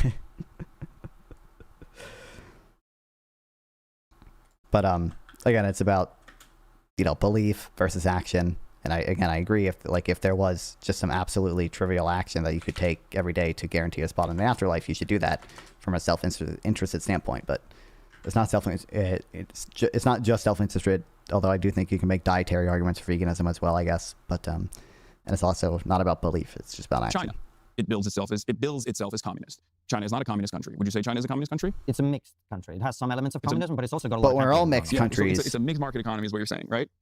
But so is the United States of America, if you look at it from that perspective, because America also has some semblance of social safety nets. The UK also has some social safety nets, some state-run enterprises, especially pre-Margaret Thatcher, I would say, versus private enterprises as well. Venezuela at its peak, I think, had more privatization and more private enterprise in its economy than France did, as a matter of fact. I believe there was like a report at around 2012, maybe, where they were talking about how Venezuela is not socialist. So when these sorts of countries, and you're not wrong, it's a mixture of both, right? I mean, that might be government spending as a percent of GDP. I don't know. I bet they were looking at that, because I bet, government spending as a percent of GDP in Venezuela is not, maybe in 2012 was not that crazy high. And in France, it's been like 60% for a while. But I bet, I could be wrong, because France also, to my understanding, has a lot of publicly owned assets too. I bet if you looked at, just the amount of assets, the share of assets that are publicly owned, I bet Venezuela would beat France pretty consistently. It exists. Social safety nets exist. Some extrapolation initiatives exist. Like when you think about Norway, for example, the entirety of the extraction industry in Norway is actually nationalized from the forestry all the way down to the oil. That's like half true. Not all of it's like strictly nationalized. They do have like private oil companies and stuff. It's just that they highly tax a lot of them. There's like a 70% corporate tax on some of them. Although I do think the majority of oil is nationalized. I don't know if the majority of other extraction is strictly nationalized, but they are very highly taxed. Oil and gas industry. But then there's also the private market as well, private enterprise as well. So as far as that goes, I wouldn't say that China is a communist, and neither would you, but it's run by a communist party. And so far they have seen. I don't know, it's on Google AI is telling me in 2012, France was demonstrably less socialist country than Venezuela based on the extent of state control and ownership and means of production. France is a mixed economy, significant social way, yeah, blah, blah, blah, blah. I don't know exactly what he's citing, but I bet it could just be looking at government spending as a percent of GDP.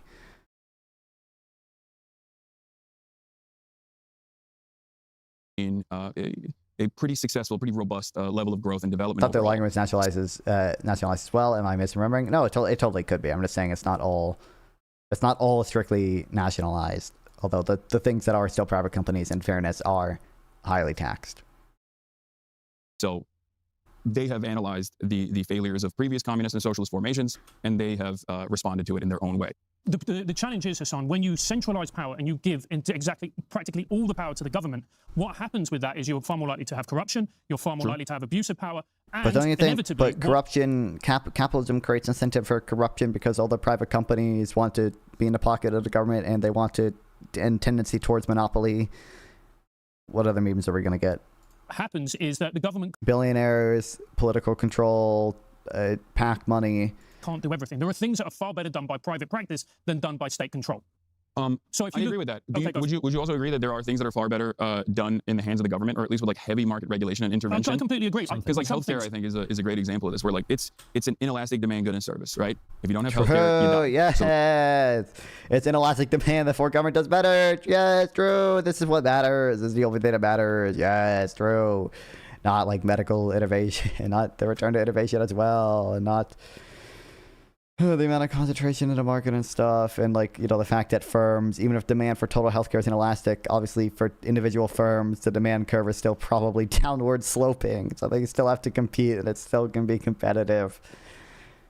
So you will pay whatever price you have to pay for healthcare, and therefore I think the American system that is the it's also not even, it's true for like life-saving medicine, but also like obviously there's a lot of medical goods that are, you know, not 100% price inelastic, because, you know, like part of the reason healthcare spending is increased is because people now seek out treatment for things, you know, they used to not get treated for. You know, obviously, you know, people can demand more healthcare as their income goes up, and that's part of the reason you see healthcare prices increasing. It's not even just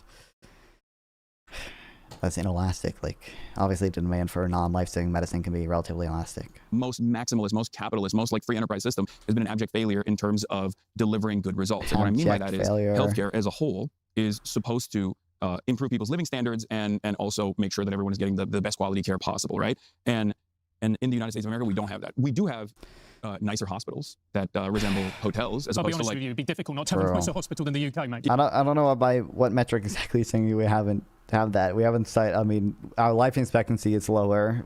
That's, you know, but that's largely due to obesity and car crashes, not due to our healthcare system itself. Yeah, no, but I understand that. I'm from Turkey. I've seen the Turkish public hospitals, but I would rather try to focus on the diminished quality of service and try to improve that in a socialized system than to altogether limit healthcare at the point of being able to pay for it in the way that we have in the United States of America. And I think this is a major issue with America in general, is that we are so invested in improving our GDP. We're so invested in leaning into the forces of capital that in this sector and in many others, corruption still thrives. We have it in the form of corporate consolidation here in the United States of America, because in the absence of any sort of government intervention, trust busting, and heavy regulatory intervention.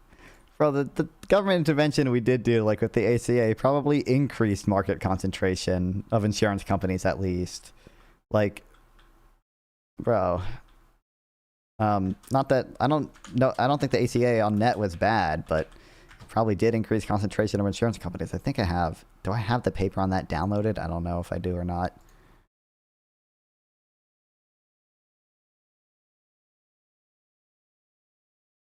I don't know if I do. And all corporations end up trying to seize one another. Not even then. Plenty of people will avoid care either to pass more to their kids or because they have their own anti-medical. Well, that's true, but it's obviously highly unrealistic. I just feel like your mic sounds way better, lol. Might actually need noise suppression, though, huh? I did, people complained about that earlier. The threshold might be a little too low. But, yeah, I don't know. I could have had noise suppression and or use the RTX voice shit, but and become a force, a monopolistic force, and if not, an oligopoly, right? And many sectors have seen this. And when you become by the way, I know this is a charity stream, but also I need my own money because I committed to buying a CPU because I found a good deal on it, and I don't I don't have the rest of the actual computer parts I would need, like a motherboard, and technically I wouldn't need new RAM, but if I was buying a new CPU and a new motherboard, it would feel a little silly to not get DDR5 RAM, but DDR5 RAM is expensive, so I don't know. I'm gonna need my own money. an oligopoly, you can diminish the quality of service that you're offering slowly but surely because there's no market competition that exists any longer. So I guess the way I look at it is in terms of corruption, you're right. There is a tendency, if the government is all powerful, even though the governments are always all powerful, there's a tendency in more centralized governments that if someone wants to be a ruthless autocrat. Have liberals ever considered government is actually always all powerful? Guy who wants to do a revolution, by the way. They can do so.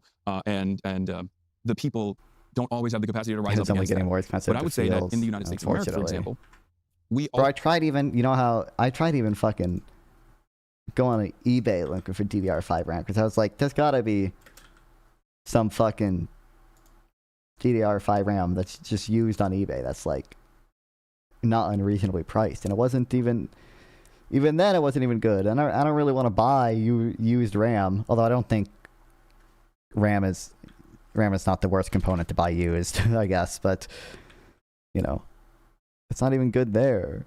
It's like 5% lower than the regular price. Also experience a similar dynamic, we just don't see it in the same way because it's not the most direct form of authoritarian. When you tell me your lavish spending choices, it makes me less incentivized to see. Whoa, lavish. This is not a particularly lavish expense. My CPU is pretty old. I have a Ryzen 7 3800X. It's not a bad CPU, but it's pretty. We should have never taught leftist economics slang. Did we teach them that, or I'm pretty sure they just started using that themselves on Strava, but it's true. My CPU is relatively old, and I'm still rocking a G700 i5 and GTX 970 LMAO is lavish. Okay. You know, that's fair. That's fair, I guess. But yeah, I don't know. Yeah, got my CPU while ago. It's relatively old. It's, but I actually, okay, I am a streamer. It's justified. It's a business expense. You know, what's my CPU usage at right now? I bet it's at roughly 75 to 80%. See, look how long it's taking the Windows search thing to load, which is definitely a problem with my CPU, and definitely would never be just a problem with fucking Windows 11. It is at, there's no way it's only at 32%. It's, okay, 57%, 25%, 20. Okay, I thought it was gonna be higher than that, considering I'm streaming and playing a game and watching a video. Oh, 60. Oh, there we go. Okay, yeah. It was at 60. 45, 40, 50. Where a lot of people think, well, as long as I can eat a Big Mac, you know, as long as I can watch TV, as long as I can consume porn and you know, gamble on the unregulated crypto currency market or gamble. Me for real. Let's go. Like I said, I found like a relatively good deal. It's a, I don't even remember what the hell it was, but I was scouring Facebook Marketplace and I found Intel i9, whatever the numbers are. Facebook Marketplace is not loading.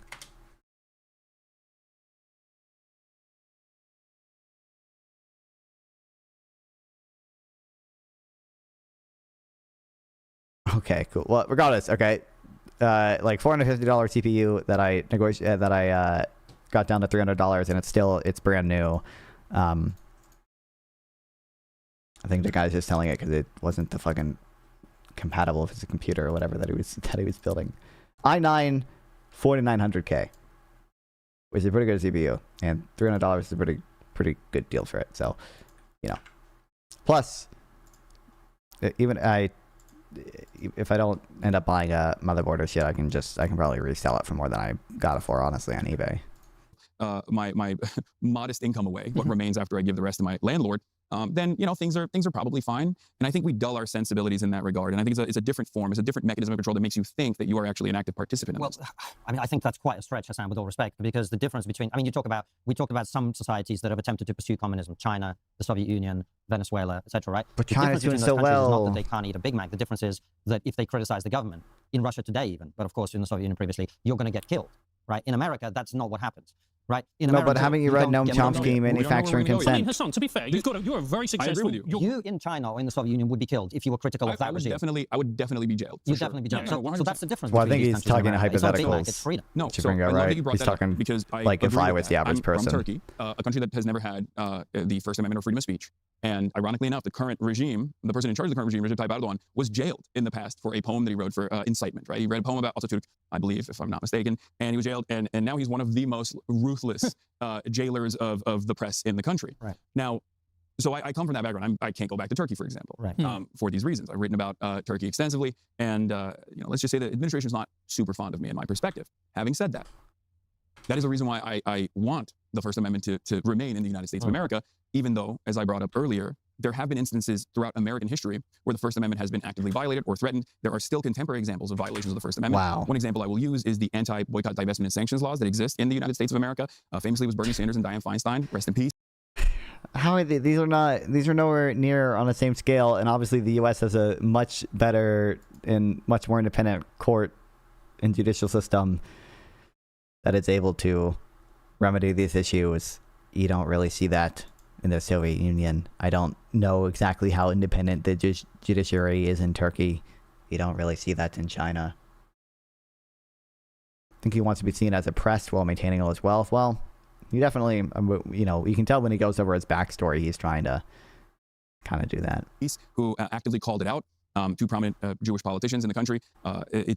These are laws directly written by AIPAC that dictate that if you want to become a school teacher in the state of Texas, for example, you have to sign a loyalty pledge to ensure that you never protest against the state of Israel. It's ridiculous, right? And it's a direct violation of the First Amendment. So there is encroachment towards the First Amendment. That will always happen because people will always contest it. But the point I'm making to you is when you compare China and the Soviet Union and Venezuela to America, that is not an accurate comparison. It's not an accurate comparison, but if you recall earlier, I just said, I'm worried that we here in the United States of America are now moving in that direction in terms of social repression, in terms of political repression. And this is something that I very much fear. And I think the entry point to this is... And maybe they'll push back on this or something, but I'm fairly certain if Destiny or Sam Harris said the same thing, and I don't remember Sam Harris ever saying to them that, Trump would be kind of as bad on free speech as like the Soviet Union was or whatever. But I think they would go crazy. Usually around Israel and what people decry as anti-Semitism, but that's not where it's going to end. If you look at the Trump administration's I agree, but they're both the active initiatives the administration is taking. Yesterday, my friend Kat Abugzaleh, who used to be a reporter who's now running in Illinois for Congress, was indicted. She was indicted because she participated in the protest against ICE outside of an ICE facility. And there are videos of her getting slammed to the ground in the concrete with this militarized, masked federal police force, right? Not only they beat her up, which was already ridiculous to begin with, but then they also chose to... Shapiro or Tucker? Obviously Shapiro. I mean, I think Kat's indictment is probably unjustified, but the thing she got indicted for was not the videos of the her being slammed to the ground. The thing she got indicted for was the videos of her and a crowd of protesters blocking just a van, an ICE van, like from entering the ICE facility or whatever. I think it's probably not a justified indictment, but not indict her as benign as Hasan is saying. There are examples of students writing for their student newspaper and getting kidnapped and thrown into This is true, an though. immigrant detention facility, whether it be Mahmoud Khalil, who still has an ongoing legal case for being a student activist, a student protester, and having a green card while doing it. We have the same thing in our country in different ways. I hear you. Sorry, the reason I'm interrupting you is we've moved sideways from the topic. So remember where we started this conversation, right? So just to address your point. The repression didn't start in China by everybody being like, all right, it's over, we're throwing you in jail. It builds up to it is what I mean. And it's entirely dependent on the starting point. Because if you were looking at China, if you're looking at the Chinese Civil War, post-World War II. I mean, tap emojis in YouTube chat. Do you see? I see them if I have the YouTube tab open, but I don't pay much attention to them. Like I can see someone sending hearts right now. But if I don't have the YouTube tab open, I don't see it like in my like regular like just kind of chat thing I have in OBS here. Like it doesn't show up here. It only shows up in my YouTube tab. These people have been slaughtered ruthlessly by the Japanese imperialists. Like that's a very different material. That's a very different set of material circumstances for the end of that civil war and to develop governance. Similar to I'm the just trying to bring you back to the central argument, the central discussion we're having. Francis made the point that when the government is in a position to be authoritarian, where it seems to inevitably end up in every communist country, he's being brought back. He's being forced. That is a situation which inevitably then leads to levels of repression of the kind that you will not see in America for 100 years. I take your point about individual protesters or individual people who've made statements about highly controversial issues today. We have the same thing in our country where people are being sent to prison for tweets that they've done, right? Left and right. We've got Palestine Action on the left. We've got right-wing people criticizing immigration. So I agree with you. The direction of travel in the West in terms of freedom of expression is not good. And I've made that point in my book and elsewhere. But that is not the same as what the point we're trying to make, which is the system. Is the point of this book though about cancel culture? I bet the point of this book is about cancel culture, not any of the stuff Hasan mentioned. But regardless, you are open to, based on our discussion today at least, inevitably leads to authoritarianism, which inevitably leads to repression on a scale that a Western country won't imagine. Isn't that's the reason that a lot of people are very worried about? What's up, people like you Roxas? Hasan for Emperor. True. We all know smartphones are essential. States of America. Triggernometry, and use our code Triggernometry for $20 off a protective case with your phone. Here, I'll try to put a nice button on it, okay? Mm-hmm. The reason why the United States of America and countries that are under the security apparatus, the global security umbrella of the United States of America, have had much more success with liberal democracy as opposed to all these other countries that are not under the immediate security umbrella is because it's been the domineering force around the globe. I did not eat too money. Especially after the end of the Cold War, but even during the Cold War, it was a dominant force on the planet. Sure. When you are the dominant force, you get to have these freedoms. Your people get to have these freedoms. Your people get to say whatever they want because they're not a threat, right? I would be more of a threat in the respective nation that I'm in if they don't have. Really? This is the analysis we're doing here? Also, the U.S. It was by no means not a perfect democracy or whatever, but like we were clearly more democratic than most other countries. Well, we were not, the dominant power or like the world superpower or anything.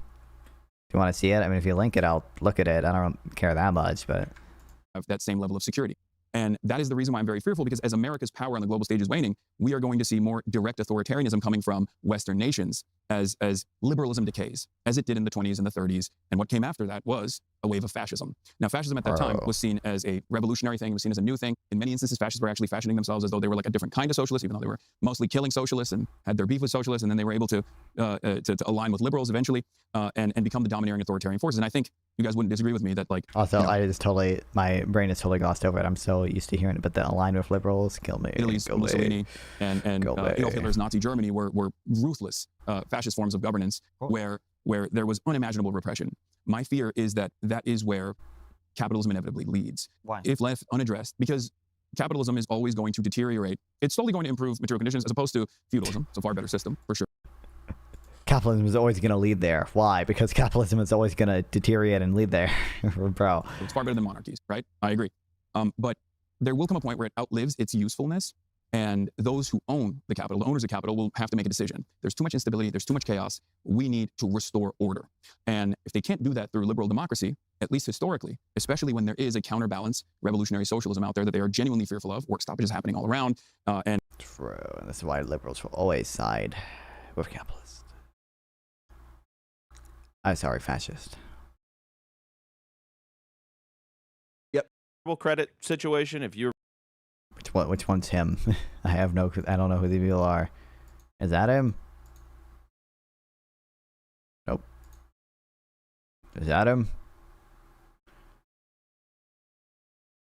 That is why. I'm gonna guess that's him. No. Oh damn. Yes. Oh wait, the last dude, this guy. Oh yeah, that's him. Yeah, I figured. Whoa. And the flows of capital being disrupted, and profit margins are threatened, they end up finding fascism to be that domineering force that restores the law and order, so that people are still working in the factories, and any kind of dissent is directly and indirectly suppressed. And I fear that that is where we're moving in the United States of America, as America's global superpower status is threatened by the rise of China. So your thesis is that as country, if a different country was dominant, was a global hegemon, they would have more freedom for their citizens. Yeah.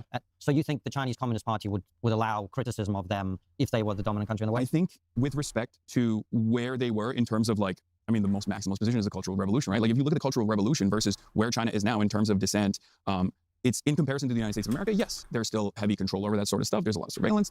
Having said that, it has become far more tolerant as material conditions have improved. And that's my main thesis, is that countries, regardless of their individual forms of governance, obviously he's doing it in a very Marxist way, but the fundamental point, I don't actually wholly disagree. Like, countries probably do become more liberal as they develop economically, and/or, I mean, it's probably, the causality there can be either one, honestly. Either countries become more liberal as they develop, or as countries become more liberal, they economically develop. It's probably a mix of both, right? But why are we doing this, bro? As long as they are advancing the material needs of the broadest subset of the masses, and become like a domineering force on their own and have full sovereignty and full autonomy, they will inevitably become more tolerant to this kind of freedom, because this is the most successful way, I think, of making sure that the masses feel satisfied. Civil liberties is the most successful way that I think neoliberalism has become a hegemonic power, beyond the endless militarism and whatnot. I think that is the reason why people feel the way that they do in the United States of America, in spite of all of the alarm bells that are ringing about how economic devastation is imminent, seemingly, or there's so much poverty and so much instability, and people still go, well, at least I got some freedoms, right? As opposed to the numbers, the amount of people they raised out of poverty were likely always skewed. After 2020, I think the gains were undone. Definitely not. Well, the gains since when? Since like the fucking Cultural Revolution? Definitely not. Like, even if you think the numbers were skewed, COVID did not put hundreds of millions of people back into poverty in China. This is definitely not the case. The COOF? What? But like, we have, non-CCP independent estimates of how many people were taken out of poverty in China, right? But it's not like you have to rely strictly on CCP numbers. Not having those freedoms elsewhere. So that's my main thesis, is that if they improve material conditions, they have to inevitably allow more civil liberties, more social liberties. So it's interesting what you've been saying about America, and that it's losing its power on the global stage. That is then reflected in more and more, shall we say, imbalanced chaos in the actual society itself. And we've kind of seen that in a way with the assassination of Charlie Kirk, with Luigi Mangione. I found some of your comments really interesting about Luigi, and I'd love to talk to you about them. So you've said, they did some research. You think that he's innocent and unfairly maligned. How did you come to that position, if I'm correct? Well, I mean, that's a meme for the most part. Okay. It's a meme. He's memeing guys, don't worry. The notion that someone is innocent until proven guilty, or that he wasn't there, it's like a common thing that people do on TikTok and elsewhere as well. But you don't think he's innocent? Well, I don't know. I don't know if he's the one that actually did it or not. We'll see once. Bro, you can't say more likely than not he fucking shot that guy, bro. Video footage, bro. Once the court case finalizes. But is he? Sorry, I may not understand what meme means in this context. Like, I guess what I'm asking is, when you say he's unfairly maligned, do you believe that or not? That's what I'm asking. Well, as far as unfairly maligned, it depends on where the quote is coming from, because I could be talking about like. Oh, come on. The answer is there's no interpretation of that question in which the answer isn't yes, right? Like, I don't know if Hasan strictly supports, like thinks it was necessarily net good that it happened or whatever, like wants more of it to happen, but there's no sense in that, like,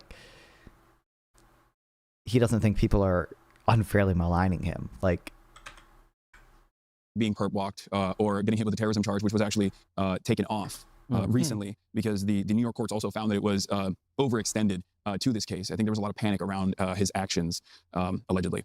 And that is probably what I was talking about, if you're talking about that. But as far as like, oh, Luigi's innocent, it's just like a thing people say. I'm not sure that was what he was talking about, but even then, unfairly maligned is a little hard. Like, if you want to say unfair. I don't even know. I don't know if I don't think the terrorism charge was necessarily unfair. It's just like I don't think all charges that turn out to be like overextended or whatever are necessarily unfair. But as far as innocent, why did they say it? I think that is actually the more interesting conversation. Okay. Because there's so much frustration with the healthcare industry. About this on the New York Times. What do you think a third way is? He brought this up on numerous cringe. occasions. I think that people are experiencing tremendous anger and discontent, and one of the most visible aspects of that, one of the visible aspects Just be a neoliberal. A system of healthcare that should not be privatized, or should, at the very least, even if it's privatized, work to make sure that every single person is getting the adequate care that they need, otherwise they die, it has created this environment of tremendous anger. It has almost virtually universalized the pain. Every single American knows at least one immediate or distant relative that has suffered through chemotherapy as they have to hunt down their insurance provider to make sure that the thing that Why they is were it paying for years. Your ideology? No, I typically third wayism. I don't think is, at least the way I interpret that, it's not. It's not like some like moderate, liberal capitalism. It's it's a heavily like mixed market economy, right? I could be, I don't know, maybe I'm wrong, but political philosophy, the theological ministerial approach, politically describes a center-left radical centrist philosophy. Maybe I'm wrong. That seeks to balance traditional socialism and capitalism through a mixed economy, social justice, individual responsibility.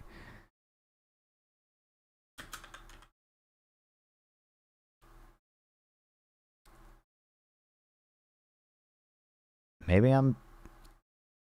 Well, I mean, I don't know. Wikipedia has it as a part of a series on social democracy, so it's probably more to the left of me, but maybe it's not as traditional. I mean, it has neoliberal in here too, I guess. So maybe, I don't know. Maybe it's not as far left as I thought. Oh no, it says neoliberalism here too. Oh no, it is me. Yeah, the way I had heard third wayism talked about before is more strictly like social democratic than just some sort of centrist neoliberalism. Years and years, the costly premiums that they were paying into actually end up helping them cover the cost of this life-saving quality care that they desperately need to survive. And I think a lot of Americans have so much discontent for that experience that they have seen personally, that their immediate reaction, before they even found out who had done the shooting, but their immediate reaction to who the victim was met with a response that shocked me, as well as I think many other people. What I mean by this, America's very draconian. They're very black and white. It's like you do a crime, you get punished, and a lot worse than you would get punished elsewhere, right? We talk about how Norway is much more understanding and much more rehabilitative in their prison structure because they're pussies. We throw you in jail and we torture you. You have the death penalty. Yeah, we have the death penalty. All the stuff. States, yeah. Okay. Yeah. So. And America's broadly, like American culture is broadly very receptive to that. We're fairly rugged in our approach to crime and punishment. And in spite of that, because of how much harm the private healthcare sector has done to so many different people in this country, I think they saw it as like, okay, well, this guy is the faceless placeholder for the person, for the system that actually killed my grandparents. That's the way they saw it. I get the anger, which I don't think is healthy, for the record. Okay. But this is what I'm getting to, is like, I understand anger. And by the way, you don't think that's I don't know what he means by doesn't think it's healthy. Hasan wants a revolution. You don't think that feeling, that attitude is going to help your revolution? You don't think that's not going to help? You're fucking overthrowing the capitalist system and having national healthcare. I don't want to wade into the debate about American healthcare. I don't know a lot about it. I understand there's some really bad situations for people. People should also know that in the UK, there's also lots of people who are dying without care because they're waiting for an operation for a year and a half, or they're waiting 2 months for a scan. But let's not get into that. No, but the NHS is, you're right. The NHS has had significant austerity measures implemented to it. The NHS budget keeps growing every year, but it doesn't matter. Let's not get into it. What I'm saying is, I understand people's anger. Literally, what I don't understand is why Luigi Mangione, who allegedly killed this guy, innocent. Why? Because that's where we started, right? Yeah, why do people say he's innocent? The way people see it, and I'm not subscribing to this notion, but the way that I think people see it is, are you familiar with the concept of social murder? No. Engels wrote about this. He said that the systematized death and destruction of the masses is oftentimes hidden. It's oftentimes invisible. I think private healthcare is a great example of this. I know. What do you think of Iglesias? I guess he seems like a pretty cool dude. I don't know. I like most of his stuff, I guess. To the recipient, to the victim, or the victim's families, they see that as murder, right? Not they see that as an unnecessary death collab that took place. And they feel that pain all the same. In the same way that Brian Thompson's family, I'm sure, was and it still is mourning the death of Brian Thompson. People are dying because they're waiting for necessary operation. That have individuals in their lives that they loved, loved ones, immediate loved ones, distant relatives that they've seen suffer in their final moments as they, go through about the plight we face, and you ignore our pleas, non-fun. the process of trying to figure out the paperwork in a system that is designed to. Son Piker is definitely American. He's more American than fucking Turkish or whatever other nationality he wants to be that day to be woke. Okay. Glacius is a very intelligent guy. I mean, he seems smart from everything I've read of him. Like I said, I like his stuff. Glacius is smarter than Noah Smith. Does Glacius have, not that this necessarily indicates being smarter, obviously, but does Glacius have a PhD? Noah Smith is a PhD, so I don't know if Iglesias has one or not. Let's be real. Take as much money as possible from you in the form of premiums, and then create a profit incentive by refusing to pay for the healthcare. Hasan, I get all that, and I empathize with that pain that those people feel. But what I'm getting at is, you said he's innocent, then you said it's a meme, you say it's just a thing that people say. What I'm trying to understand is... The reason why people say that is because I think... Their anger doesn't make him innocent, right? No, if he shot a man who runs a healthcare company, healthcare insurance company, and they're angry with healthcare in America, that doesn't make him innocent, right? It doesn't. So isn't you and them saying that just flat out wrong? Well, my reason for saying it is because you're innocent until proven guilty. But as far as what everyone else is saying... Come on, bro. Like, why are we like... Israel's not guilty of genocide, okay? Because ICC hasn't actually made its final ruling on that one yet. So, like, bro, like, what are we doing, bro? Like... Or if I'm to analyze it, which I do as a part of my job, what I'm trying to explain from to Harvard? you guys is that from their perspective, it's revenge. I don't know where Noah Smith got his PhD. Very unhealthy feeling to have. This is why I talked about with Rostal that the concept of adventurism. This is something that traditional Marxists actually are very critical of. Adventurism does not lead to any sort of serious changes, any sort of serious revolutionary changes, especially. And yet, and all it does is create an environment of instability. I think that the perfect solution to ensure that this never happens. University in Michigan, fake university. Ensure that there's no... Maddie's head is very egg-shaped, probably a big brain. This is true. This is true. This is evidence. This is serious evidence. Okay. Thank you for watching the Brew and Egg discussion, by the way. It gave me good talking points in the recent discussion for self-help communists. Oh boy. Level of discontent that bubbles up. I mean, I think, you know, like I said while I was watching it, whatever, I think Ryan Kaplan did rhetorically better and stuff, and like he made good points as well. But I do think probably overall I agree with Brew and Egg more. But to this degree, that are you subscribed to Slow Boring? It's worth it. Not a paid subscription. To enact stability, of course, which would also be just as violent. I think I switch my paid subscriptions a lot. I think the only paid subscription I have right now is for Bethan's Bulldog because he's my goat. But I have been subscribed to Slow Boring at some points, and I've been subscribed to Noah Smith at some points too. It's not even more brutal to a larger percentage of the population. Good chat, not fun. Well, I appreciate you stopping by. Style situation is good legislation, is fixing these systemic problems. Luigi Mangione is the breaking point. Luigi Mangione is the perfect demonstration of the system failing people. And I think that Luigi Mangione and the response to him has been one of the clearest examples that I have seen. Slow Boring, it's worth it more than Bethan's Bulldog. Bethan's Bulldog is my goat, bro. Inaccurate. Oh, shit. People are normally supposed to be like horrified by cold-blooded murder in the middle of the day. Their response being much more receptive to the action shows me that there's so much pain in people's immediate experiences that they recognize this instability. They don't have a vehicle to communicate it. They don't have a vehicle to communicate this discontent, and they're simply moving into the least productive way to do politics, which is revenge, violent revenge. I think that that is something that we have to solve. That is true. Most of the content is free. Immediately. Because it can't go on. You can't have more people just like randomly gunning people in the streets. That's not what a civilized society is supposed to work towards. That's instability. That's chaos. I don't want that. Let me introduce you to the people What? I don't even know. What does he mean? I don't want that. How can it be both unhealthy and totally justified simultaneously? It's not true. I don't even think it's like Hasan wants general strikes at the very, like Hasan wants discontent. He wants people he wants people protesting, you know, like they did in fucking Paris when they raised the retirement age, okay? And it's like, is that as far as shooting a CEO in the street? Maybe not, but like he certainly wants, you know, these attitudes more pervasive. But it's obviously so one of the things that I found shocking with the assassination of Charlie Kirk is obviously the incident itself, but it's also the reaction and the rhetoric that went around it.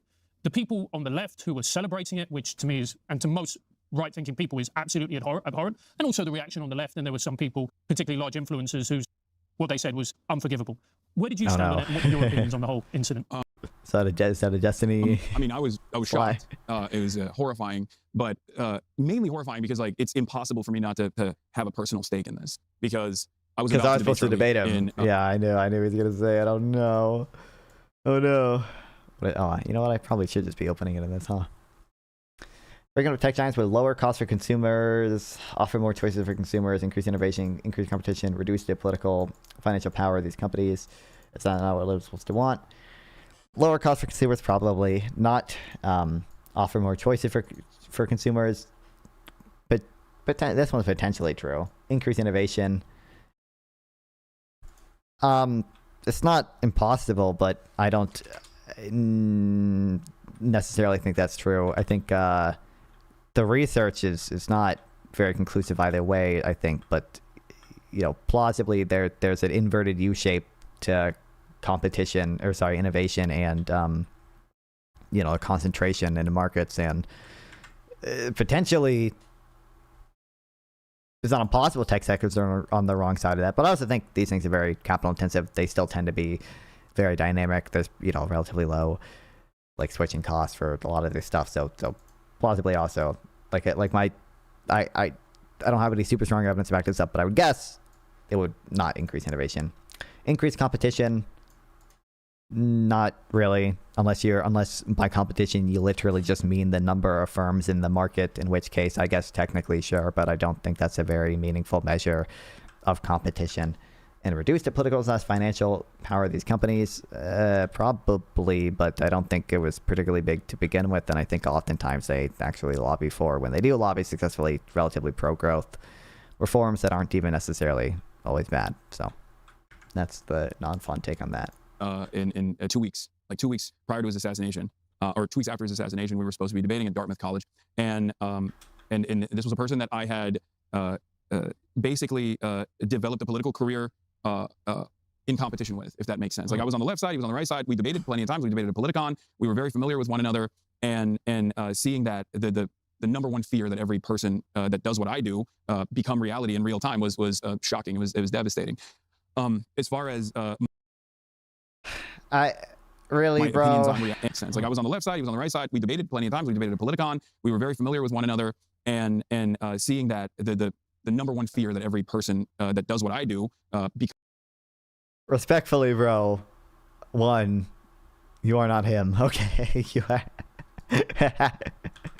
It's a pretty popular dude, but I don't think he was not as popular or as institutionally important as well as Charlie Kirk was. I don't think. I'm pretty sure monthly views for Charlie Kirk were almost certainly higher than Hasan, and also obviously I think Kirk has more connections to real people and real things. And he actually goes to college campuses and regularly, quote unquote, debates people, tries to get cheap owns or whatever. Hasan just sits in this room for 8 hours a day, bro. Occasionally goes to a protest. Digging into Biden admin was social democratic. I mean, like, well, to a decent extent, yeah. I think Biden would governed relatively progressively. Become reality in real time was shocking. And as you know, okay, the staffers, unironically, obviously, I think the staffers were more progressive than Biden and had a decent amount of influence over some of the policies. So it was devastating. As far as my opinions on it, I mean, I had the misfortune of seeing it in real time happen as I was trying to figure out what had taken place, and we were one of the first media outlets that actually broke the story. And bro, opinions on it. I mean, I had the misfortune of seeing it in real time happen as I was my headphones just warming my batteries. They gotta last 10 more minutes. Opinions on it. I mean, I had the misfortune of seeing it in real time happen as I was trying to figure out what had taken place, and we were one of the first media outlets that actually broke the story. We were one of the first media outlets that actually broke the story, brother. You stream 8 hours a day, and an event happened while you were live streaming, and your chatters linked it to you, bro. First, I don't even know who the fuck we is. Number one. Number two, you're not a news network. Number three, it's not like you put effort into breaking the story or anything. It's just you got linked a video by your chat because you happen to be streaming while it happened. because you stream every day for 8 hours. And Charlie Garble's had a large reach. It specifically was targeting a group that was historically against ideology. Sure. Him and his chat, well, yeah, we and fucking Gooner Sexbot89 who linked me the video and said Charlie Kirk just got shot, bro. And my first thought was that this is going to lead to even more violence in the form of revenge, decentralized violence, and also that this is going to lead to state repression as well, in an effort to stamp out any kind of political discontent or any kind of political dissent, which hasn't fully come to fruition yet, thankfully, but the administration certainly tried to use this as an opportunity to build new guidelines around surveillance and build new surveillance targets in general. The Trump administration has this, they released a memorandum, national security memorandum, that declared the intelligence communities to shift their priorities and attention of surveillance to Antifa, which they had previously declared a domestic terrorist organization, which is not a designation that exists in the United States of America because it is at direct odds with the First Amendment.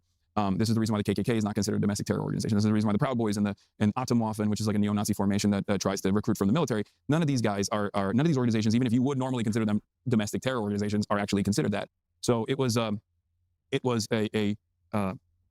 severe violation of the First Amendment, and then the follow-up to the surveillance targets and the surveillance priorities made me even more fearful about where this administration was going, where they declared any sort of anti-Christian, anti-capitalist, anti-American sentiment to be an indication of someone being an extremist, violent terrorist potentially. But then on top of that, there was even more vague things that they brought up, like I think it was like American being critical of the American moral family unit or something like that. Basically, it was just what the Republicans consider what. Oh no, they're fucking Ryan Malay, whatever the fuck, Malali coded. Oh no.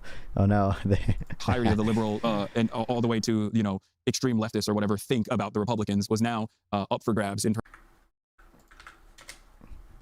Healthcare is a human right, so is gun ownership. No one tries to take your guns, Boomer. I'm not worried about people taking my guns. I want the government to pay for my guns. True. It's the right to be able to own a gun if you want. It's not the right to be given a gun. Oh, is that how it works? Then why is everyone saying need to be given healthcare? True. Yes. Wow. Intelligent conversation between two intelligent individuals. Let's go. Incredible.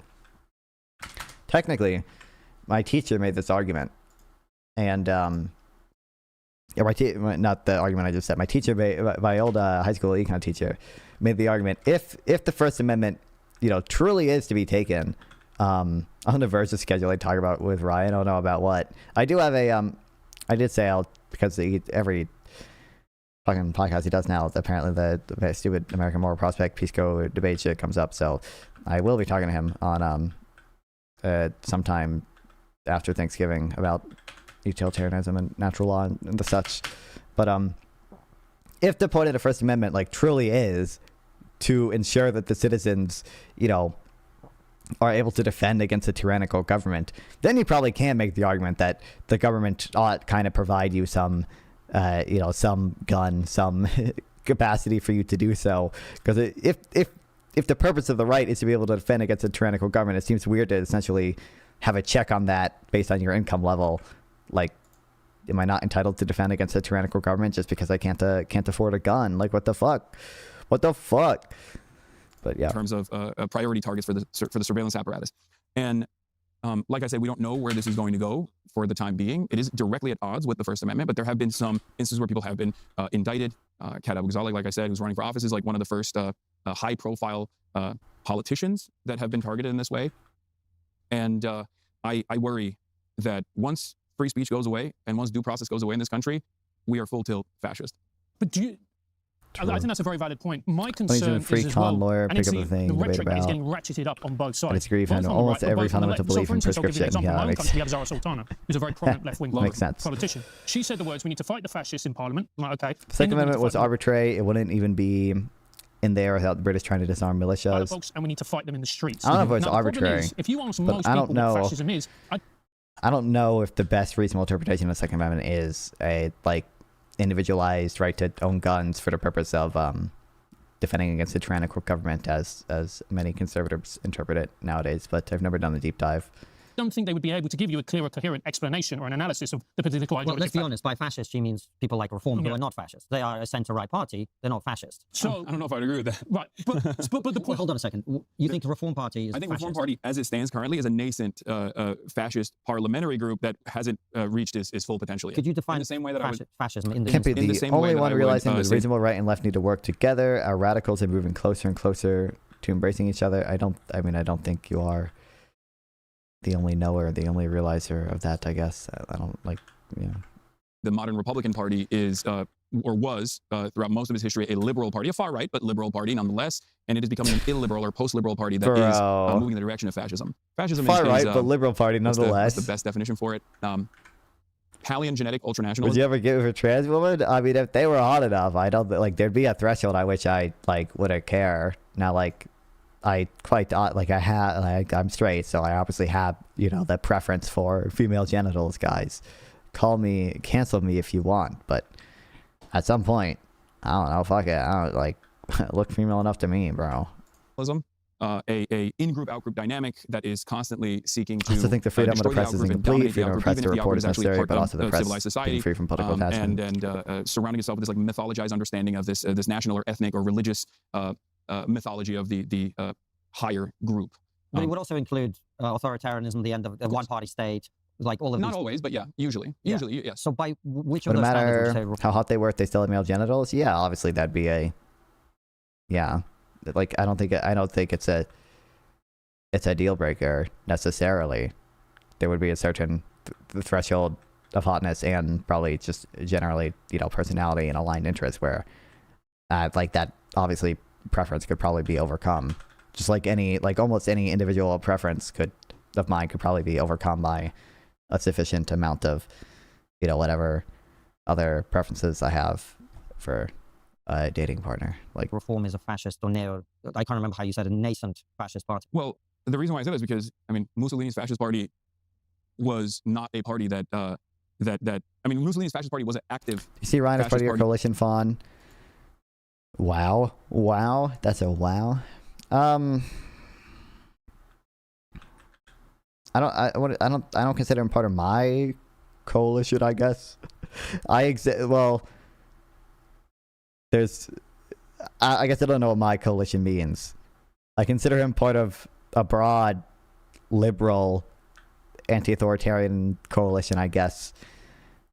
I think my political project obviously is going to involve a lot of stuff that he doesn't like, so probably not that, but I don't know if I'm going to be able to, is Ryan going to be on board with my plan to raise taxes with a DBCFT and do a UBI and development respond? No, he never did. Within the parliament before it became the centralized form of governance. But they Same said with we Nazi. are fascist, No, right? but that was because the word fascism was just being invented at that point, and therefore it was still packaged as a revolutionary, new, illiberal way. Okay, they didn't come into power. We now live in a post-World War II universe where you can't say that you're fascist. So you think that if Nigel Farage, which is currently they're leading the polls, you think that if he is elected, eventually he will suspend democracy, he will start pogroms against Muslims, using the state, he will, have a one-party state. You think that's where this is heading? Bearing in mind that the chairman of Reform Party, Sia Yusuf, is a Muslim. Yeah, still doesn't matter. There was Jews that worked within the Nazi government command structure as well. It's just they're always going. Pretty sure he did. I'm pretty sure he read it or whatever, because I think it had that whatever check mark with the new fucking chat. But people that come from they come from the background of the targeted outgroup in general, and it doesn't even end with Muslims, is what I mean. It's going to. It always has to. It always has to excise what it considers aberrations. And there's always, with Nazi Germany, for example, the next stage, if they hadn't failed so dramatically in its endless militarism, would have most likely been to create the Übermensch structure, start going after people who were maybe brown-haired and didn't have blue eyes. There's an endless expansion of that sort. And you think that's what Reform will do? They'll suspend democracy, they'll start a one-party this is state. super in the future if they actually get to that point, but I don't think that it is far-fetched to assume that, yes, reform through a process of initially slam reforms, Frank before. I could totally see them getting to that. My headphones died. Slam Frank before it ends. Isn't it in New York or whatever? Honestly, I would love to see Slam Frank, but I remember looking at tickets for it once or whatever, and it was I think it was like in New York. And I think it was. It's not really worth it to spend money and then drive there.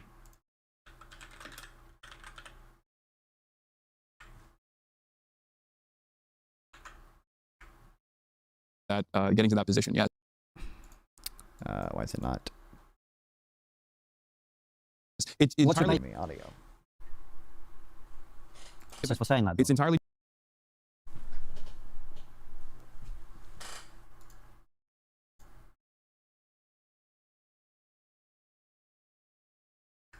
dependent on how what the hell? How material conditions unwind. If it gets to a point where there's tremendous economic stability, then instead of solving those issues in the same way that the American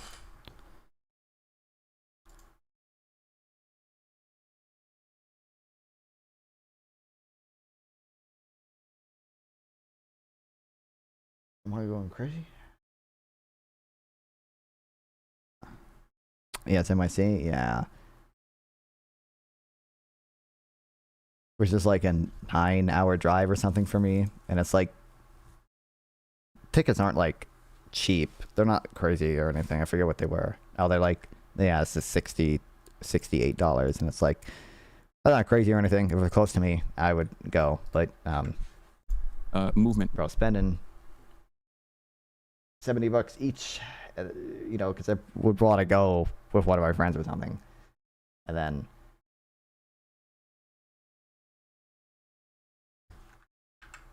Right, what the hell? I don't want to unplug and replug it because I feel like that might just fuck up the OBS chat, but you know, whatever. Well, one was equidistant. Are you 9 hours away in the other direction? Why not just wear wired headphones? I prefer wireless headphones, generally speaking. If I had...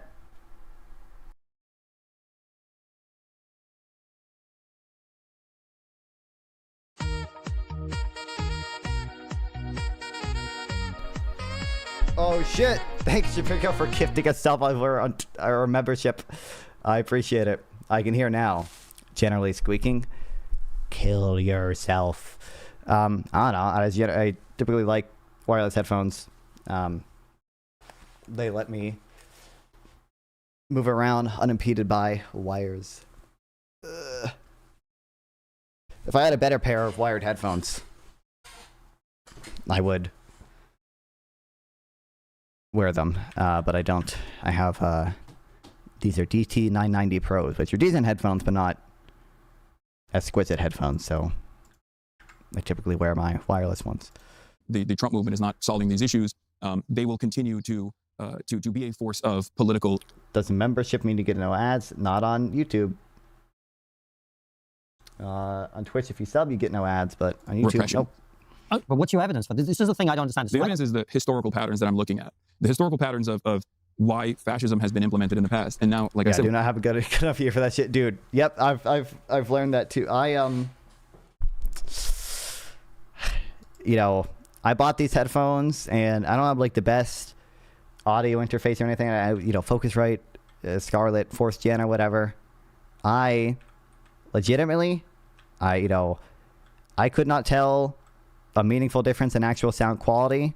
I can tell these two, my closed back wireless headphones have a different kind of sound profile or whatever, different frequency fucking response than these headphones. I can tell that, but I cannot tell the difference between listening to lossless audio on Tidal with these wired open back professional-ish headphones and listening to fucking the low option on Tidal with these wireless headphones. I don't got the ear for that. We live in a post-fascist world. We live in a nuclear world. The dynamic is different. Okay, so fascism will not come as a. I think wireless is better anyways. You can keep wired ones plugged in if you want. Yeah, but if your audio gets codec in a wired one, you're done. Third way as an outsider any longer. I think instead you will see far-right elements within liberal society, within the parliamentary structure, move in that direction. But my worry with this is, and this is why I'm not trying to debate bro you or anything. I'm genuinely engaging with what you say. I hope you feel that, right? Yeah. The issue I have in the context. Yo, thanks for the gift membership. Hedonic Samuel, I don't even know. I feel like that guy. gotta be a non-fun fan, but I don't even know if this dude is in chat, or if he's ever chatted. But I appreciate the gift membership. Bro, the AI that picks the membership hates me, apparently. Context of the discussion we're having about Charlie Kirk is you've got a situation where... Oh, I will say, bro, it doesn't... Again. I feel like they never extended this much fucking credit to Sam Harris or Destiny when they were on. People, you are calling Reform fascists. I know some people in Reform, they're not fascists. They don't believe in a one-party state. They don't want to end democracy, right? We've had Nigel Farage on our show. It's very clear where he's an old-school Thatcherite kind of guy, right? But you're saying he's a fascist. And my worry is... I think we'll get there. Okay, you're saying he will get to fascism. Fair. If material conditions get to a point where there's mass instability in an effort to... It's a nascent fascist party that in the right context will become fascist. I get it, right? And the same, not dissimilar to here's my the point. AFD, the Nationalists in France. Reform is very different from the AFD, but it doesn't matter. Okay. My point is this. If I thought... Does human think the AFD is in any way fascist? I bet it would just complain about. You'd just be like, well, it's actually just a response to immigration. What is it? What? I don't even know what the... What? Okay. Thought the fascists were coming, I would feel it's my duty to participate in armed resistance against that. And my worry is part of where the political violence is coming from is people like you who are using this term, in my opinion, far too loosely and projecting historical analogies onto people that you're not that familiar with, actually. And then you're really putting a target on their back. And my worry is the reason Charlie Kirk was killed is there were far too many people calling him a fascist, which he wasn't, right? True. And that's my concern with all of this irresponsible language, which I think it is. So what's interesting about the utilization of language here is the fact that you can't really point to a single Democratic Party politician that has celebrated Charlie Kirk's death. Sure. But you can actually, in many instances, point to Republican politicians. Hasan goaded, actually. that have made a mockery of the Democratic And we've had legislators. people make that point in the show. You don't need to make it because we've had. But you're on the left, and I'm asking you about left-wing. The reason why I'm saying that is because, like, there are always going to be people on the right and on the left that engage in this kind of commentary as a reflection of how much discontent that they experience. But ultimately, if I'm saying you're one of them. You are calling Reform fascist. No. That's a totally. First of all, my analysis on the way, like calling someone a fascist if they're exhibiting historic fascist tendencies is perfectly valid. The consideration that this actually is like turning up the temperature as opposed to like directly calling for violence against a I envy everyone with bad ears. I always offer to help people with audio so I don't have to deal with imperfect quality. I'm sure if I know you can like legitimately. Oh my god, I keep missing this one fucking worm and I'm restarting because I'm salty like that. I know you can like legitimately fucking train your ears so you can actually hear the difference between, you know, for example, compressed audio and stuff. Fascist party, as opposed to Kirk was a theocrat. This is true. Trying to deal with it through the existing means within the democratic structure is ridiculous. There's no comparison here.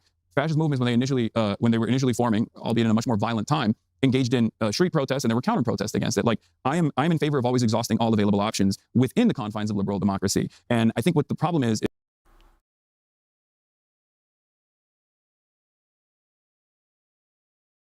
is that a lot of people... I mean, his fundamental goal in doing that is obviously to undermine liberal democracy, but... Okay, buddy. Yep. Wonderful. Point to the endpoint of fascism and what they know is the endpoint of fascism and say, well, they have to be dealt with militarily. Most people on the left think they're on as fascists, including Kala Wallace and Save Squirrel. Well, I don't think that's most people on the left. But okay. And the time for that is now. I'm saying the time for that is not here, and I hope that it never gets there, so that we can successfully resist against growing fascist movements that are born out of initially distractions or red herrings that put the crosshairs on some of the more vulnerable populations, and try to deal with it within the existing confines of liberal democracy, and then try to get our politicians to address some of these material problems so that we don't have to exhibit the instability and even potentially a fascist form of governance that comes out of that instability that then at that point will be resisted against militarily through sabotage or through direct acts of war. The issue that I have with your argument, Hasan, is you're saying they're exhibiting, on the way to fascism. You can make that argument about Keir Starmer and go, we're on the way to communism. But you laugh, but there are people on the right who say that. Yeah. Right? Do you feel like they're also... but that's not my point, Hasan. When you think about it, but they're right, because actually the material conditions are changing in such a way that communism is the inevitable result of the... Terminal Twitter brain Jesus Scorgo is represented maybe like 400 people. Yeah, people in the DSA want to disavow it. I don't even think the majority of people in the DSA want to disavow him, right? Like, didn't the majority of the people in the DSA vote to not like disavow AOC or whatever over her whatever Israel Iron Dome funding thing. Or maybe it was a slight majority that did vote to disavow AOC. But DSA is not even close to the majority of the left, right? They're like at most maybe 20%. Did disavow AOC what? Vast majority DSA supported massively, yeah. I thought they had a vote to whatever, like, disavow AOC, and I thought it was, there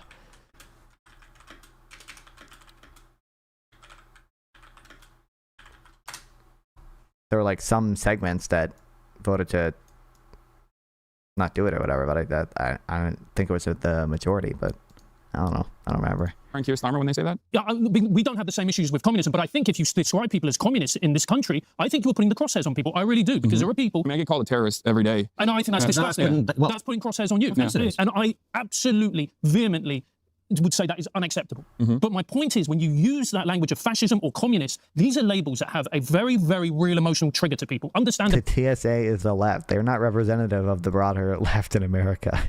Easy money. So, and what you have in this country is, unfortunately, there is a decent swathe of the population who have severe mental illnesses, plus access to guns. And what inevitably happens is it leads to a Charlie Kirk situation, or it leads to somebody on the left like you, God forbid, happening. Oh, I get a lot of death threats. Don't worry. No, but I do worry, because it's a sign that a society is in crisis. And I agree. And I think that it's our responsibility, both people on this side, both people on your side, that we ratchet it down. I think that if we're talking about increasing the tension, people in positions of power have a lot more responsibility than oh my God. Random citizens. This one argument, though. This is the only good argument Hasan makes the entire time. That are, in many instances, reacting to that. In all due respect, we're not random citizens. We've both... But also, it doesn't apply to him talking about the Houthis at all. Successfully, we've both got huge platforms. No, I was just talking about like the broader left that you were talking about, to say like, oh, they're celebrating Charlie Kirk or whatever.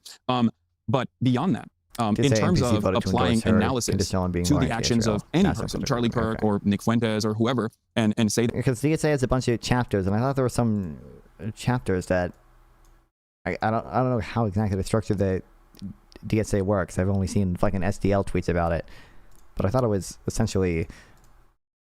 There were a few chapters who didn't endorse AOC or whatever, but the majority of the chapters, which had the majority of people in them, still did. That these are people who are implementing a lot of bigoted tendencies, a lot of racist opinions, and moving the American political direction.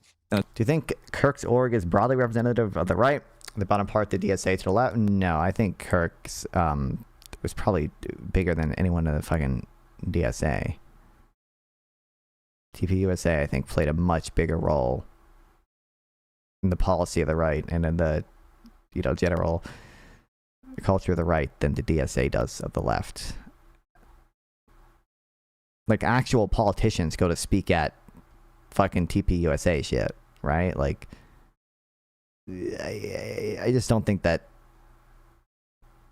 happens beyond, like, local politicians to the DSA. Maybe some House representatives have spoken at DSA stuff before, but...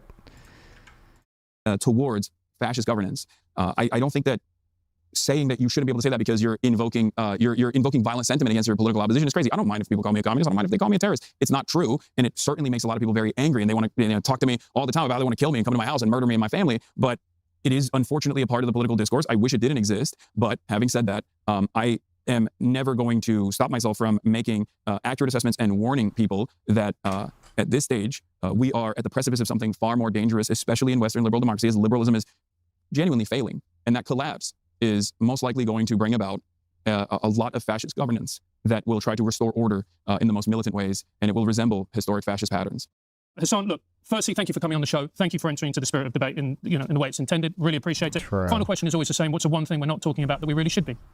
Israel, Gaza. I don't even they do talk about it, though. I mean, we did talk quite a bit about the collapse of liberalism around the globe. I guess in this instance, and I can't speak to all the other conversations that you guys have had, we didn't get to talk about Israel too much, and that's something... God damn it. These people literally, they talk about Israel quite a bit. They bring it up all the time to fucking lefties, or they interview like pro-Israel people.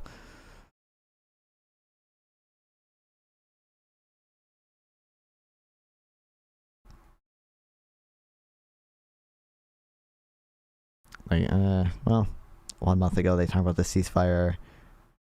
2 months ago, ex-Israeli Prime Minister. Feel the blood in their hand. He might be talking about Israel here too. I don't know, I've seen quite a bit of them talk about Israel, honestly. One thing that I wanted to talk about, which has also exhibited historical patterns of fascism in and of itself, in a vein that is not dissimilar to what we're seeing. TSA is like 50K members. It's dwarfed by TP USA. Yeah, like you probably. I mean, I want to say prior to Kirk being assassinated, TP USA probably had already in the at least hundreds of thousands of members, right? In Western liberal democracies as well. All right, But well, that's we what should I have more would say. time. Maybe next time we can pick up some other topic. All right. Appreciate your time. Thanks, man. All right. Thanks for having me. Incredible. Oh, so, I don't know. It seems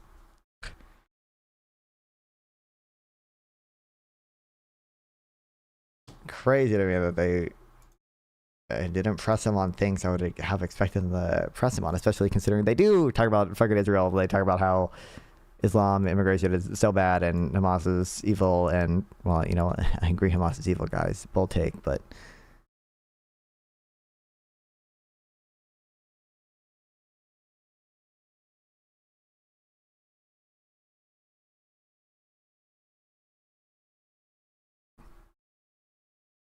oh yeah, you know, he said stop the steal rally. Yeah, remember when Charlie Kirk fucking bust people to January 6th? Sent 7 buses, approximately 350 participants. TP USA also funneled money with off the steel rally speakers, including Kimberly Guilford, but not organized to take place in a march to the Capitol that erupted violence.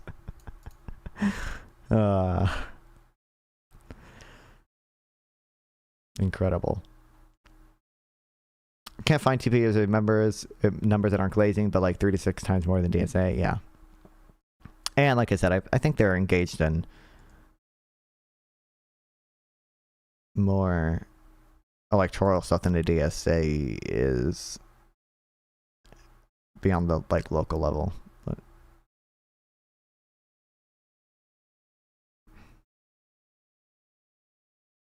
yeah, like what's the DSA equivalent of what's up of America Fest? Like this is a pretty, even prior to Charlie Kirk being killed, this was a pretty big event that happened, you know, every year. They get a fuck ton of speakers for it. Donald Trump Jr., Steve Bannon's there. This is a House representative. Director of the National Institute of Health is going to be there. Secretary, I don't know who does Secretary of Transportation, Penny Johnson. U.S. Representative Mike Collins, U.S. Representative Tom Tiffany. Well, that wouldn't surprise me if there were some House representatives who did some DSA shit. But I did something, yeah, that's happening for the DSA, bro.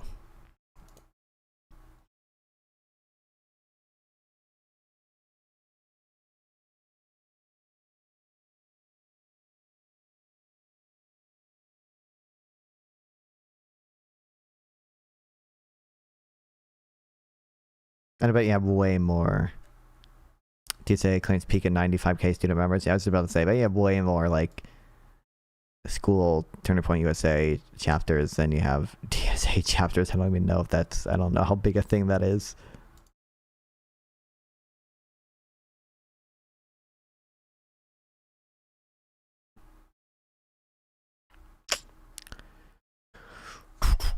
But Charlie's funeral, 90K attendees alone. That is true, but I mean, that, like, I would, you know, although I don't think, you know, anyone in the DSA is of the same status where they would get that many funeral attendees, right? Like, it's fucking Charlie Kirk's funeral. Like, it's gonna have fucking fuck ton of people there who aren't always gonna be like super politically active people. They just know Charlie Kirk got killed and stuff. But yeah, okay, well, 3 a.m. where I am, and I gotta go visit family tomorrow, so I'm gonna go get some sleep, and tomorrow I'll I don't know, edit some videos and go visit family. Thursday I'll be gone too, but Friday I'll probably be streaming on Friday. Yeah, I don't really know. I can send you to food shops, but I bet she's about to end stream, so whatever. Love streaming. Love to guys watch me stream. Cool that, you know, I can start streaming. I got some people in here. Chat with some people. Have fun. Yeah, appreciate it. Love you guys, and see ya Friday, probably. Friday, Saturday, or Friday. Subscribe, follow, everywhere. See ya. Do not send upset at moron. Don't have many other options. So, regardless. See you later. Appreciate it. W. Saltroma, W. Krugman.